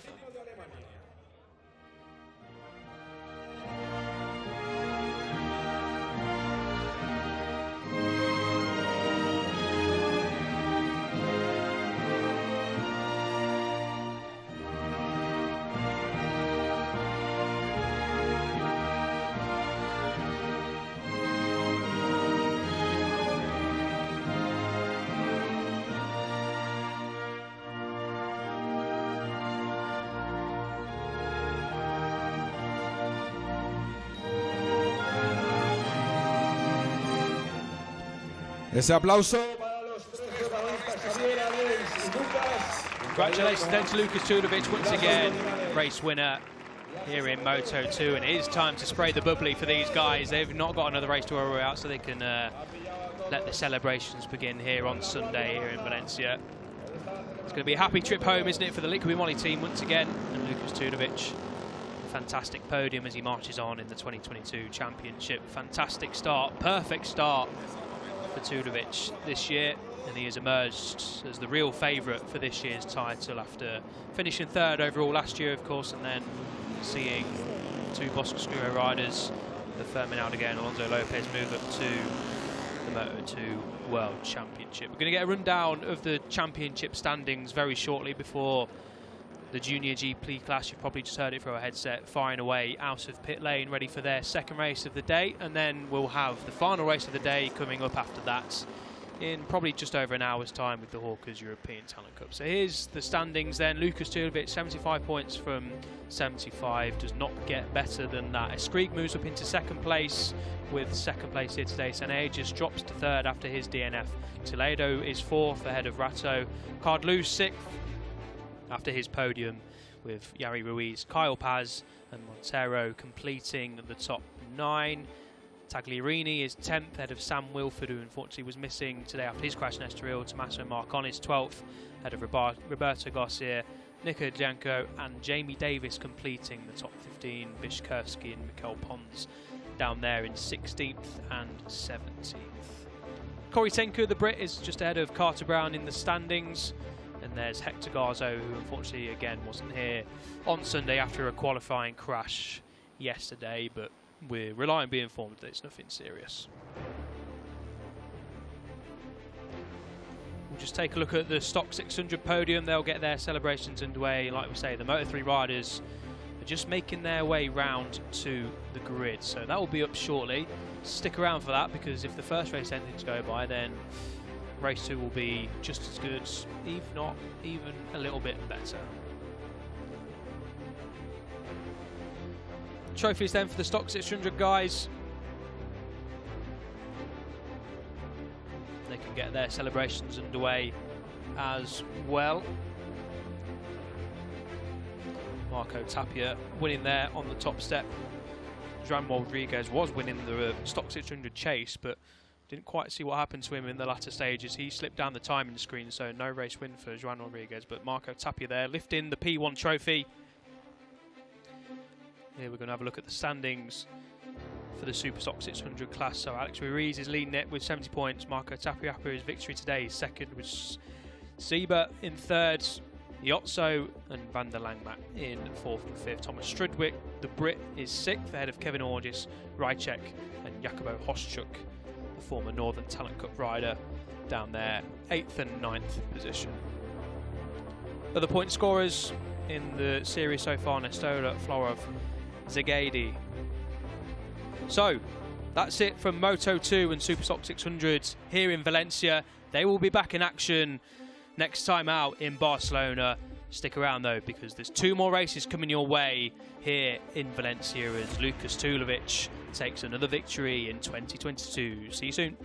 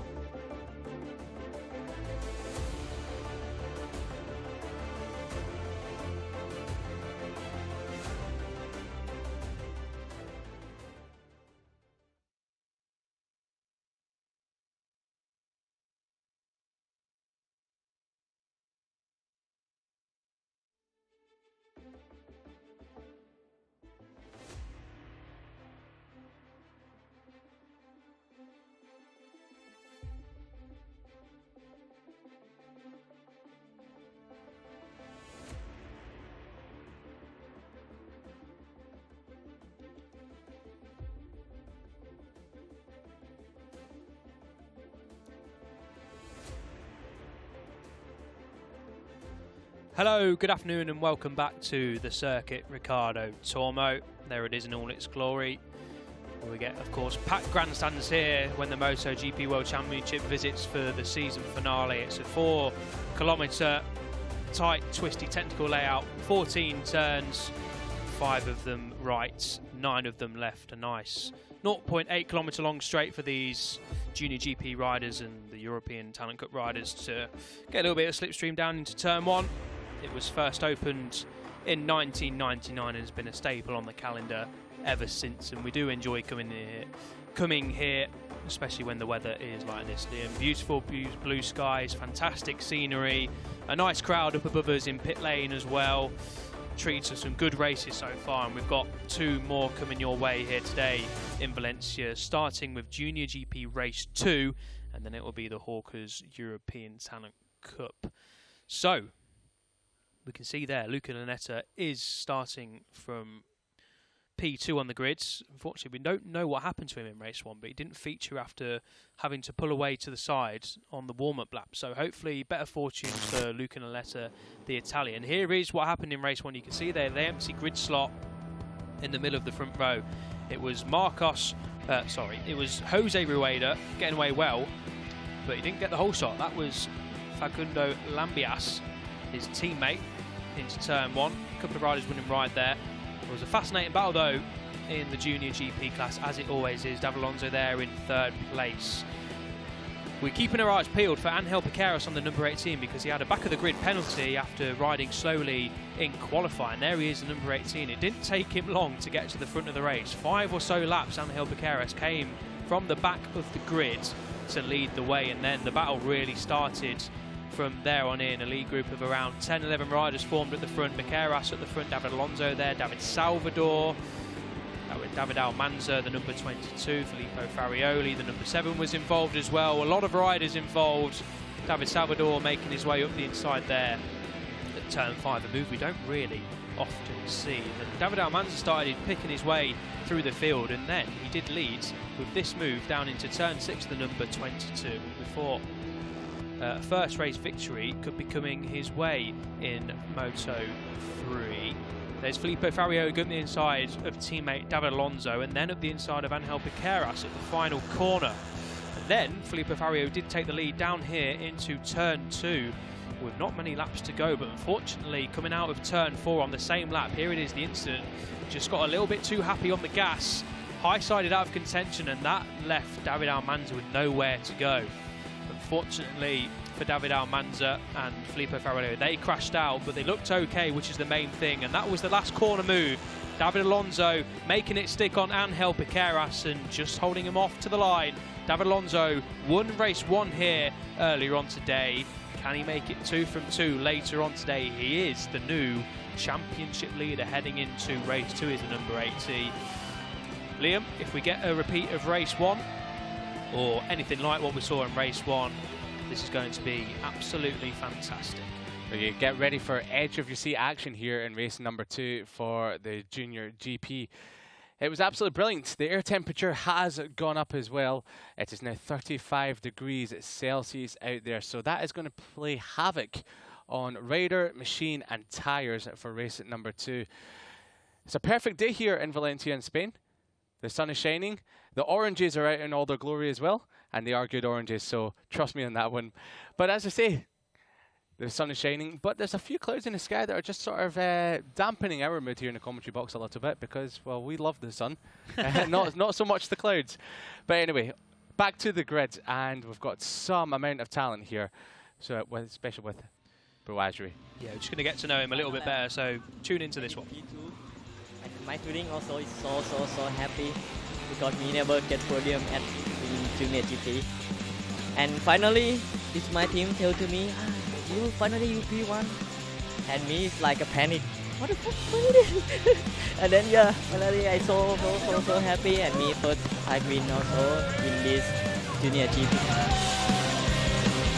Me form to Asia Talent Cup 2018. Asia Talent if everybody same, and we need to pushing by myself. And if Junior GP is more difficult because everybody fast, everybody come from around the world. This week, for me, I not so much like as here, and my target is top 5 again and fighting in a front group.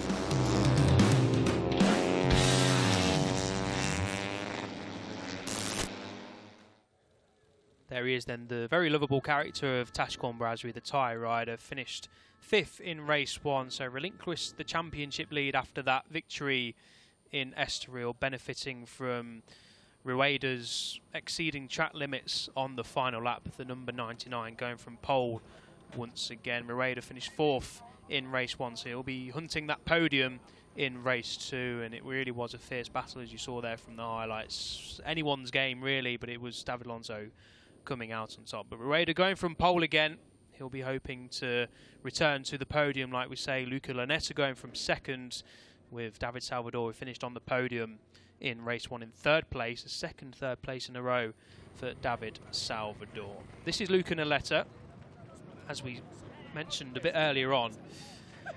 His race 1 didn't come to fruition, had to pull along the side there. You can see the DNF in Valencia.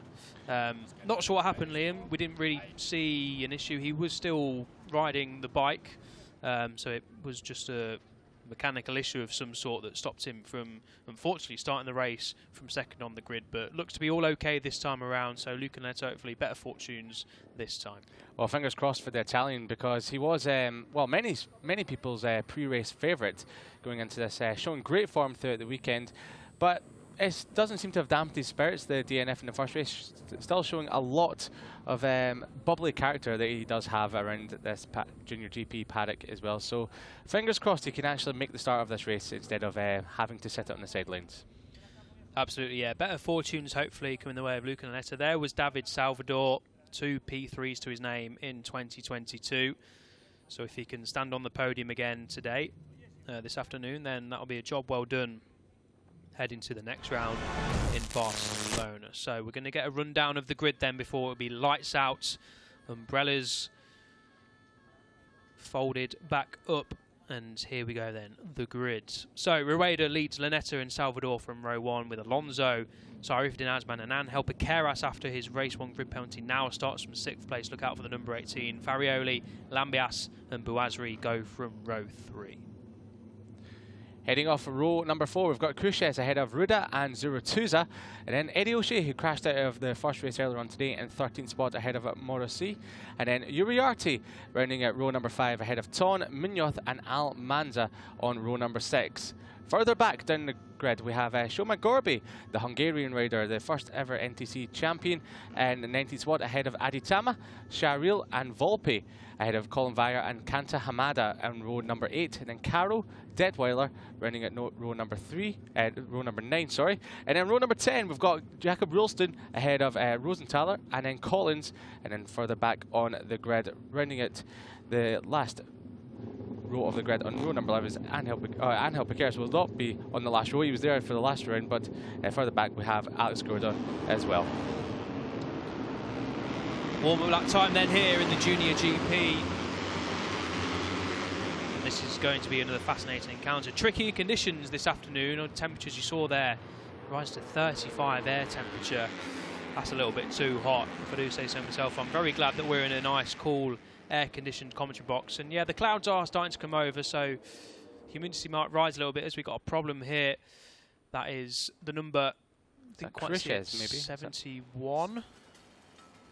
Couldn't quite see. It was on the AGR machine. So unfortunately for one of the AGR machines, it could be Torrin Collins possibly. That's an unfortunate circumstance for the Canadian rider further back. So yeah, much as what we saw with Luca Lunetta in race number 1, the rider not being able to start his bike coming from the grid, but we've just heard a bike powered down the pit lane, so fingers crossed whoever it was will be able to start from pit lane and get themselves into this race here. Yeah, I think it was Torrin Collins, the number 71 on the AGR bike. So yeah, we did hear rumble just then in pit lane. So hopefully that was Torrin Collins making his way to the end of pit lane so he can start the race. So not ideal for Torrin Collins, the Canadian, but hopefully he can get the race underway. There's the championship standings after 2 races in 2022. Alonso leads Bouazri, by a couple of points. So what's going to happen here, I wonder? Impossible to tell, as always in Junior GP, this Moto3 class. The riders warming up their bikes, warming up themselves, ready for an 18 lap race here in Valencia.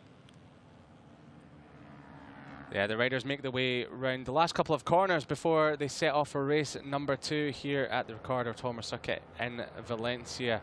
And as you say, Elliot, we're not sure what can happen here today. It's anyone's guess. As we saw in race number 1, it looked like, well, Angel Piqueras, who came from the back of the grid, yes, you heard that right, if you've missed race number 1, came from the back of the grid, and he was on course to take his first ever win in the class until David Alonso put a brilliant move on the Spanish rider into the final corner. So the Colombian taking the race win earlier on today. So there'll be much of the same coming in race number 2, you can imagine, and we hope there will be lots of it as well. Yeah, Piqueras, one to look out for sure. Came from the back of the grid and now starts in 6th. So his race automatically is a lot easier starting from the outside of the second row. So look out for the number 18, the number 99's teammate there, just at the back of his shot. Luca Lunetta, David Salvador going from row 1 with David Alonso, the race 1 winner in 4th place. So we're nearly underway here for race 2 in Junior GP. The lights will turn red, and then they'll go off and we are underway. It looks like a good start for Luca Lunetta. It looks like a good start for all of the front row. Not including David Salvador though. He got a little bit swamped there as the riders clicked up into 3rd and 4th gear. But it's going to be Rueda who leads the way on the number 99. Piqueras getting up to 2nd place. What a start. Lunetta just holding firm there in 3rd place. A couple of riders winning out there on the background. That was Jacob Ralston, number 12 bike. But it's Rueda leading the way from teammate Piqueras. Lunetta in 3rd place. I think that is Bouazri making his way up to 4th place. A great start there from Bouazri from 9th place on the grid, the former championship leader. Well, the good thing is for Piqueras this time round, he doesn't have to come from the back of the grid. He can just settle into a nice rhythm, even behind his teammate Rueda in the early stages of this race. But further back, there's a lot of barging and boring going through turn number 5 as the riders try and fan themselves out and get into position on this lap number 1. But as you said, Bouazri, your former championship leader, great start from 9th on the grid. He's now up into 4th spot, just behind Luca Lunetta, who has managed to get away this time round. The Italian is well and truly in the mix in the early stages. Yeah, David Salvador got an initial good launch, but then just got a little bit swamped there from the front row, but he's recovered well. He's in 5th place, I think, by the looks of it. Timing screen's not just caught up yet with the runners and riders, but it is Rueda from pole leading the way, the number 99 from teammate Angel Piqueras. Like we say, Luca Lunetta getting away well in 3rd place, and Bouazri, fantastic start from row 3 up into 4th place. A better start than he got last time around. Race 1 winner David Alonso, he's in 6th. That's Adrian Cruzes down there in around about 7th place, with David Salvador just ahead of them going from row 1. So that's David Salvador then up the inside of Bouazri at the final corner. Confirmation, no jump starts, good news. So lap 1 completed of 18, 17 to go. It's the 2 Team Australia Lithia riders leading over the line. Rueda from Piqueras. It looks like Piqueras is going to have the lead into turn 1. Is he? No, he's not. Rueda holds the inside line. That would be a long way around for Angel Piqueras. If he managed to make that one stick, it would have been impressive as well. But we've got some riders running off track further in the background as the riders fan themselves out. Do we have a move come from David Alonso? No, we don't. He just sticks in 6th spot behind Bouazri, but Salvador's been pushed back to 7th once again there. So he's very good at this part of the circuit as David Salvador, as we're seeing as he goes up the inside of Alonso, your race 1 winner. They've done a lot of that in race number 1 as well through this double right-hander of turns 4 and 5. So you can imagine there'll be lots more of the same in race number 2. Getting his elbows out, isn't he, David Salvador? Not the start he would have wanted from the front row. Just getting mired down in the pack a little bit, but he's getting aggressive on these opening couple of laps to claw his way back up. David Alonso just keeping his nose clean so far. Rueda just edging away slightly. He did this last lap as well, but the riders will manage to catch him back in, and that's a big crash there on the exit of turn 6. Thankfully, both of them are up on their feet. That's number 78 for Jacob Rosenthaler. Can't quite tell which of the Leopard bikes that is, but main thing is they are okay. Hopefully the marshals can get the 2 bikes cleared. Hopefully it was only them 2 involved, but yeah, nasty incident there then on the exit of turn 6 on lap 2, but riders okay, which is the main thing. It's the 2 Team Australia Galicia boys leading from the front. Rueda from Piqueras just edging slightly clear of Luca Netta, but nothing to worry about so far. The riders are just lying astern so far on this lap as we complete another lap here, and that's just one of the bikes getting wheeled away there. So Marshall doing a good job. It's Gordon and Rosenthaler involved there. Didn't quite see what happened. Yeah, I'm not sure what happened. Oh, we might have a weird play of it here. So, it's a big high side there for Rosenthaler. So unfortunately, Gordon had nowhere to go because of the stricken machine on the middle of the racetrack. But thankfully, both are walking away. A little bit angry was Gordon because, understandable as he had nowhere to go. But fastest lap of the race from your former championship leader, Tachikon Bouazri, in 3rd spot. So he's come into play in race number 2. A lovable character around this paddock is Bouazri, and well, you wouldn't expect much of him to get his elbows out, but he is a feisty young rider out on the racetrack. And as Piqueras, we saw this in race number 1, he was looking over his shoulder coming out of turn number 5, just seeing how big the group is, but what he didn't know until he looked over the shoulder is that him and Rueda have a slight gap, maybe a couple of tenths of a second over Bouazri. Piqueras is a real danger man here in this race. He's up into 2nd already. It didn't take him long for the back of the grid in race 1. But he's not had to work the tyres as much, he's not had to work himself as much either to get up into this position, so he's just sitting comfortably behind his teammate Rueda in these opening few laps. And yeah, these 2 guys look really strong. They're getting into a nice rhythm here are the 2 Australia Galicia 0-0 riders, but Bouazri setting the fast lap of the race, just eking his way up to the top 3 with David Alonso giving chase. Luca Naletta losing a few positions there on the last lap. I don't know if it was a mistake or he just got a little bit beaten up in the pack, not sure, but Luca Naletta then going from 3rd place down to around about 6th or 7th. If the riders complete another lap, that's David Alonso moving up to 3rd place now. So your race 1 winner and championship leader, of course, making moves. Yeah, in race number 1, he took a little bit of a while to get himself up to temperature, up into the groove. But as soon as he did, we know what happened there. Managing to come through the field. Do we have a change of lead here? No, I thought Piqueras was going to go around the outside of his teammate Rueda. He's had a look there a couple of times every single lap. So maybe he's trying something, or maybe just trying to get a good run out of turn number 1 into turn number 2. Lots of changes further back. That looked like Cruces up the inside of Lunetta into turn number 2, as we've got a follow. That is the number 42. Soma Gorbe down. Ah, Soma Gorbe. That's a shame. Very quick in Estoril. Had a bit more of a difficult weekend here in Valencia, but well, the Hungarian rider will be bouncing back for the next round in Barcelona in a few weeks' time. But here's a replay of it. Exit of the final corner. Yeah, it looks like another rider's involved there. Didn't quite see the first part of that, but yeah, Soma Gorbe up on his feet, the first ever Northern Talent Cup champion in 2020, learning his trade here in the Junior GP class. So yeah, unfortunate for the Hungarian, but he'll be back in action in Barcelona. But back at the front, it's still Piqueras chasing teammate Jose Rueda. Piqueras, yeah, turn 1, he's gone to the outside a couple of times, hasn't he? Maybe he's just sitting comfortably, doesn't want to overtake his teammate, his more experienced teammate at this early stage in the race so far. Just hanging in there, getting into a nice groove, no need to panic, in 2nd place, podium position, not being attacked from behind so far, although not sure how long that will last with David Alonso chasing him down now. But yeah, just sitting pretty is Piqueras behind teammate Rueda so far. Yes, indeed, but I don't know if he'll be wanting to sit there too comfortable at the moment, because Rueda is actually starting to just edge out a slight gap. It's still very small, but it's a little bit bigger than it was last lap. Let's check the lap times as we come across the line. Yeah, fastest lap of the race until it was just broken by Bouazri there. So a 41.3 by Bouazri and a 41.4 for your race leader Rueda. So it's very tight at the top. Oh, a few riders off track there. That was Favioli in the background there. So yeah, definitely taking some liberties with the track limits, some of the riders in the background.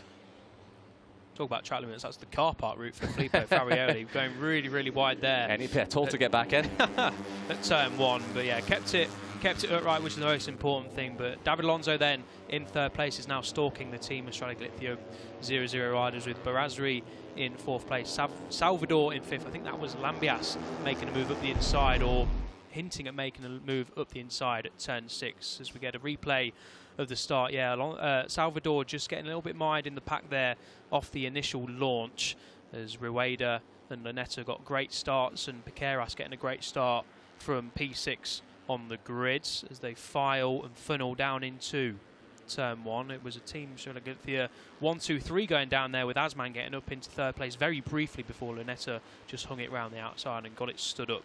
Some nice slow-mo replays here of the riders. Just looking out the commentary box window, I hope that isn't rain in the distance, Liam. It's a darkish cloud. I hope it's not. Yeah, it's been starting to get a little bit dark in the last lap or a couple of minutes here, so rain could be looming in, which will be havoc for everyone in the race. That's the last thing these riders will be wanting, will be rain to try and affect their race. But fingers crossed it stays away. It doesn't look too threatening at the moment, as we've got 13 laps to go. And is this David Alonso now taking the lead? Yes, it is. The winner of race number 1 is now setting his stall out and nearly runs a little bit wide there. Will Rueda come back at the Colombian, or will it be Piqueras? Yeah, it's Rueda, and Piqueras comes storming on through as well. Barazri still sitting there comfortably in 4th. David Salvador is still trying to make a few moves, but Alonso sets the fastest lap of the race. So there's still some time left in this race yet. Track conditions are improving. Maybe the cooler temperatures are just helping these riders and bikes find more of a groove. Yeah, for sure. I mean, I don't think it's rain, but the clouds are just dark enough to make me have a little bit of a worry. But we'll concentrate on the racing for now, and if the rain comes, then we'll have to deal with that if it does come. But hopefully it doesn't. But yeah, it looks like we've got, for another reason then. Looks like we've got a lead group. Well, it was a lead group of 8 back to Farioli in 9th, but looks like Farioli's just caught onto the back of Adrian Cruzes in 8th. So it's line astern. David Alonso led for a very brief amount of time before Rueda and Angel Piqueras bit back at turn 2. So this is looking like it's going to go down to the wire again. Another fantastic race on our hands here in the Junior GP. Oh, it's big high that's side. A big high side. Who is that? That is Lambias, yeah. Oh, huge high side there. I was just talking about the two Team Australia Galicia bikes. That was a massive high side coming out of turn 11 for Lambias. It looks like he was just about okay. That's about as big as it gets on these Moto3 bikes. Hopefully we'll see him walking away shortly, but yeah, a scary accident there on the exit of turn 11. A high side, you never want a high side. They're the ones that hurt the most. But yeah, it looks like he was just about okay. Can we see him?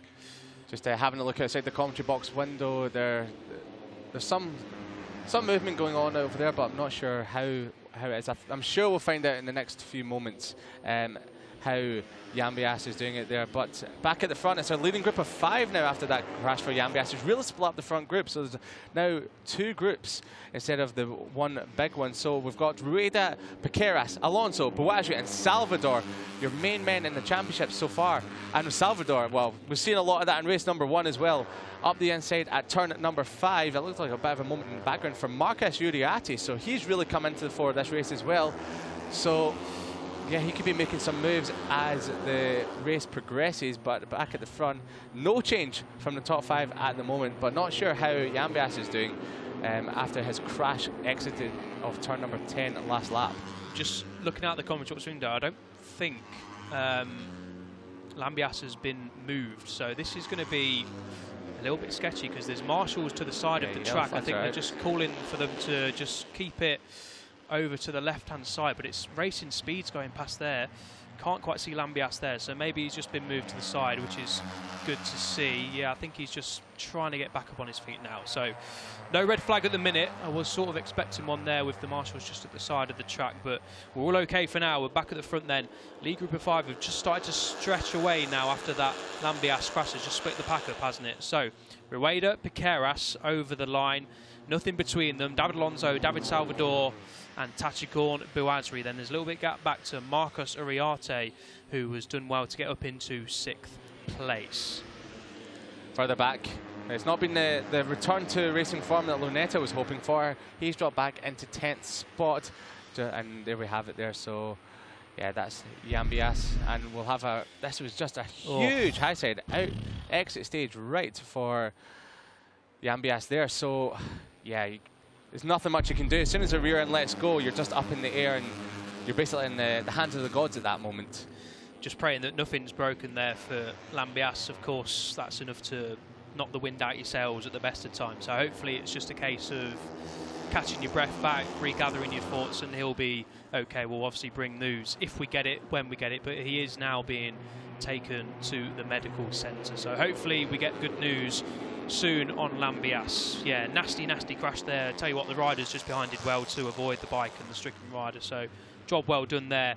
That was the live championship standing. So as things stand, Raider will retake the championship leads from David Alonso, but there's a long way to go here. 10.5 laps, plenty of action still to come, and it looks like Ariarte is just dragging Farioli and Asman along with him to join this lead group of 5 to make it a lead group of 8.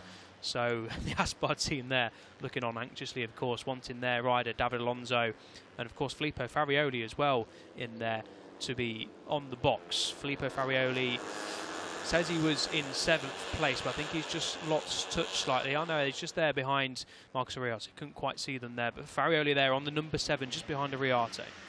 Yeah, Asman's putting in a good performance in this race as well. Sitting 8th, just comfortably sitting behind Farioli and Uriarte. So the number 63, the Malaysian, still well and truly in the mix for, well, a top 5 position potentially. He's not been dropped off the back of this like he was in race number 1. So the leading group of 5 that is now back up to a leading group of 8 after that crash for Yambia. So we have any one of these 8 riders that could potentially win this race. Buagi's dropped back into 5th ever so slightly. There's a little bit of a gap between himself and David Salvador, but that could have just been created by Salvador just pushing him out the way. You never know what's happening. Salvador does like to get his elbows out, especially through the tight turns here at the Ricardo Tormo circuit in Valencia.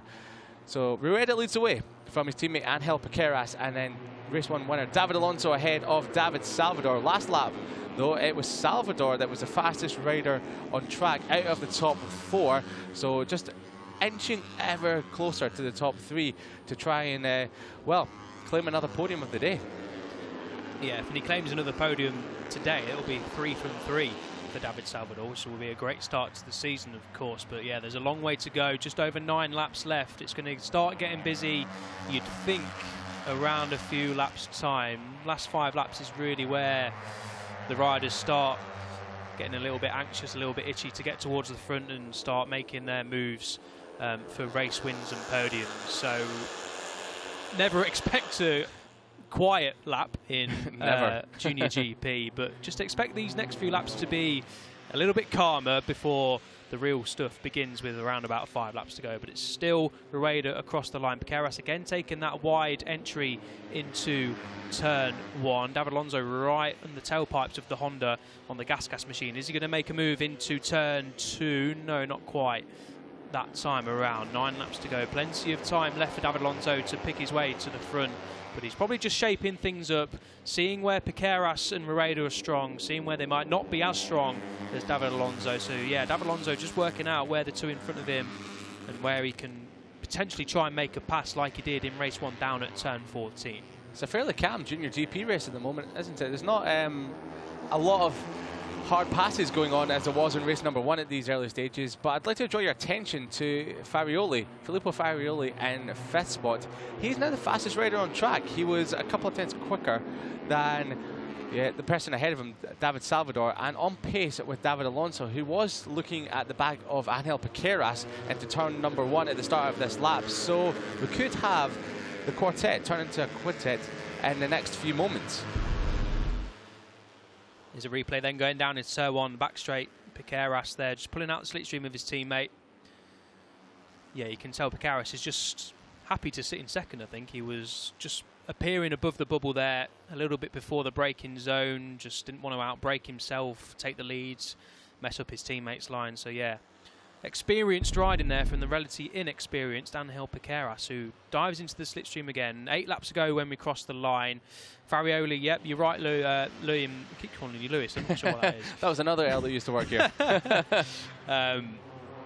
But now we see Piqueras has taken the lead, so 8 laps to go. Thought it would be a little bit later when riders starting to make their moves, but just proves how wrong I am. Is Rueda going to fight straight back? No, he's not. Just takes it nice, cool, calm, and collected into turn 2. But it's still a team of Strela Galicia 1-2, but now it's Piqueras leading the way from Rueda. Oh, I think the camera angle just... Well, he might go for a move here into turn number 5, so you might not be wrong there. He does, so he retakes the lead. So you were half right there, Elliot. He does go for a move eventually, but a turn later.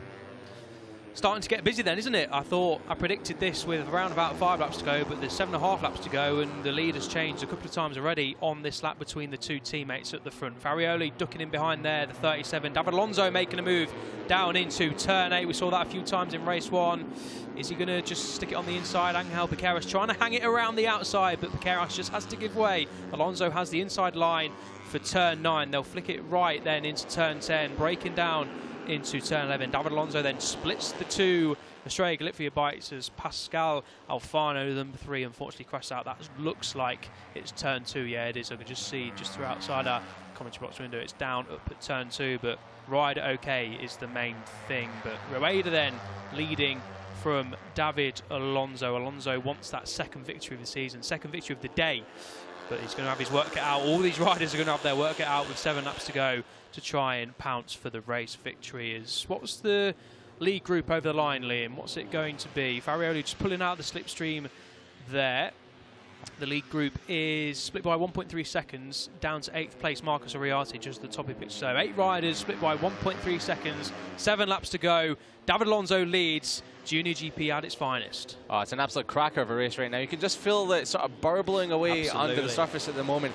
It's not quite elbow-to-elbow action, pass wherever you can at the moment. The passes have been sort of thought out very carefully at the moment, but there's still 7 laps to go. With about 3 or 4 laps to go, that's when it all changes here in Junior GP. So it's going to be a cracking end to this race with 8 riders in this leading group. But the top 6, however, do look like they're making a bit of a break. There's a change for Farioli up into 5th ahead of David Salvador. He pushed him further back. So Salvador, I thought would be not getting beaten up so much in this race, especially in the first race when he was doing all of the beating up instead of receiving it. But maybe he's just playing his cards close to his chest at the moment, just waiting for the last few laps, and then he will really let loose on the top 5. Yeah, still 6.5 laps to go, so it's getting towards the time where you need to start making moves, but no time to panic yet. Farioli doing a good job here to pick his way up into 4th place. We saw him take the lead, didn't we, in race 1, and then unfortunately crash out at turn 4. Nasty little high side that also took out David Almanza, who is down in 12th place at the minute. So yeah, Farioli doing well here. He wants to make amends for his mistake in the opening race. It looks like, no, not quite. Thought he was going to make his way up to 3rd place. Not this time around, but Farioli, a man on the move, the number 7 there. 6 laps to go. Oh, I thought that was Asman just getting a little bit wide there. Nearly on the grass was Asman, the number 63 on the Sick Racing blue and black machine, as David Alonso takes the lead then from Rueda. David Alonso leads again, but Rueda there getting a fantastic run out of turn 1. Is he going to make a move up into turn 2? No, not quite.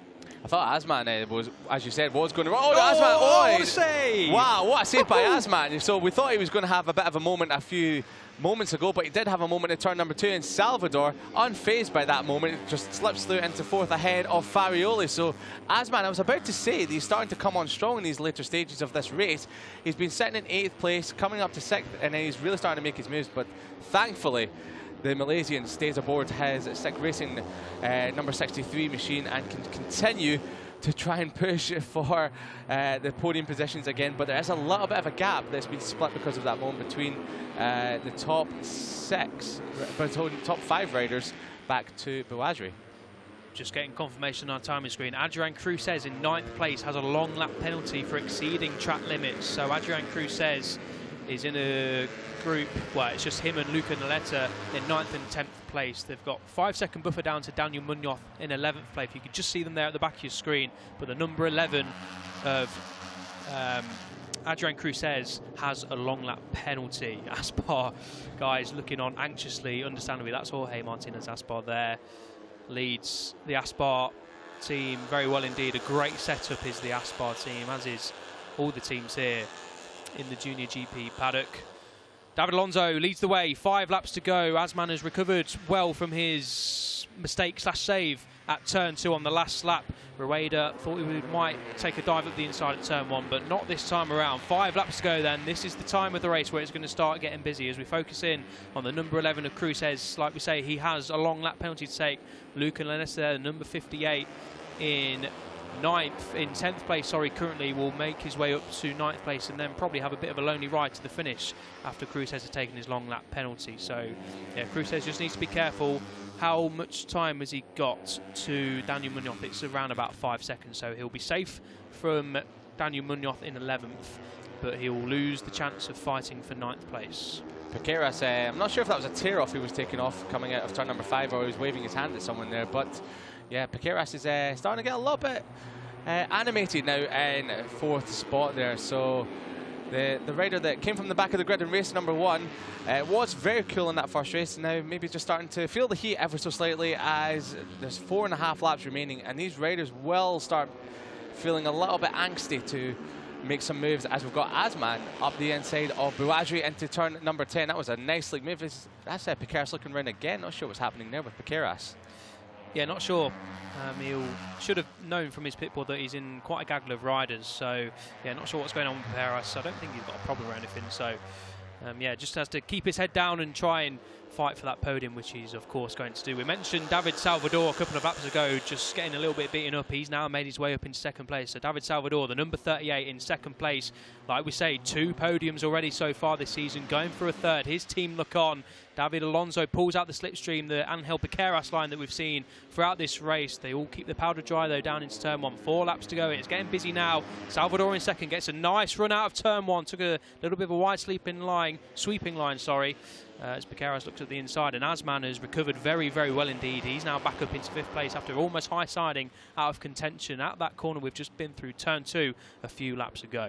Yeah, that moment a few laps ago was really unfazed Asman, so he is just showing a good amount of form in these last few laps, coming through the field and, well, putting himself in prime position for an attack on the podium spot. Now, I thought I saw something hanging off Piqueras' bike a little bit, but whatever it was I thought I saw must be gone now because I can't see it anymore. So, 3.5 laps remaining. Rueda leads the way ahead of Salvador as they make the way into left-hander at the end of the back straight. David Alonso sitting there pretty, as he did in race number 1 before he pounced on the last lap to take the win. And then Angel Piqueras, Farioli, who's been in the wars a little bit in the last few laps. Have we got a move coming here from Piqueras? No, we don't. He's just sitting there at the moment. We're actually still in 7th, and Uriarte, who's been a little bit quiet in the back of this group at the moment. I'm not sure if there was a little bit of a moment there for Lunetta as well, and we had Cruces taking his long lap penalty there, so he comes out behind Lunetta in 10th spot, well ahead of Daniel Munoz. So that's a very safe ride for Cruces with only 3 laps remaining as across the line now. 3 laps to go then, and this is where it gets tasty. The business end of the race, this is where we're going to start seeing a lot of the moves take place. David Alonso pulls out the slipstream there. Angel Piqueras in 3rd place. David Salvador has now slipped down to 4th place, but it's still Rueda leading the way. He's led the way now for several laps now, looking very comfortable. Is Rueda hasn't managed to break clear. We see that all too often in the Junior GP class and Motor 3 classes. Piqueras makes his way back up to 2nd place. He'd slipped down to 4th place briefly for a couple of laps, but now he's regathered his thoughts, regathered his pace. Is Alonso going to repay him? No, not quite that time around into turn 4. But Piqueras then back up into 2nd place. David Salvador up the inside of David Alonso at turn 5. We saw that from Salvador in race 1, didn't we? Making a move out of not very much at turn 5. We don't see it all too often. It's not the most popular passing move, but Salvador is making it work for him. Warning for track limits for Xabi Turatuza. He's down in 12th place.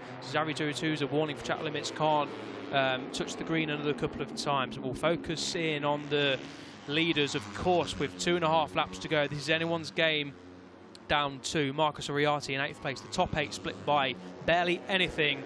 Anyone's game here in Junior GP Race 2. What a fantastic fight again we've got on our hands. Junior GP is absolutely at its finest here in race number 2 in Valencia. Now the Estrella Galicia boys are starting to pull a bit of a gap ahead of David Salvador. Have they been coy in saving their tyres just ever so slightly? Rueda and Piqueras were leading the way for much of this race before the rest of the group started to make moves on them, sort of mess them up ever so slightly, but now that they're back in the front, there's a little bit of a gap. There'll be 2 laps to go as we cross the start-finish line. It is Rueda from Piqueras, a bit of a gap back. That's 0.3 of a second back to David Salvador. David Alonso, race 1 winner in 4th, and Farioli, number 7. And Farioli takes, wow, what a move that was from Farioli. Runs a little bit deep nearly. Asman has a bit of a moment coming out of turn number 1, but Farioli up to 3rd. Salvador late in the brakes, can't make a stick, but we've nearly got a change of the lead. I thought that was Piqueras up the inside of Rueda.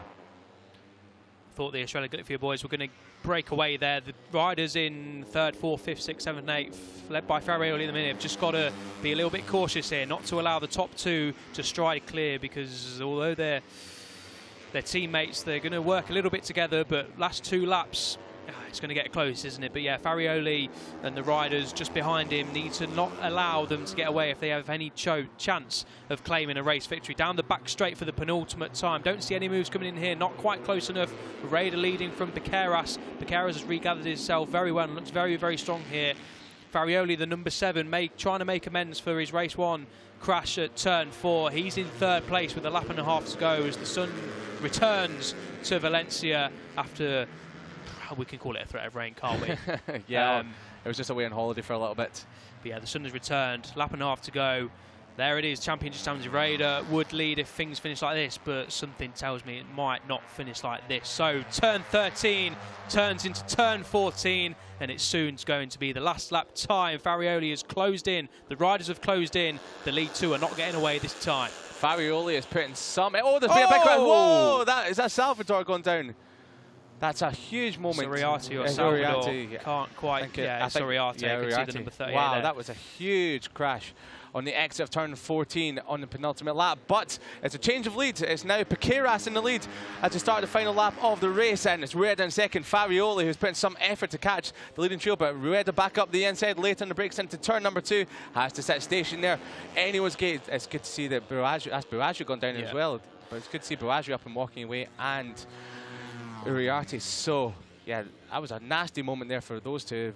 So as they're back up at the feet, that's good to see. Here we go again. Yeah, what happened? Bouraju. So Bouraju, yeah, loses the rear end, and unfortunately for Uriarte, he had nowhere to go but to collect the stricken Honda machine. So, back at the front, where are the leaders? Here they are then. It's still Rueda. It's leading from Farioli, from Piqueras, shaping up for a move. Farioli shaping up for a move. Not quite close enough. It was David Alonso going to make it move into 3rd place. A little bit of contact there between Alonso and Piqueras, but Alonso safe through into 3rd place. Rueda then leading the way, coming into the last couple of sectors. This is a popular passing move. Turn 10 and then turn 11. This one here. No such moves coming now though, Liam. Not at all, but there will be some moves coming into the final corner. Only 3 corners to go.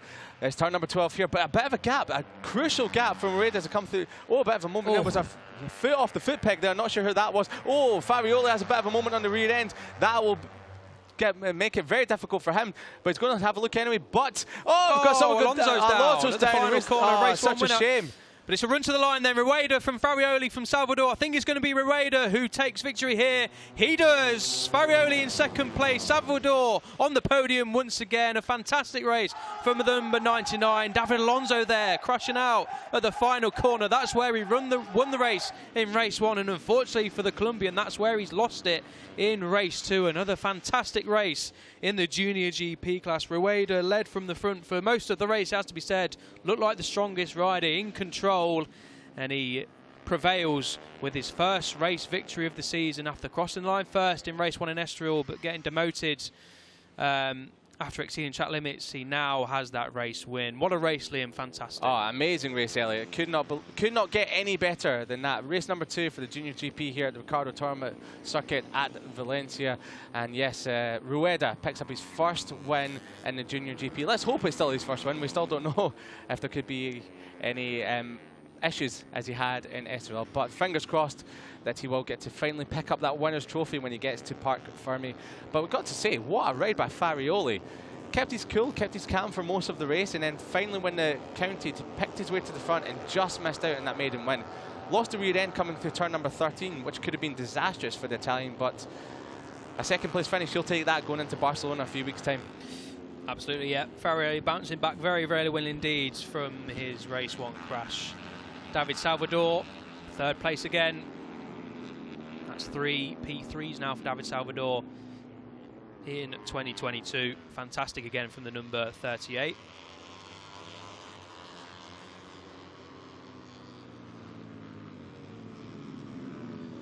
Looks like from our timing screens, David Alonso did actually finish the race. Yeah, there he is, coming on our screens. It looks like David Alonso crossed the line in 7th place, which, after crashing at the final corner, here it is then. Let's have a replay. So, David Alonso just losing the front there down into the final corner, but looks like if he can pick the bike up, which he does, keeps the engine running, which is the most important thing. Didn't quite catch there if he'd got it running and got it back stood up, but if our timing screens are to be believed, which they should be, then David Alonso crossed the line in 7th place. So from crashing out of the final corner to cross the line in 7th place, you've got to say that's about as good as you can hope for if you're David Alonso. So he'll be disappointed, of course. He'll relinquish the championship lead.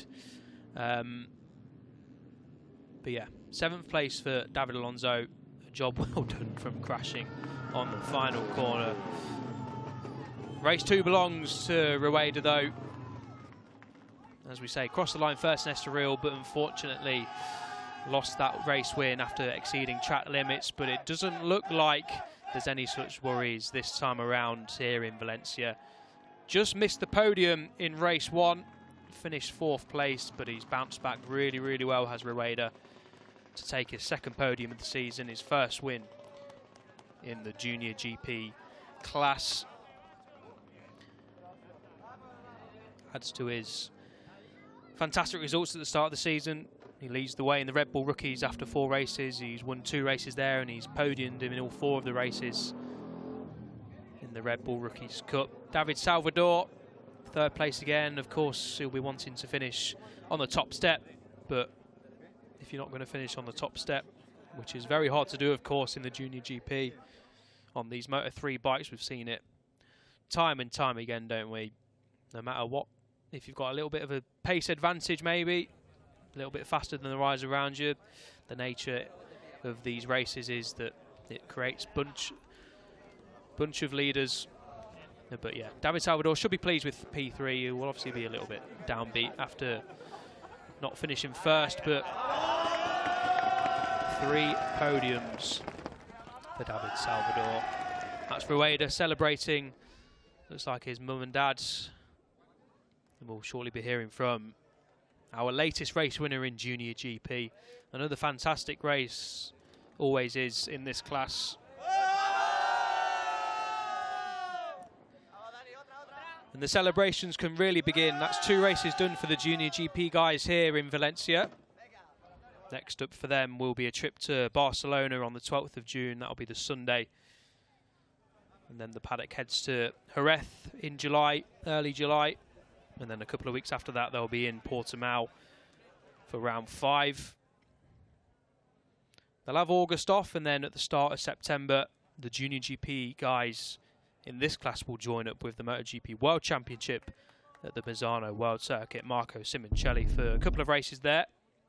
And then the season will end with Aragon and Valencia in October. Now then, this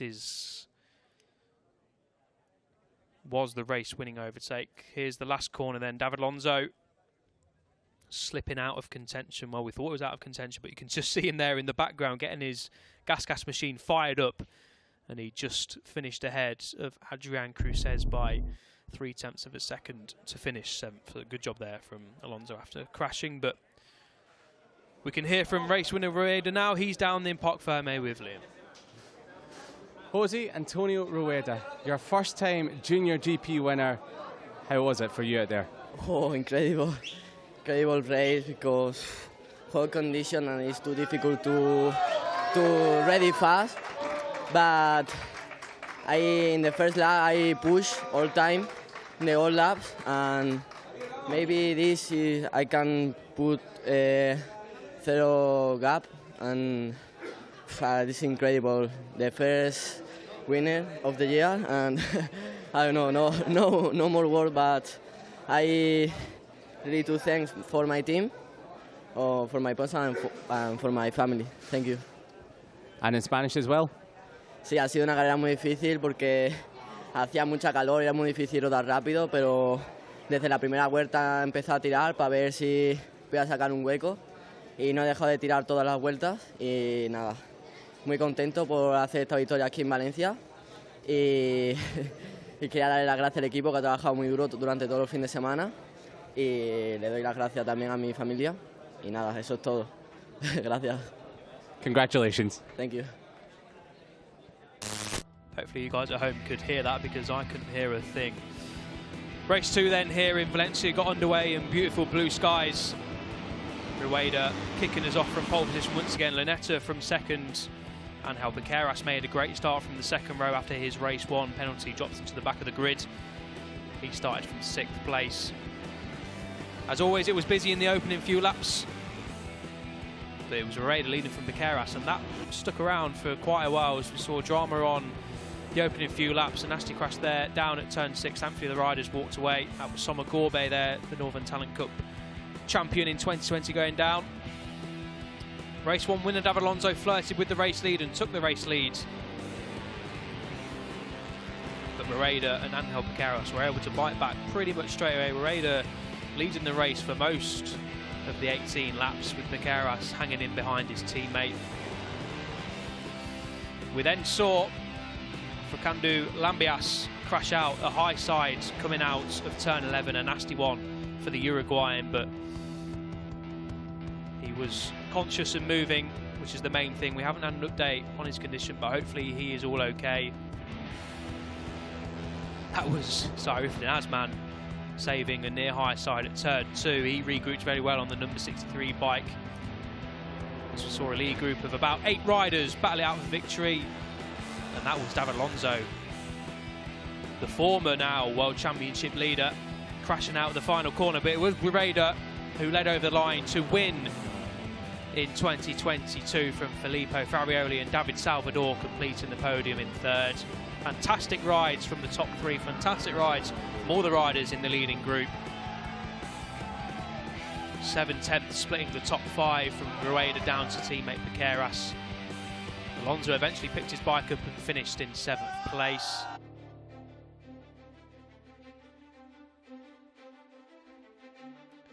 As we get a rundown of the results then, Rueda from Farioli and Salvador is your podium. Asman finished 4th ahead of Piqueras. Luca Lunetta was 6th ahead of David Alonso, the crasher at the final corner.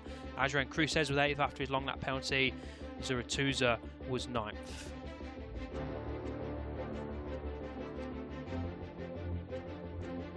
David Almanza was 10th ahead of Daniel Munoz. Eddie O'Shea in 12th ahead of Marcos Ruda. Daniel Shariel and Arbi Aditama completing the point scorers in race 2 here in Valencia.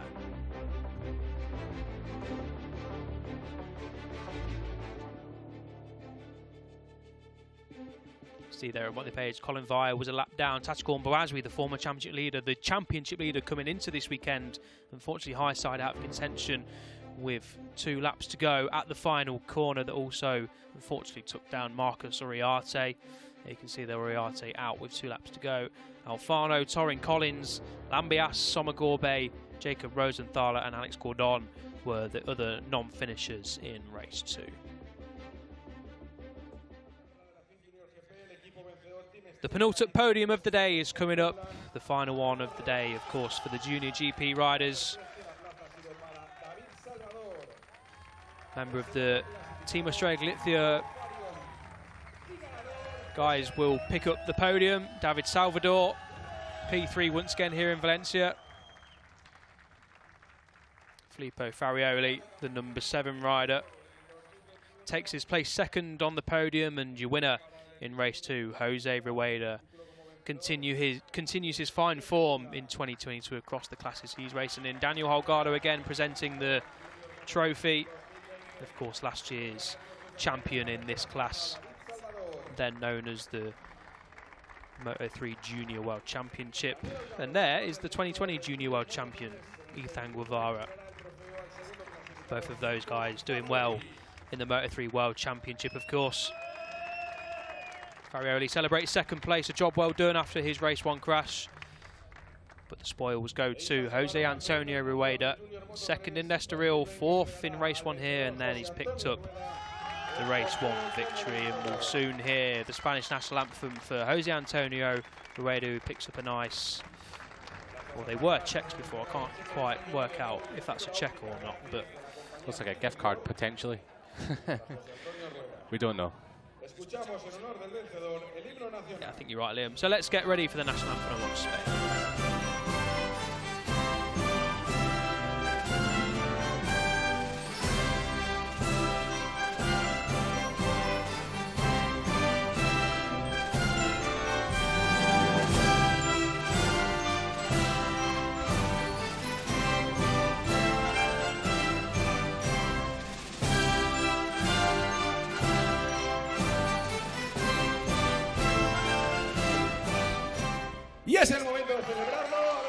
The first win of the season for Jose Antonio Rueda.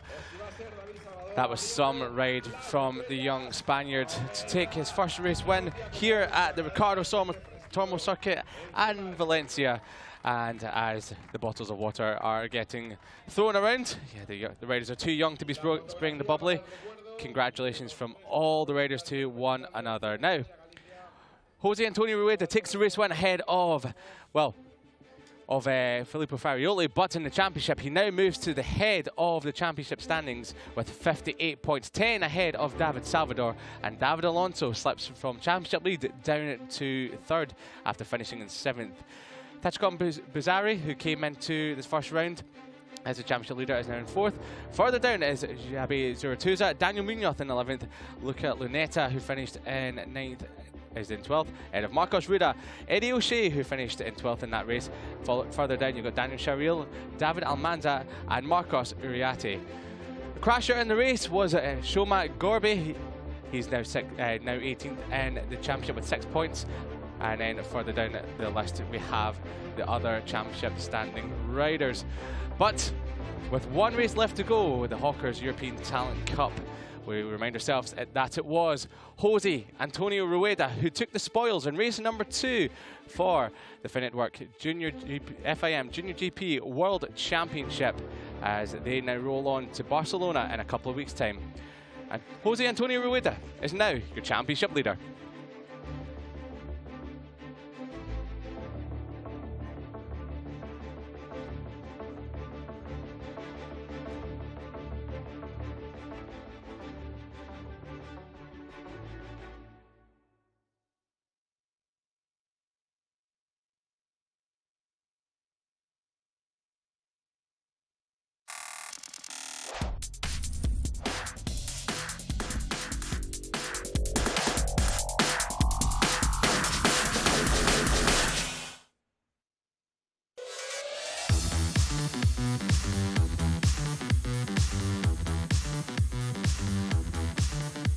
Four kilometers of the Circuito Ricardo Tormo circuit in Valencia, 2.9 miles, constructed in 1999. It has been a staple of the MotoGP World Championship and season finale for many years. 9 left-hand corners, 5 right. You weave and you wind your way through this amphitheatre here in Valencia, a fantastic circuit that produces great racing for the European Talent Cup, which is coming up next. So as we get ourselves ready for the Hawkers European Talent Cup, the final race of the day, race number 2. And will we see it be 4 wins out of 4 for Joel Esteban? Well, in a matter of moments, we will find out what the results will be here at Valencia. So the riders make the way around the grid and toward the start-finish line to set up themselves before they get underway for this 17-lap European Talent Cup race. The sun is still shining here in Valencia. It's been out all day. The track is warmed up nicely for this track action to come to crescendo here in Valencia. Here's what happened in race 1 then earlier on today. Joel Esteban leading from pole position, but it was Brian Uriarte who got the whole shot, but Joel Esteban, the number 78 rider, didn't allow Brian Uriarte to lead for long. He got up the inside at turn 2 and led from the front. Maximo Martinez was in the fight as well. That's Casey O'Gorman on the number 67 Vision Track Michael Laverty led bike. Al Sahuti there, unfortunately crashing out after a mechanical problem with his Leopard Honda. And then we saw a crash for Dodo Boggio. That unfortunately brought out the red flags. Hopefully we see Dodo Boggio out for race 2 here this afternoon. But on the restart, it was a 5-lap dash for the European Talent Cup riders. Joel Esteban, Brian Ariarte and Max Martinez, the top 3 are there. For Max Martinez, unfortunately, encountered a mechanical issue with his machine. You can see here just holding his hand up and pulling up to the side. He did get going for another couple of laps, but unfortunately the number 28, the reigning champion, of course, he had to pull into the pit lane with a few laps to go. So another DNF for Max Martinez, an unfortunate way to kickstart his championship defence. Back at the front, Ariarte led from Joel Esteban. Rico Salmello, who started from the back of the grid in the initial race, was up into the podium fight after restarting from 6th place after great work in the open exchanges. Guido Pini there as well in the fight for victory, the Italian. It all came down to the last corner, and that was Joel Esteban holding firm and getting it pinned down the straight to take the checkered flag in P1 for the 3rd time this season. 3 wins from 3, 2 in Estoril, 1 in Valencia. There's 1 more coming up today at the Circuit Ricardo Tormo. Can anyone beat Joel Esteban, dominant rider in the Hawkers European Talent Cup so far?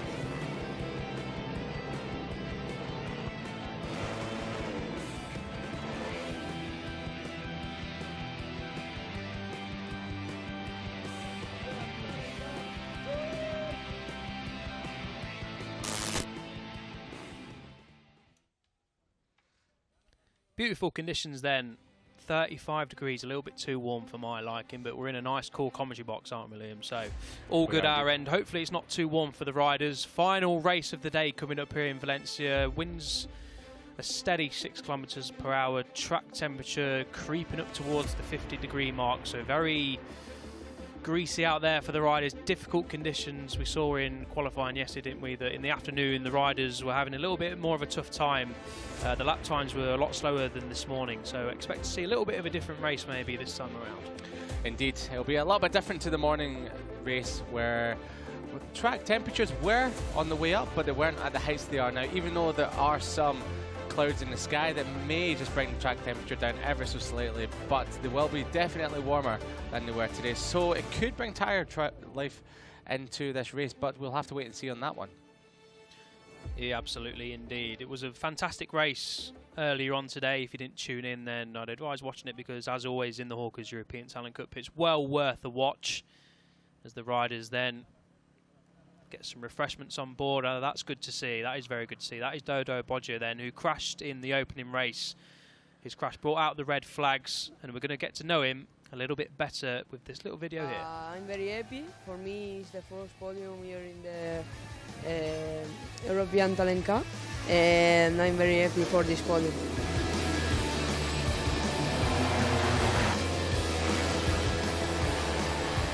The second race, I do an error, I crash.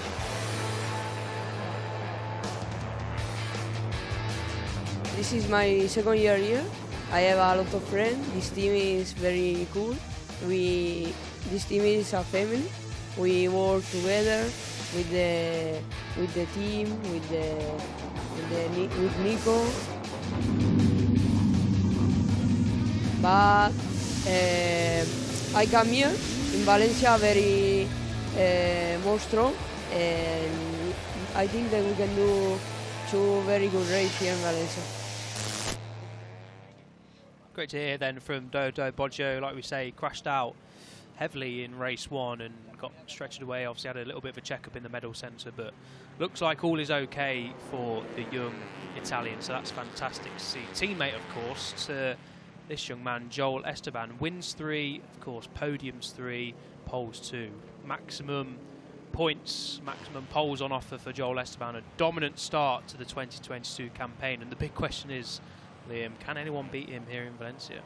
Well, it's going to be a tough ask for everyone, because not only has Joel Esteban proven that he can race by leading away, dominating the race, but he can also do it in a fight as well. So there's nothing that he can't bring to the table that has any weakness so far.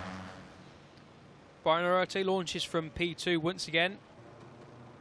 He was on the podium, of course, early on today. His second place finish, his first points of the season after that double DNF in Estoril. So yeah, good start here in Valencia. He'll be hoping to at least back that up with another podium today. This afternoon he was 4th overall last year, so comes in as one of the pre-title favourites, pre-championship favourites.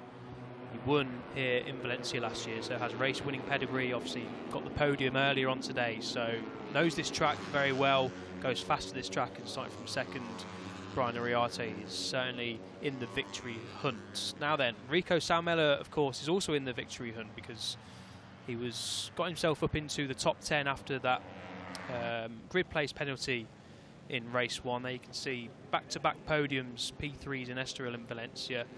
The red flag helped Rico Salmela to get into the podium fight, didn't it? We'd never like to see a red flag, but Rico Salmela, it was good for him to start from 6th place.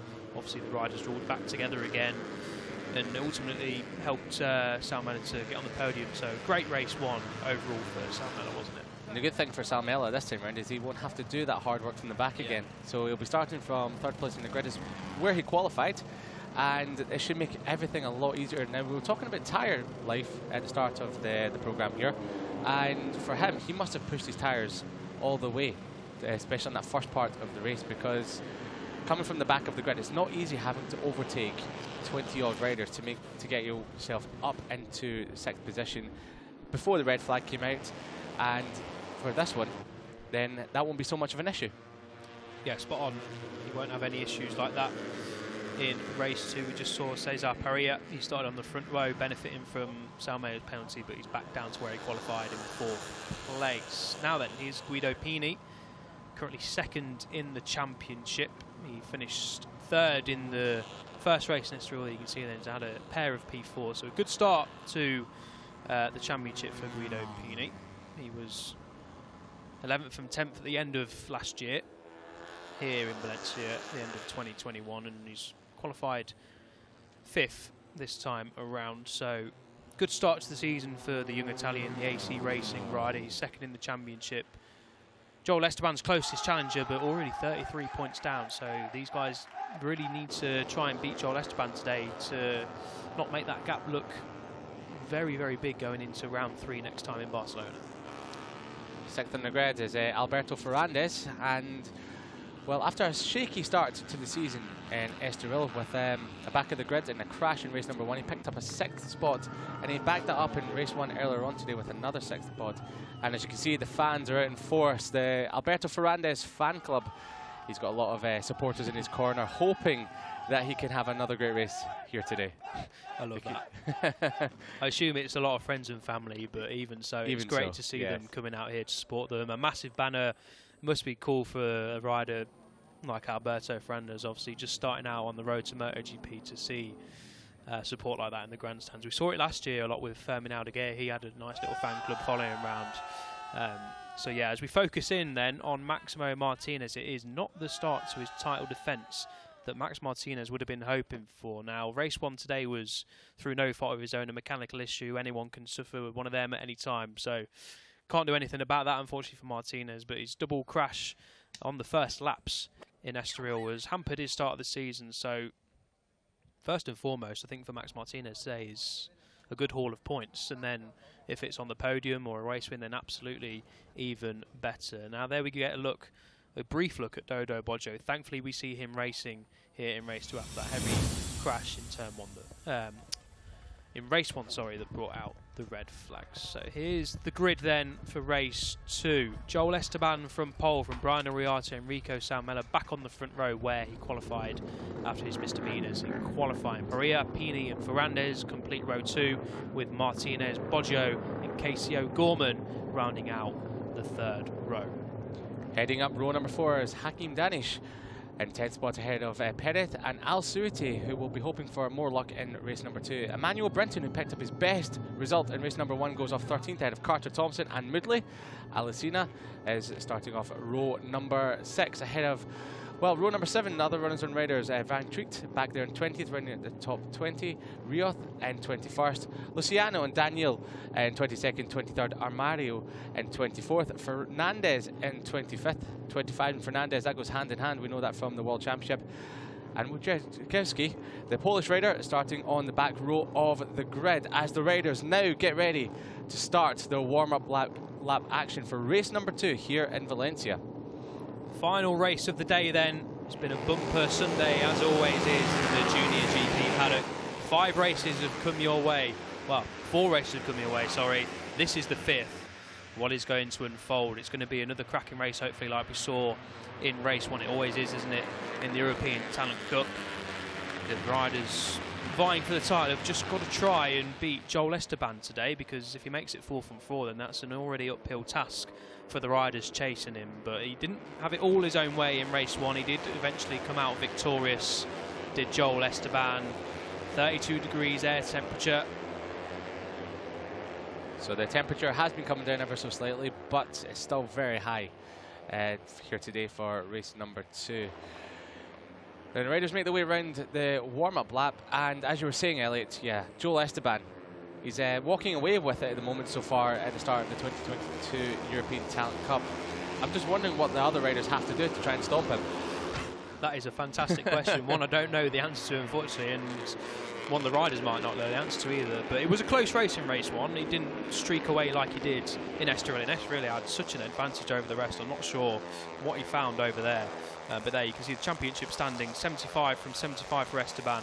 Pini in second, 33 points adrift. But yeah, he's not got quite the same advantage here in Valencia. It's a track that the riders know better than they do Estoril, because they've been here a lot more before in the past. So it's going to be interesting to see what that number 78 can do. Starting from pole position again, can anyone beat him and stop him from making it 4 from 4? We'll find out very soon indeed. Well, the riders make their way around the final part of this warm-up lap, and then we will get underway for the Hawkers European Talent Cup, race number 2. 17 laps of heated action. It is to be said out there. It's one of the most exciting races of the day. It's one of the most exciting races of any series, to be fair, is the European Talent Cup. Some of the biggest and brightest stars make their way into this series as they put a foot on the ladder on the road to MotoGP. Can we see some of them in MotoGP in the not too distant future? Well, there's a few of them on this grid that we will definitely have to keep an eye out for. Time will tell in that regard for sure. Valentino Rossi, the Grazie Valley sign, looking over him as we get set for the final race of the day. The final riders just making their way up to their grid slots. Rico Salmela just parking up in P6 instead of P3. Will shortly be underway. The final riders there just pulling up to their grid slots. Green flag will wave in the background, the red flag will be removed, and we will shortly be underway for the final race of the day. Engines up, lights on, and we will soon be underway here in the Hawkers European Talent Cup race 2. It's another great start from Brian Oriate on the number 51 bike. He will surely get the whole shot from second on the grid. A fantastic launch. Will Joel Esteban be able to keep P2 from Rico Salmela? It looks like he will be. The number 27 not quite close enough. So Esteban comes into turn 1 in second place. Brian Oriate getting the launch. A couple of riders there winning wide, but it's going to be Brian Oriate. A little bit squiggy on the brakes, but keeps it all under control for now. Oriate leads. Another great start there for Max Martinez. Coming from 7th on the grid, he's now up to 4th spot early doors. So he's putting himself in prime spot to challenge for a podium position. Fingers crossed he can make it to the flag this time without that DNF in race number 1. Hakim Danish, another great start as well. He's gone from 10th in the grid up into 5th as they make their way round up towards turn number 6. So some fantastic and quick starters coming thick and fast throughout the field. So running on the green there was Max Martinez, I believe. So you don't want to be doing that too many times. Just a reminder, if you do that 3 times, you get a warning, and if you do it 5 times, you'll be given a long lap penalty, which will completely ruin your race. Solid start then for Max Martinez up into 4th from 7th on the grid. He started race 4 3 for race 2. Now then, rounding turn 11 for the first time in this race. Oriate leading from Esteban. Rico Salmela is there. Max Martinez is there. As we round then Turn 13 for the first time over the crest of the hill. This is where the action can be won or lost on the final laps. 17 laps to go, soon to be 16. There's Max Martinez then making up a move to the inside of Rico Samalo. As we complete lap 1, Joel Esteban runs wide there. I think he ran wide at the exit of turn 6 as well. So just got to be careful there as Joel Esteban in these opening few laps. Yeah, it looked like a bit of a moment for one of the riders further back. Not quite sure who that was, but 4 abreast as they come across the lane. Is it going to be Max Martinez, your champion from last year, leading into turn 1? Yes, it is, but will he run wide? A few of them running on the green there. That was Brian Uriarte, but your championship leader, Joel Esteban, looking up the inside, but not making it stick. He slots nicely into second. So there's lots of action, thick and fast throughout the field as we look further down the grid, and Casey O'Gorman's made a solid start as well as Joel Esteban makes another pass. So once he gets back again comes Max Martinez. It's champion versus championship leader so far in the early stages of race number 2 in the European Talent Cup, with Brian Uriarte making sure that he doesn't get left behind by the championship leader as he's back up into second. Now there's so far this race, Elliot, there's been a lot of riders running into the green. Yeah, we'll keep an eye on that for you. We'll get it pop up on our time screens if we get any warnings or any long lap penalties come in the rider's way. But Max Martinez means business here, doesn't he? He knows that he's lost a lot of ground already, 75 points to the current race leader, the current championship leader, as Samuel just flirts at the inside, not quite this time around. Yeah, Max Martinez knows that he has to get a solid point scoring ride here. He cannot walk away from the opening 2 rounds with 4 DNFs or 4 no scores. So Max Martinez, first and foremost, like we said on the grid, get a decent haul of points and then build from there. But he means business in race 2. A rapid start from the 3rd row of the grid, already up into 3rd. He's led the race briefly, but Joel Esteban, like he did in race 1, isn't allowing anyone to have the race lead for long. Yeah, that's the sign of someone that's filled with confidence if a rider can lead the way. And as soon as someone comes up there inside, they retaliate straight away. As we see with Brian Uriarte, a little bit of elbow-to-elbow action as they come down the straight there. Nothing too untoward at the moment. And Max Martinez just says, thank you, boys, I'll have a bit of that, and rides around the outside of Uriarte into second. Will he go for a move on Esteban? Yes, he will. Absolutely, so that's a back end kicking out, sliding it into turn number 2. That was beautifully done there. Has he held it? Yes, he has. So Max Martinez doesn't take 1 rider, he takes 2 in the space of 2 corners. But Esteban fighting back immediately like he did last lap, and Martinez is having none of it as he goes in turn number 5 and fights straight back again. So this is great action so far in the European Talent Cup, and it's only lap 3. That was copy and paste from the previous lap, wasn't it? Max Martinez getting up the inside at turn 2. Esteban reacting at turn 4 straight away there. Martinez getting back at the inside at turn 5. Fantastic stuff. 15 laps to go, remember. A long, long way to go, and it's already getting feisty here in the Hawkers European Talent Cup. So fantastic racing. Max Martinez then leads the way. We said he means business. He really does. He's obviously got the pace here to lead the race. Can he convert this into a podium, a first podium of the year, would you believe it or not? That is the 67 of Casey O'Gorman getting busy as well. Down in the lower ends of the top 10. He was 8th across the line. So Casey O'Gorman, the number 67, going well once again, the Irishman. Yeah, he's been having a fantastic opening start to the 2022 campaign as he competes in the Red Bull Rookies Cup. Oh, that's a moment. That was Danish. Danish, wow. You never want to lose the back end coming through that corner, and thankfully Hakim Danish did hold on to that there. But yeah, Casey O'Gorman, great start to the 2022 campaign so far. A 4th place in Estoril last time out, and another great result earlier on today in race number 1. So yeah, the Irishman definitely showing his prowess in the European Talent Cup as the riders fan out across the straight into turn number 1 as we start another lap, and it's your championship leader Joel Esteban who retakes the lead ahead of Uriarte, and Max Martinez slots into 3rd with one of the riders, Ferrandez, running out onto the green as well there. Slipstream City down the front straight, 0.8 kilometres long of course. Plenty of time for these guys to get up into the slipstream, use it to their advantage, pull out and try and make a pass. And that's exactly what Joel Esteban and Brian Uriarte did on Max Martinez. We're going to see the lead change a few times, aren't we, between now and the end of the race. We get a warning for number 54. That is Alberto Ferrandez. We saw him run wide at turn 1. He's already got a track limits warning. So with 14 laps to go, he cannot make that move onto the green paint twice. He might have already done it there on the exit turn 6. I think he did actually. Wide, so we'll keep an eye on that for you, of course. Ferrandez just 7th place across the line in that second group of riders chasing down these quintet there. They've just lost touch slightly.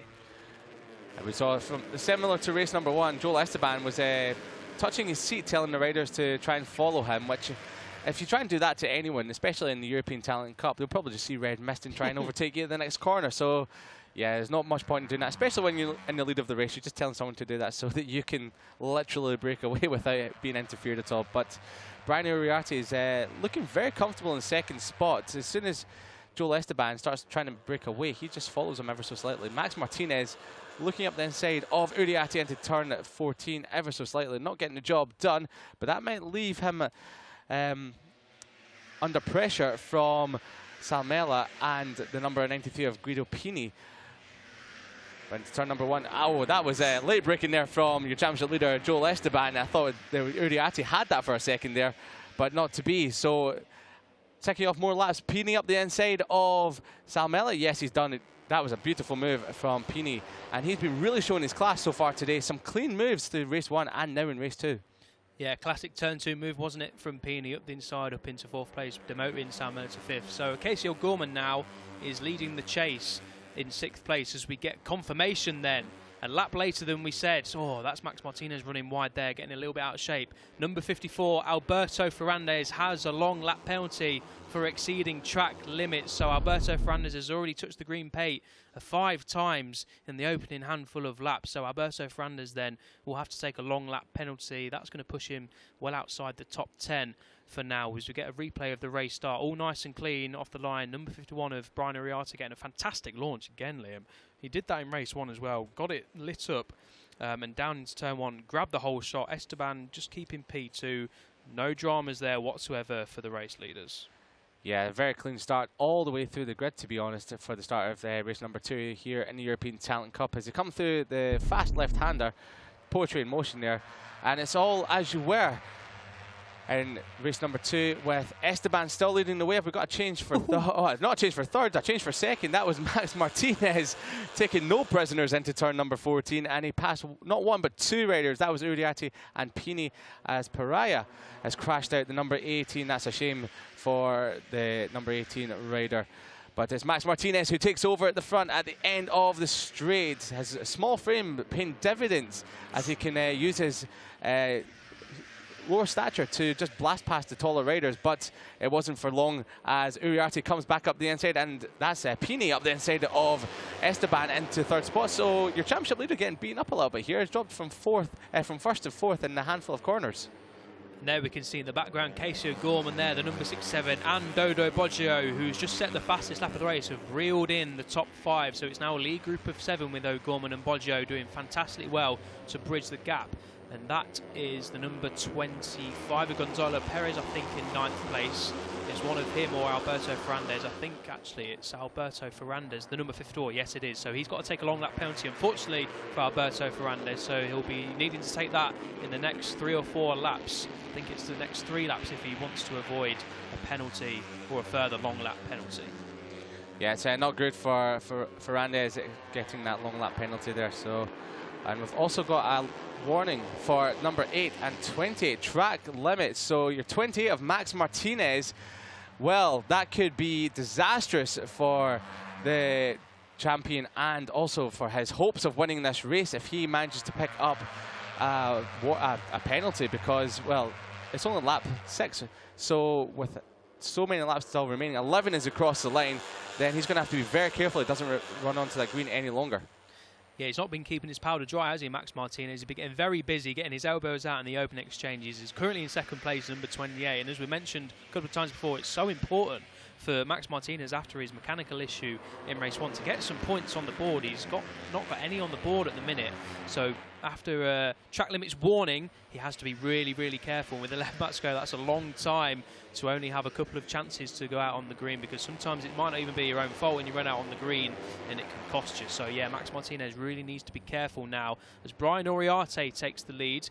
Casey O'Gorman there in the background getting up the inside of Dodo Boggio. Alberto Ferrandez is yet to take his long lap penalty. We're just getting confirmation of it on our screens again. So the number 54, Alberto Ferrandez, the purple bike in the background. He's just looked behind him, so he's probably just checking how much of a gap he's got. So it might be that he takes it this time around. Look out for that at the back of your screen, the number 54. There's confirmation. Maximo Martinez, number 28. Track limits warning. Yeah, not good for Max Martinez there, because as we were talking about, yeah, it could be disastrous for his chances in this race. But leading group of 8 here, but it will be a leading group of 7 as soon as Ferrandis, which is there he is. Yeah, taking his long lap penalty now, so that'll drop him well off the back of the leading group, probably into the second group. It has done. Oh, it comes out and it's a little bit fraught and fighting there, so he drops into the mid-pack of the second group there. That's probably around about 13th or 14th spot. So that's a shame for Ferrandis, who does have pace. We've got a follower there. That looks like it might be the exit of... I'm not sure who that could be. Is that Roosh Moodley, number 21? I think it could be, yeah, judging from the levers. Yeah, I think that's Roosh Moodley, the South African, who's unfortunately crashed out. Good to see him back on his feet. But yeah, Roosh Moodley, the South African, then the Finetwork junior rider, has unfortunately crashed out of contention. 4 abreast is it into turn 1. Joel Esteban making the most of that, and he takes the lead into turn 1 with 10 laps to go. This is excellent racing. Joel Esteban had been a little bit quiet for a couple of laps, but just settled down and has now retaken lead where he has so often been today, and of course in Estoril as well. Bit of a moment there for Casey O'Gorman in 6th spot there. They didn't lose too much time, but yeah, you don't want to be having any rear end slides, especially coming out of turn 2 when you're in the mid-pack, so it could be absolutely horrible if that goes all wrong there. But yeah, there's a lot of bumping and boring going on throughout the field. I saw in the background some more track limits warning potentially coming our way with some riders running onto green. Is that Guido Pini running onto the green as well? Yes, so that's not the first time that he's done that. Casey O'Gorman lining up a move on Salmela, but is it Uriarte lining up a move on Esteban? No, it's quite. But once again, as we've seen so far in this race quite a lot, Uriarte, when Esteban is in front of him, is just very happy to sit on his rear tyre, not making any moves, just sizing him up, happy to sit there for the last few laps of the race.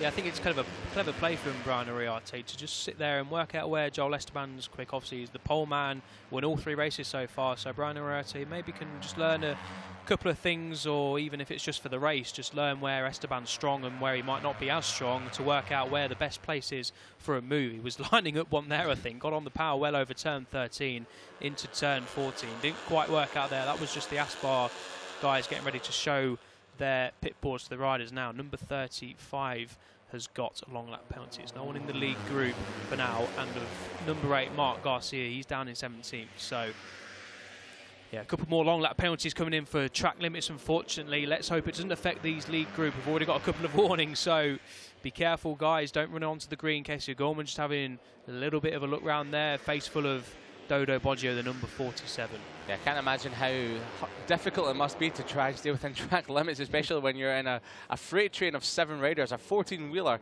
at the head of this race. But yeah, it's Dodo Boggio. I'm super impressed by the Italian after that massive crash he had in race number 1. We were really unsure if he was going to make it out for this, but he has done, and he's well in the mix here. It looks like he's shaping up a move on Casey O'Gorman. Not quite yet, but you have a feeling that move might be coming anytime soon, as that's Max Martinez running out onto the green again. He's already got a track limits warning. Well, that could be curtains for his race if he picks up one more of those ones, because he will have to serve a long lap penalty. And Boggio is looking around the outside of Casey O'Gorman into the left hand at the end of the back straight. But yeah, the leading group of 7 riders, it's settled down ever so slightly at the moment, with after the craziness that was the first few laps of this race, where there were riders just ducking and diving everywhere, elbows were out. It's settled down, but you can imagine in a few laps time it will start getting heated up again. Nice little slow-mo replay then of the riders hard on the anchors, down a couple of gears on the gearbox and tipping it into turn 1's pretty fast left-hander, and then they'll pick the bike back up, get a good run into turn 2, a popular pass in place here in Valencia. I hope for Max Martinez's sake that wasn't, well, I was going to say, I hope that wasn't the last one, but it clearly was, because he has a long lap penalty. It's popping up on our timing screens. Rider number 28, Max Martinez, the reigning champion, has a long lap penalty to take. So unfortunately, there it is at the bottom of your screens on the ticker. Long lap penalty for Max Martinez. So is that the end of his podium hopes, Max Martinez? Usually long lap penalties cost you around about 2-3 seconds, depending on which track you're at. It's at least 2 seconds. So yeah, Max Martinez then, not the news he would have been hoping for, and that was Guido Pini running wide again as well. So Guido Pini must be flirting with a long lap penalty as well. At this rate, all of the riders in the race, not just the leading group, will have a long lap penalty at some point. So Yeah, we don't like to talk about them too much, but when they're flashing up on the screens, and then we go Max Martin again out on the green, and also Brian Uriarte. So, yeah, not just one, but there could be more penalties coming through. And you would think that when Max Martinez... Contact! Oh, that was Uriarte off the track, and he tagged the back of Pini. So Pini, we're not sure if he stayed on, but he's lost a bit from his bike. Slaps a tank of frustration, does Uriarte, and that's given a big gap to Joel Esteban out front, especially when we've got Max Martinez about to serve a penalty. So that's going to be at least a couple of seconds. You think back to Casey O'Gorman when Max Martinez does serve that penalty. That's unfortunate then for Brian Uriarte. Was running in 3rd place before contact down at turn 8. And yeah, like you say, Liam, with Max Martinez in 2nd place to Joel Esteban, let's see the gap over line. It looks around about a second, but Max Martinez, of course, has that long lap penalty to take, so you can sort of rule him out of 2nd place at the minute. He's not really there.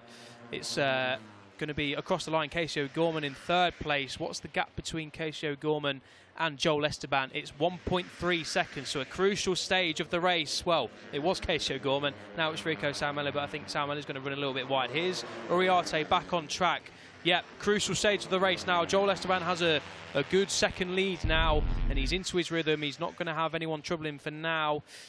Yeah, just getting in there a little bit too hot. Trying to make a move was Uriarte, and just had to stand the bike up, thankfully for himself, and I think it was Guido Pini that he made contact with.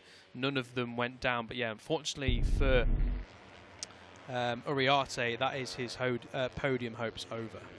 Yeah, he's been showing great pace all weekend. He was the only one it looked like, if Joel Esteban was able to break away, that he was the only one that could have went with him, but we're going to have to find out what's going to happen for the remainder of this race. Oh, and he's gone down as well. Uriarte has stopped down track, so maybe pushing a little bit too hard after that mistake, after collecting with Guido Pini on the previous lap. This time on the last lap, so not sure what happened there, but clear frustration there from the number 51.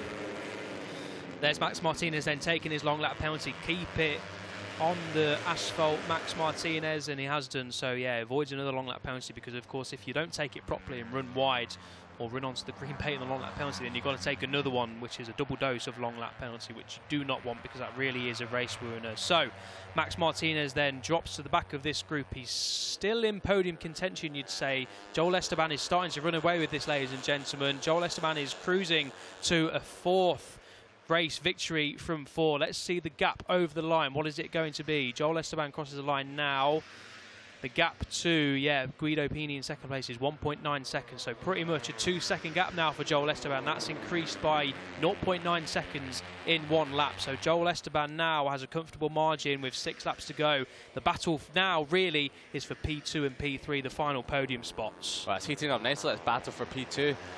With 4 riders there, and well, it'll be 4 riders, nearly 5 riders, when Max Martinez, who's just served his long lap penalty, gets back into the mix of things, with these 4 really carving each other up. That's Guido Pini back up the inside of Casey O'Gorman into 4. O'Gorman looks like he was trying to go back into 5, but just having to sit up and take stock of what just happened there. But this gives a chance for Boggio to come up the inside of O'Gorman. He just doesn't slide up the inside, but has to sit back. But yeah, there we go. That's Max Martinez. He's only half a second, if so, behind this group for 2nd now, so he's back in the mix. Absolutely, yeah. He still has 2nd well and truly on the cards there. Max Martinez has closed these guys pretty much in now after taking that long lap penalty. So good job there from the number 28.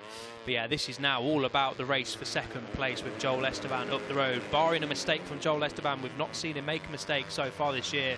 So it's hard to believe he'll make one in the final 5 and a bit laps. Obviously, the Aspar team will tell him to keep his head down, keeping his rhythm, concentrate, but now he's got a good 2 seconds, probably more at the end of his lap advantage. So yeah, fortunately for the spectacle, it's a race for 2nd, but Joel Esteban marches on once again with 5 laps to go. Uncatchable really, it seems, for Joel Esteban, and the race is on for 2nd place. There he is, number 78, the championship leader. Will it be a maximum 100 points from 100 to start the season with? Time will tell. Yeah, 2.7 seconds, so his pace has really hotted up now. Another 0.8 seconds quicker on that lap. He's been setting consistently fast lap times. 42.8 on that lap. The previous lap was a 42.7, and the lap before was another 42.7. So yeah, just he's going for it, and that was almost tagging the side of Casey O'Gorman when, as Max Martinez looks up the inside of the Irishman, but doesn't make it stick, backs out of it just in the nick of time so they don't make any contact. But he's there, and he's making sure that he lets Casey O'Gorman know that he's ready to pounce whenever he can.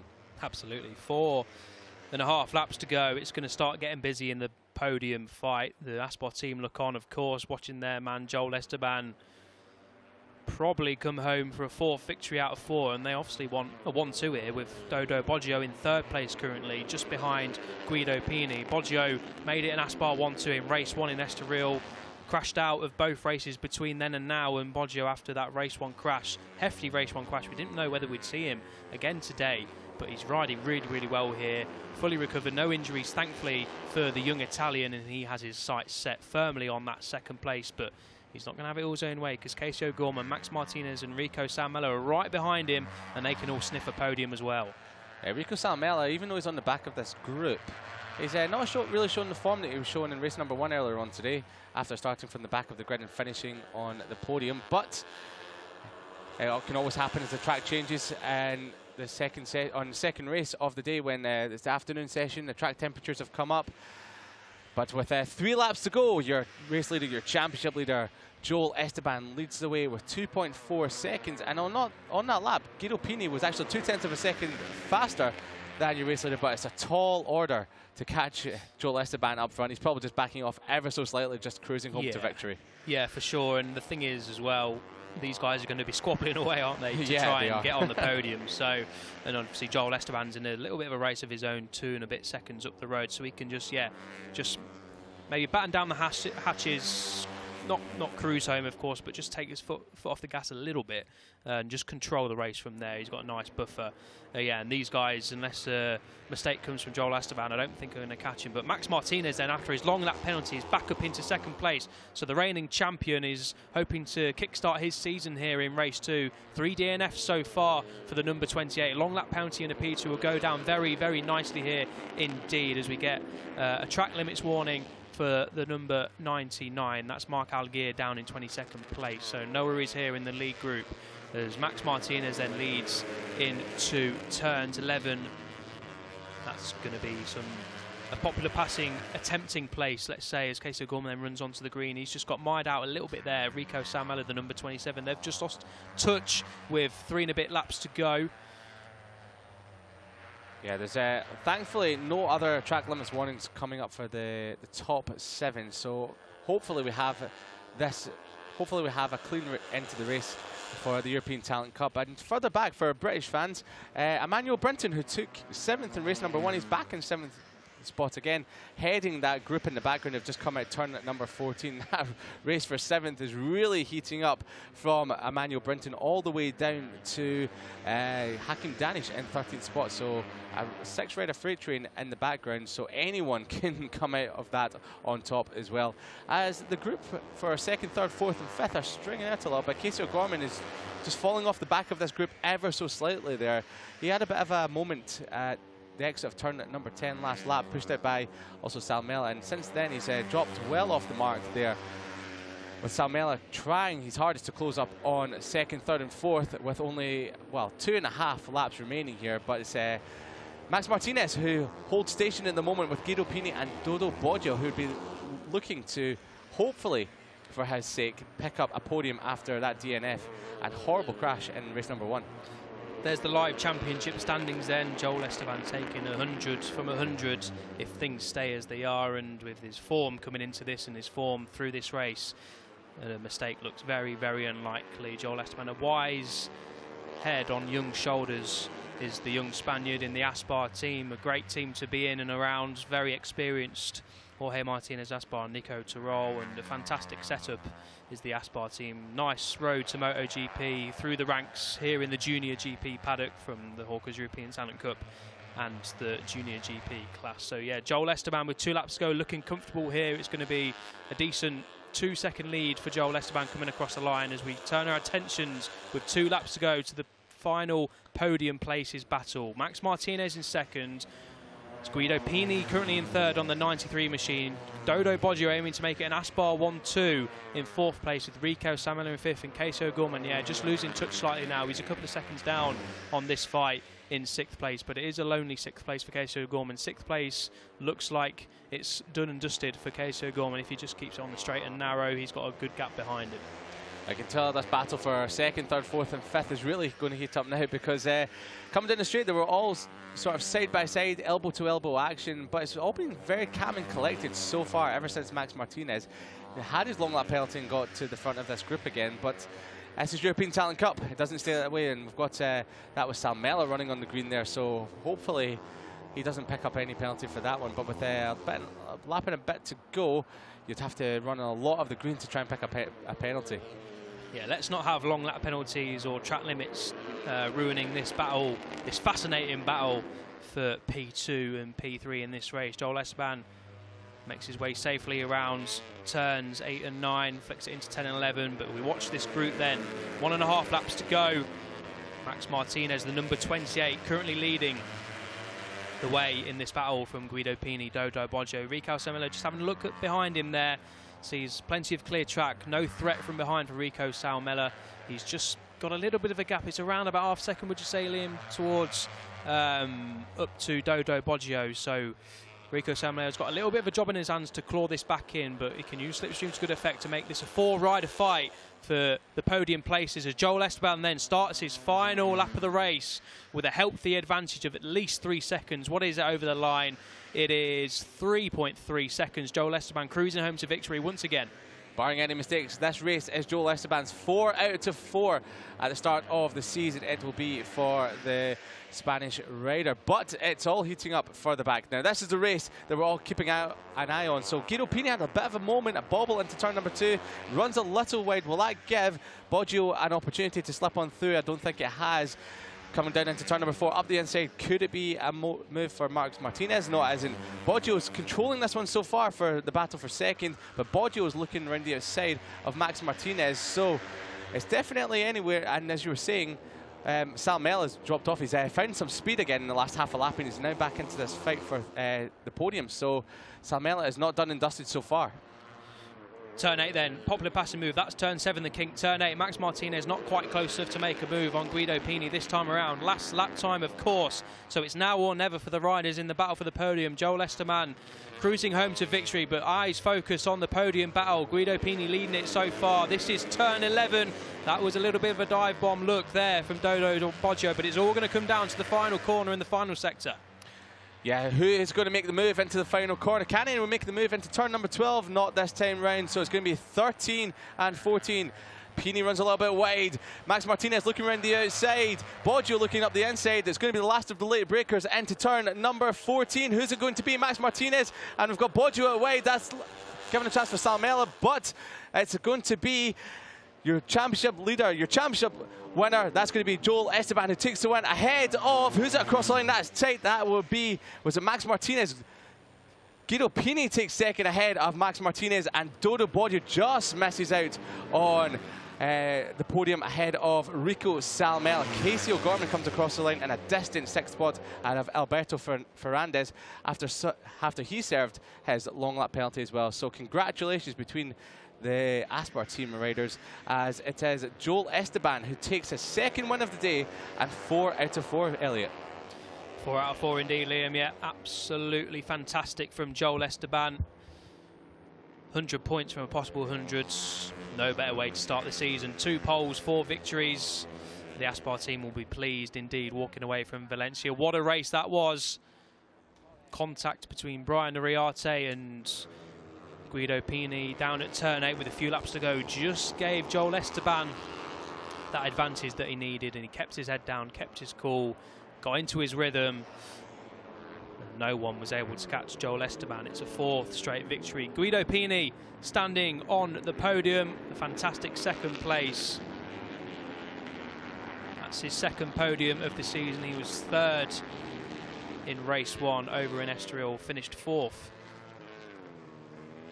couple of times after that, including race 1 here. He maintains his place 2nd in the championship standings.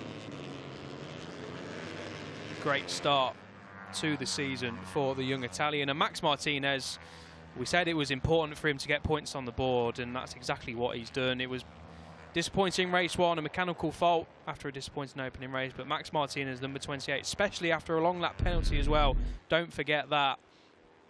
A fantastic podium for Max Martinez. He has his season up and running in terms of points. That's as close as you like over the line, isn't it? 0.002 seconds, 0.002 of a second, splitting Pini and Martinez over the line. It literally does not get much closer than that. Joel Esteban then, the dominant force in the Hawkers European Talent Cup in 2022. We'll be hearing from him shortly with Liam down in Parc Fermé. And the Aspar team will be heading home with 3 victories today from a possible 4 after David Alonso won race 1 of the Junior GP earlier on today, this morning. Fantastic stuff from Joel Esteban. A star in the making, a future Grand Prix star. You'd have to say so, but obviously don't heap the pressure on the young kid. He's just enjoying himself and winning races. That's all he needs to do right now. Learning his trade in the Junior GP paddock, as so many riders have done on the world stage.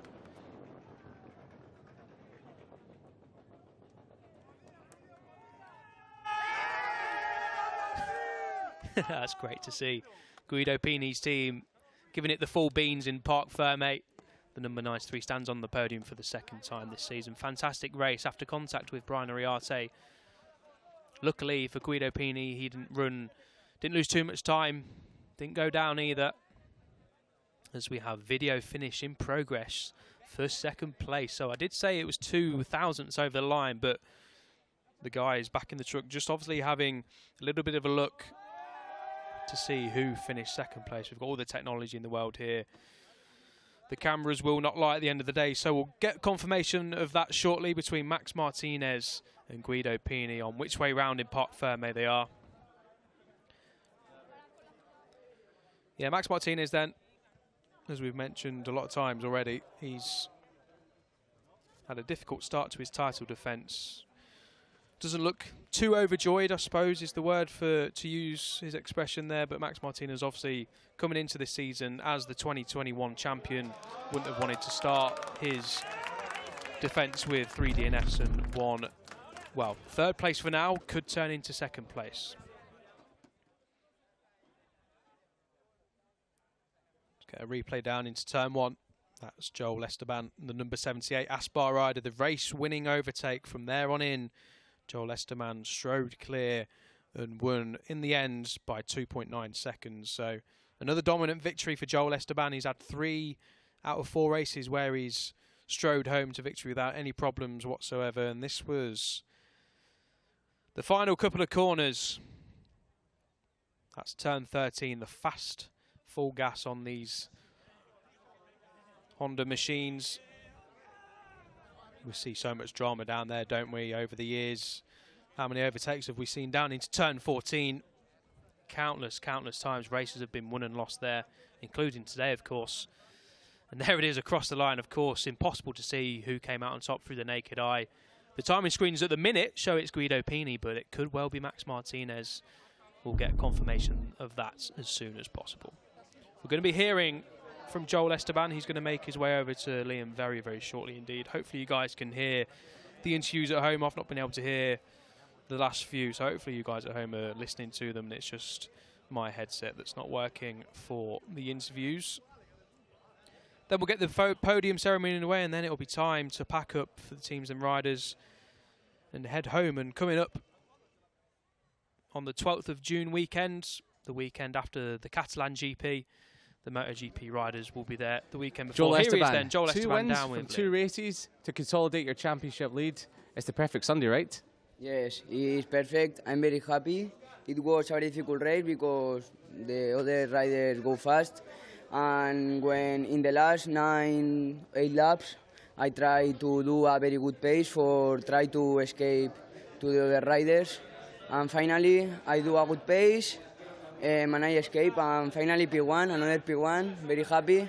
And thanks to all the team for this job, for his job, and my sponsors and all the people support me, and my family. And in Spanish as well, please. Estoy muy contento, ha sido una carrera bastante difícil, la verdad, porque al principio no tenía buen ritmo y he visto que me estaban adelantando y me he desconcentrado un poco, pero bueno, he vuelto a la concentración rápido y a falta de 8 o 9 vueltas he tratado de hacer un buen ritmo para poder escaparme, ya que mis otros rivales también están bastante fuertes para un final de carrera y bueno, nos hemos escapado y muy contento, otra victoria más y dar las gracias al equipo por el increíble trabajo hecho durante este fin de semana, a mi familia, a mis sponsors y la gente que me apoya. Congratulations, Esteban. Thank you.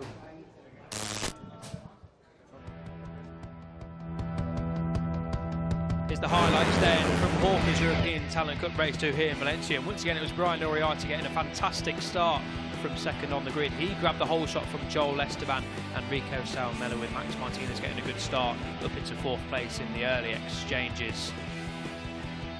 Joel Esteban soon led though, not for long, but because Max Martinez made a very, very quick start, but Max Martinez's race would unravel after exceeding track limits a few too many times. He would later be handed a long lap penalty. That was a bit of a moment for Hakim Denish there. Casey O'Gorman riding around the outside. As always, it was a fantastic battle in the Hawker's European Talent Cup. Right from the off, elbows were out and the race was on for victory. 4 abreast there into turn 1. Joel Esteban always in the lead group and always looking to be leading the race when possible, and that's exactly what he did. Soon we learned that Max Martinez would get a long lap penalty, and that would drop him down to the low ends of the top 10 or the lead group.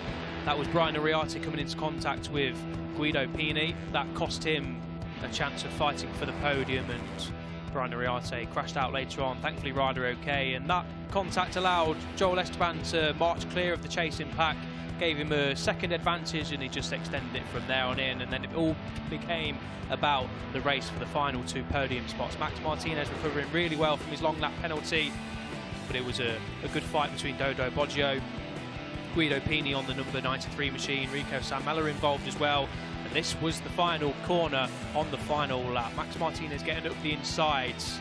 The timing screen briefly showed Guido Pini grabbing second. It was so tight across the line, but in fact it is Max Martinez who takes second and Guido Pini in third, with Dodo Boggio just missing out on the podium, as did Rico Salmela in 4th and 5th place.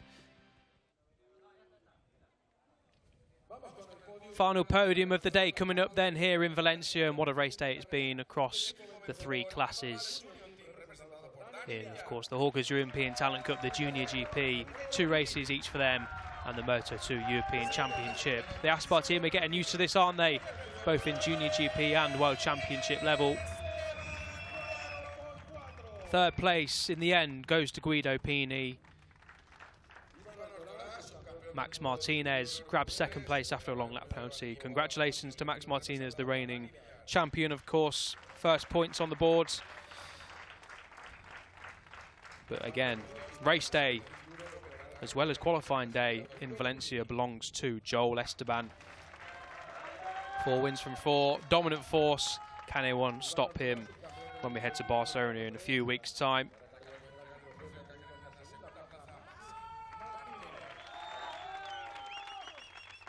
There's Ivan Ortola handing the 2nd place trophy to Max Martinez. A few of the riders here this weekend supporting some of their old friends, of course. Ivan Ortola finished 2nd in the what was then called the Moto3 Junior World Championship, now called the Junior GP Casters. We're going to get ready for the Spanish National Anthem once again for Joel Esteban.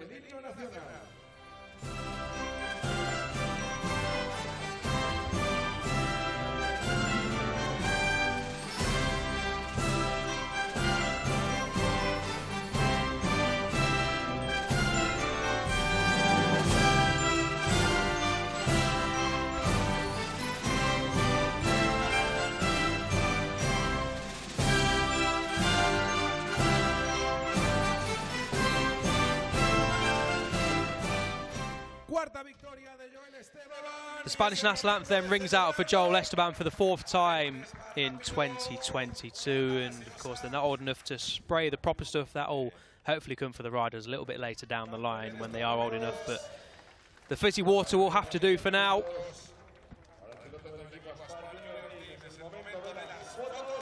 really hot out there for riders, isn't it? You've just been down there in Parc Fermé, and what's the temperatures like at the end of the day here in Valencia? Well, if I was saying it was warm, that'd be an understatement because it is very hot down in Parc Fermé, especially when the riders come in and the bikes they've just come off track as well. But it's very warm out there, and the riders have done well to make it to the end.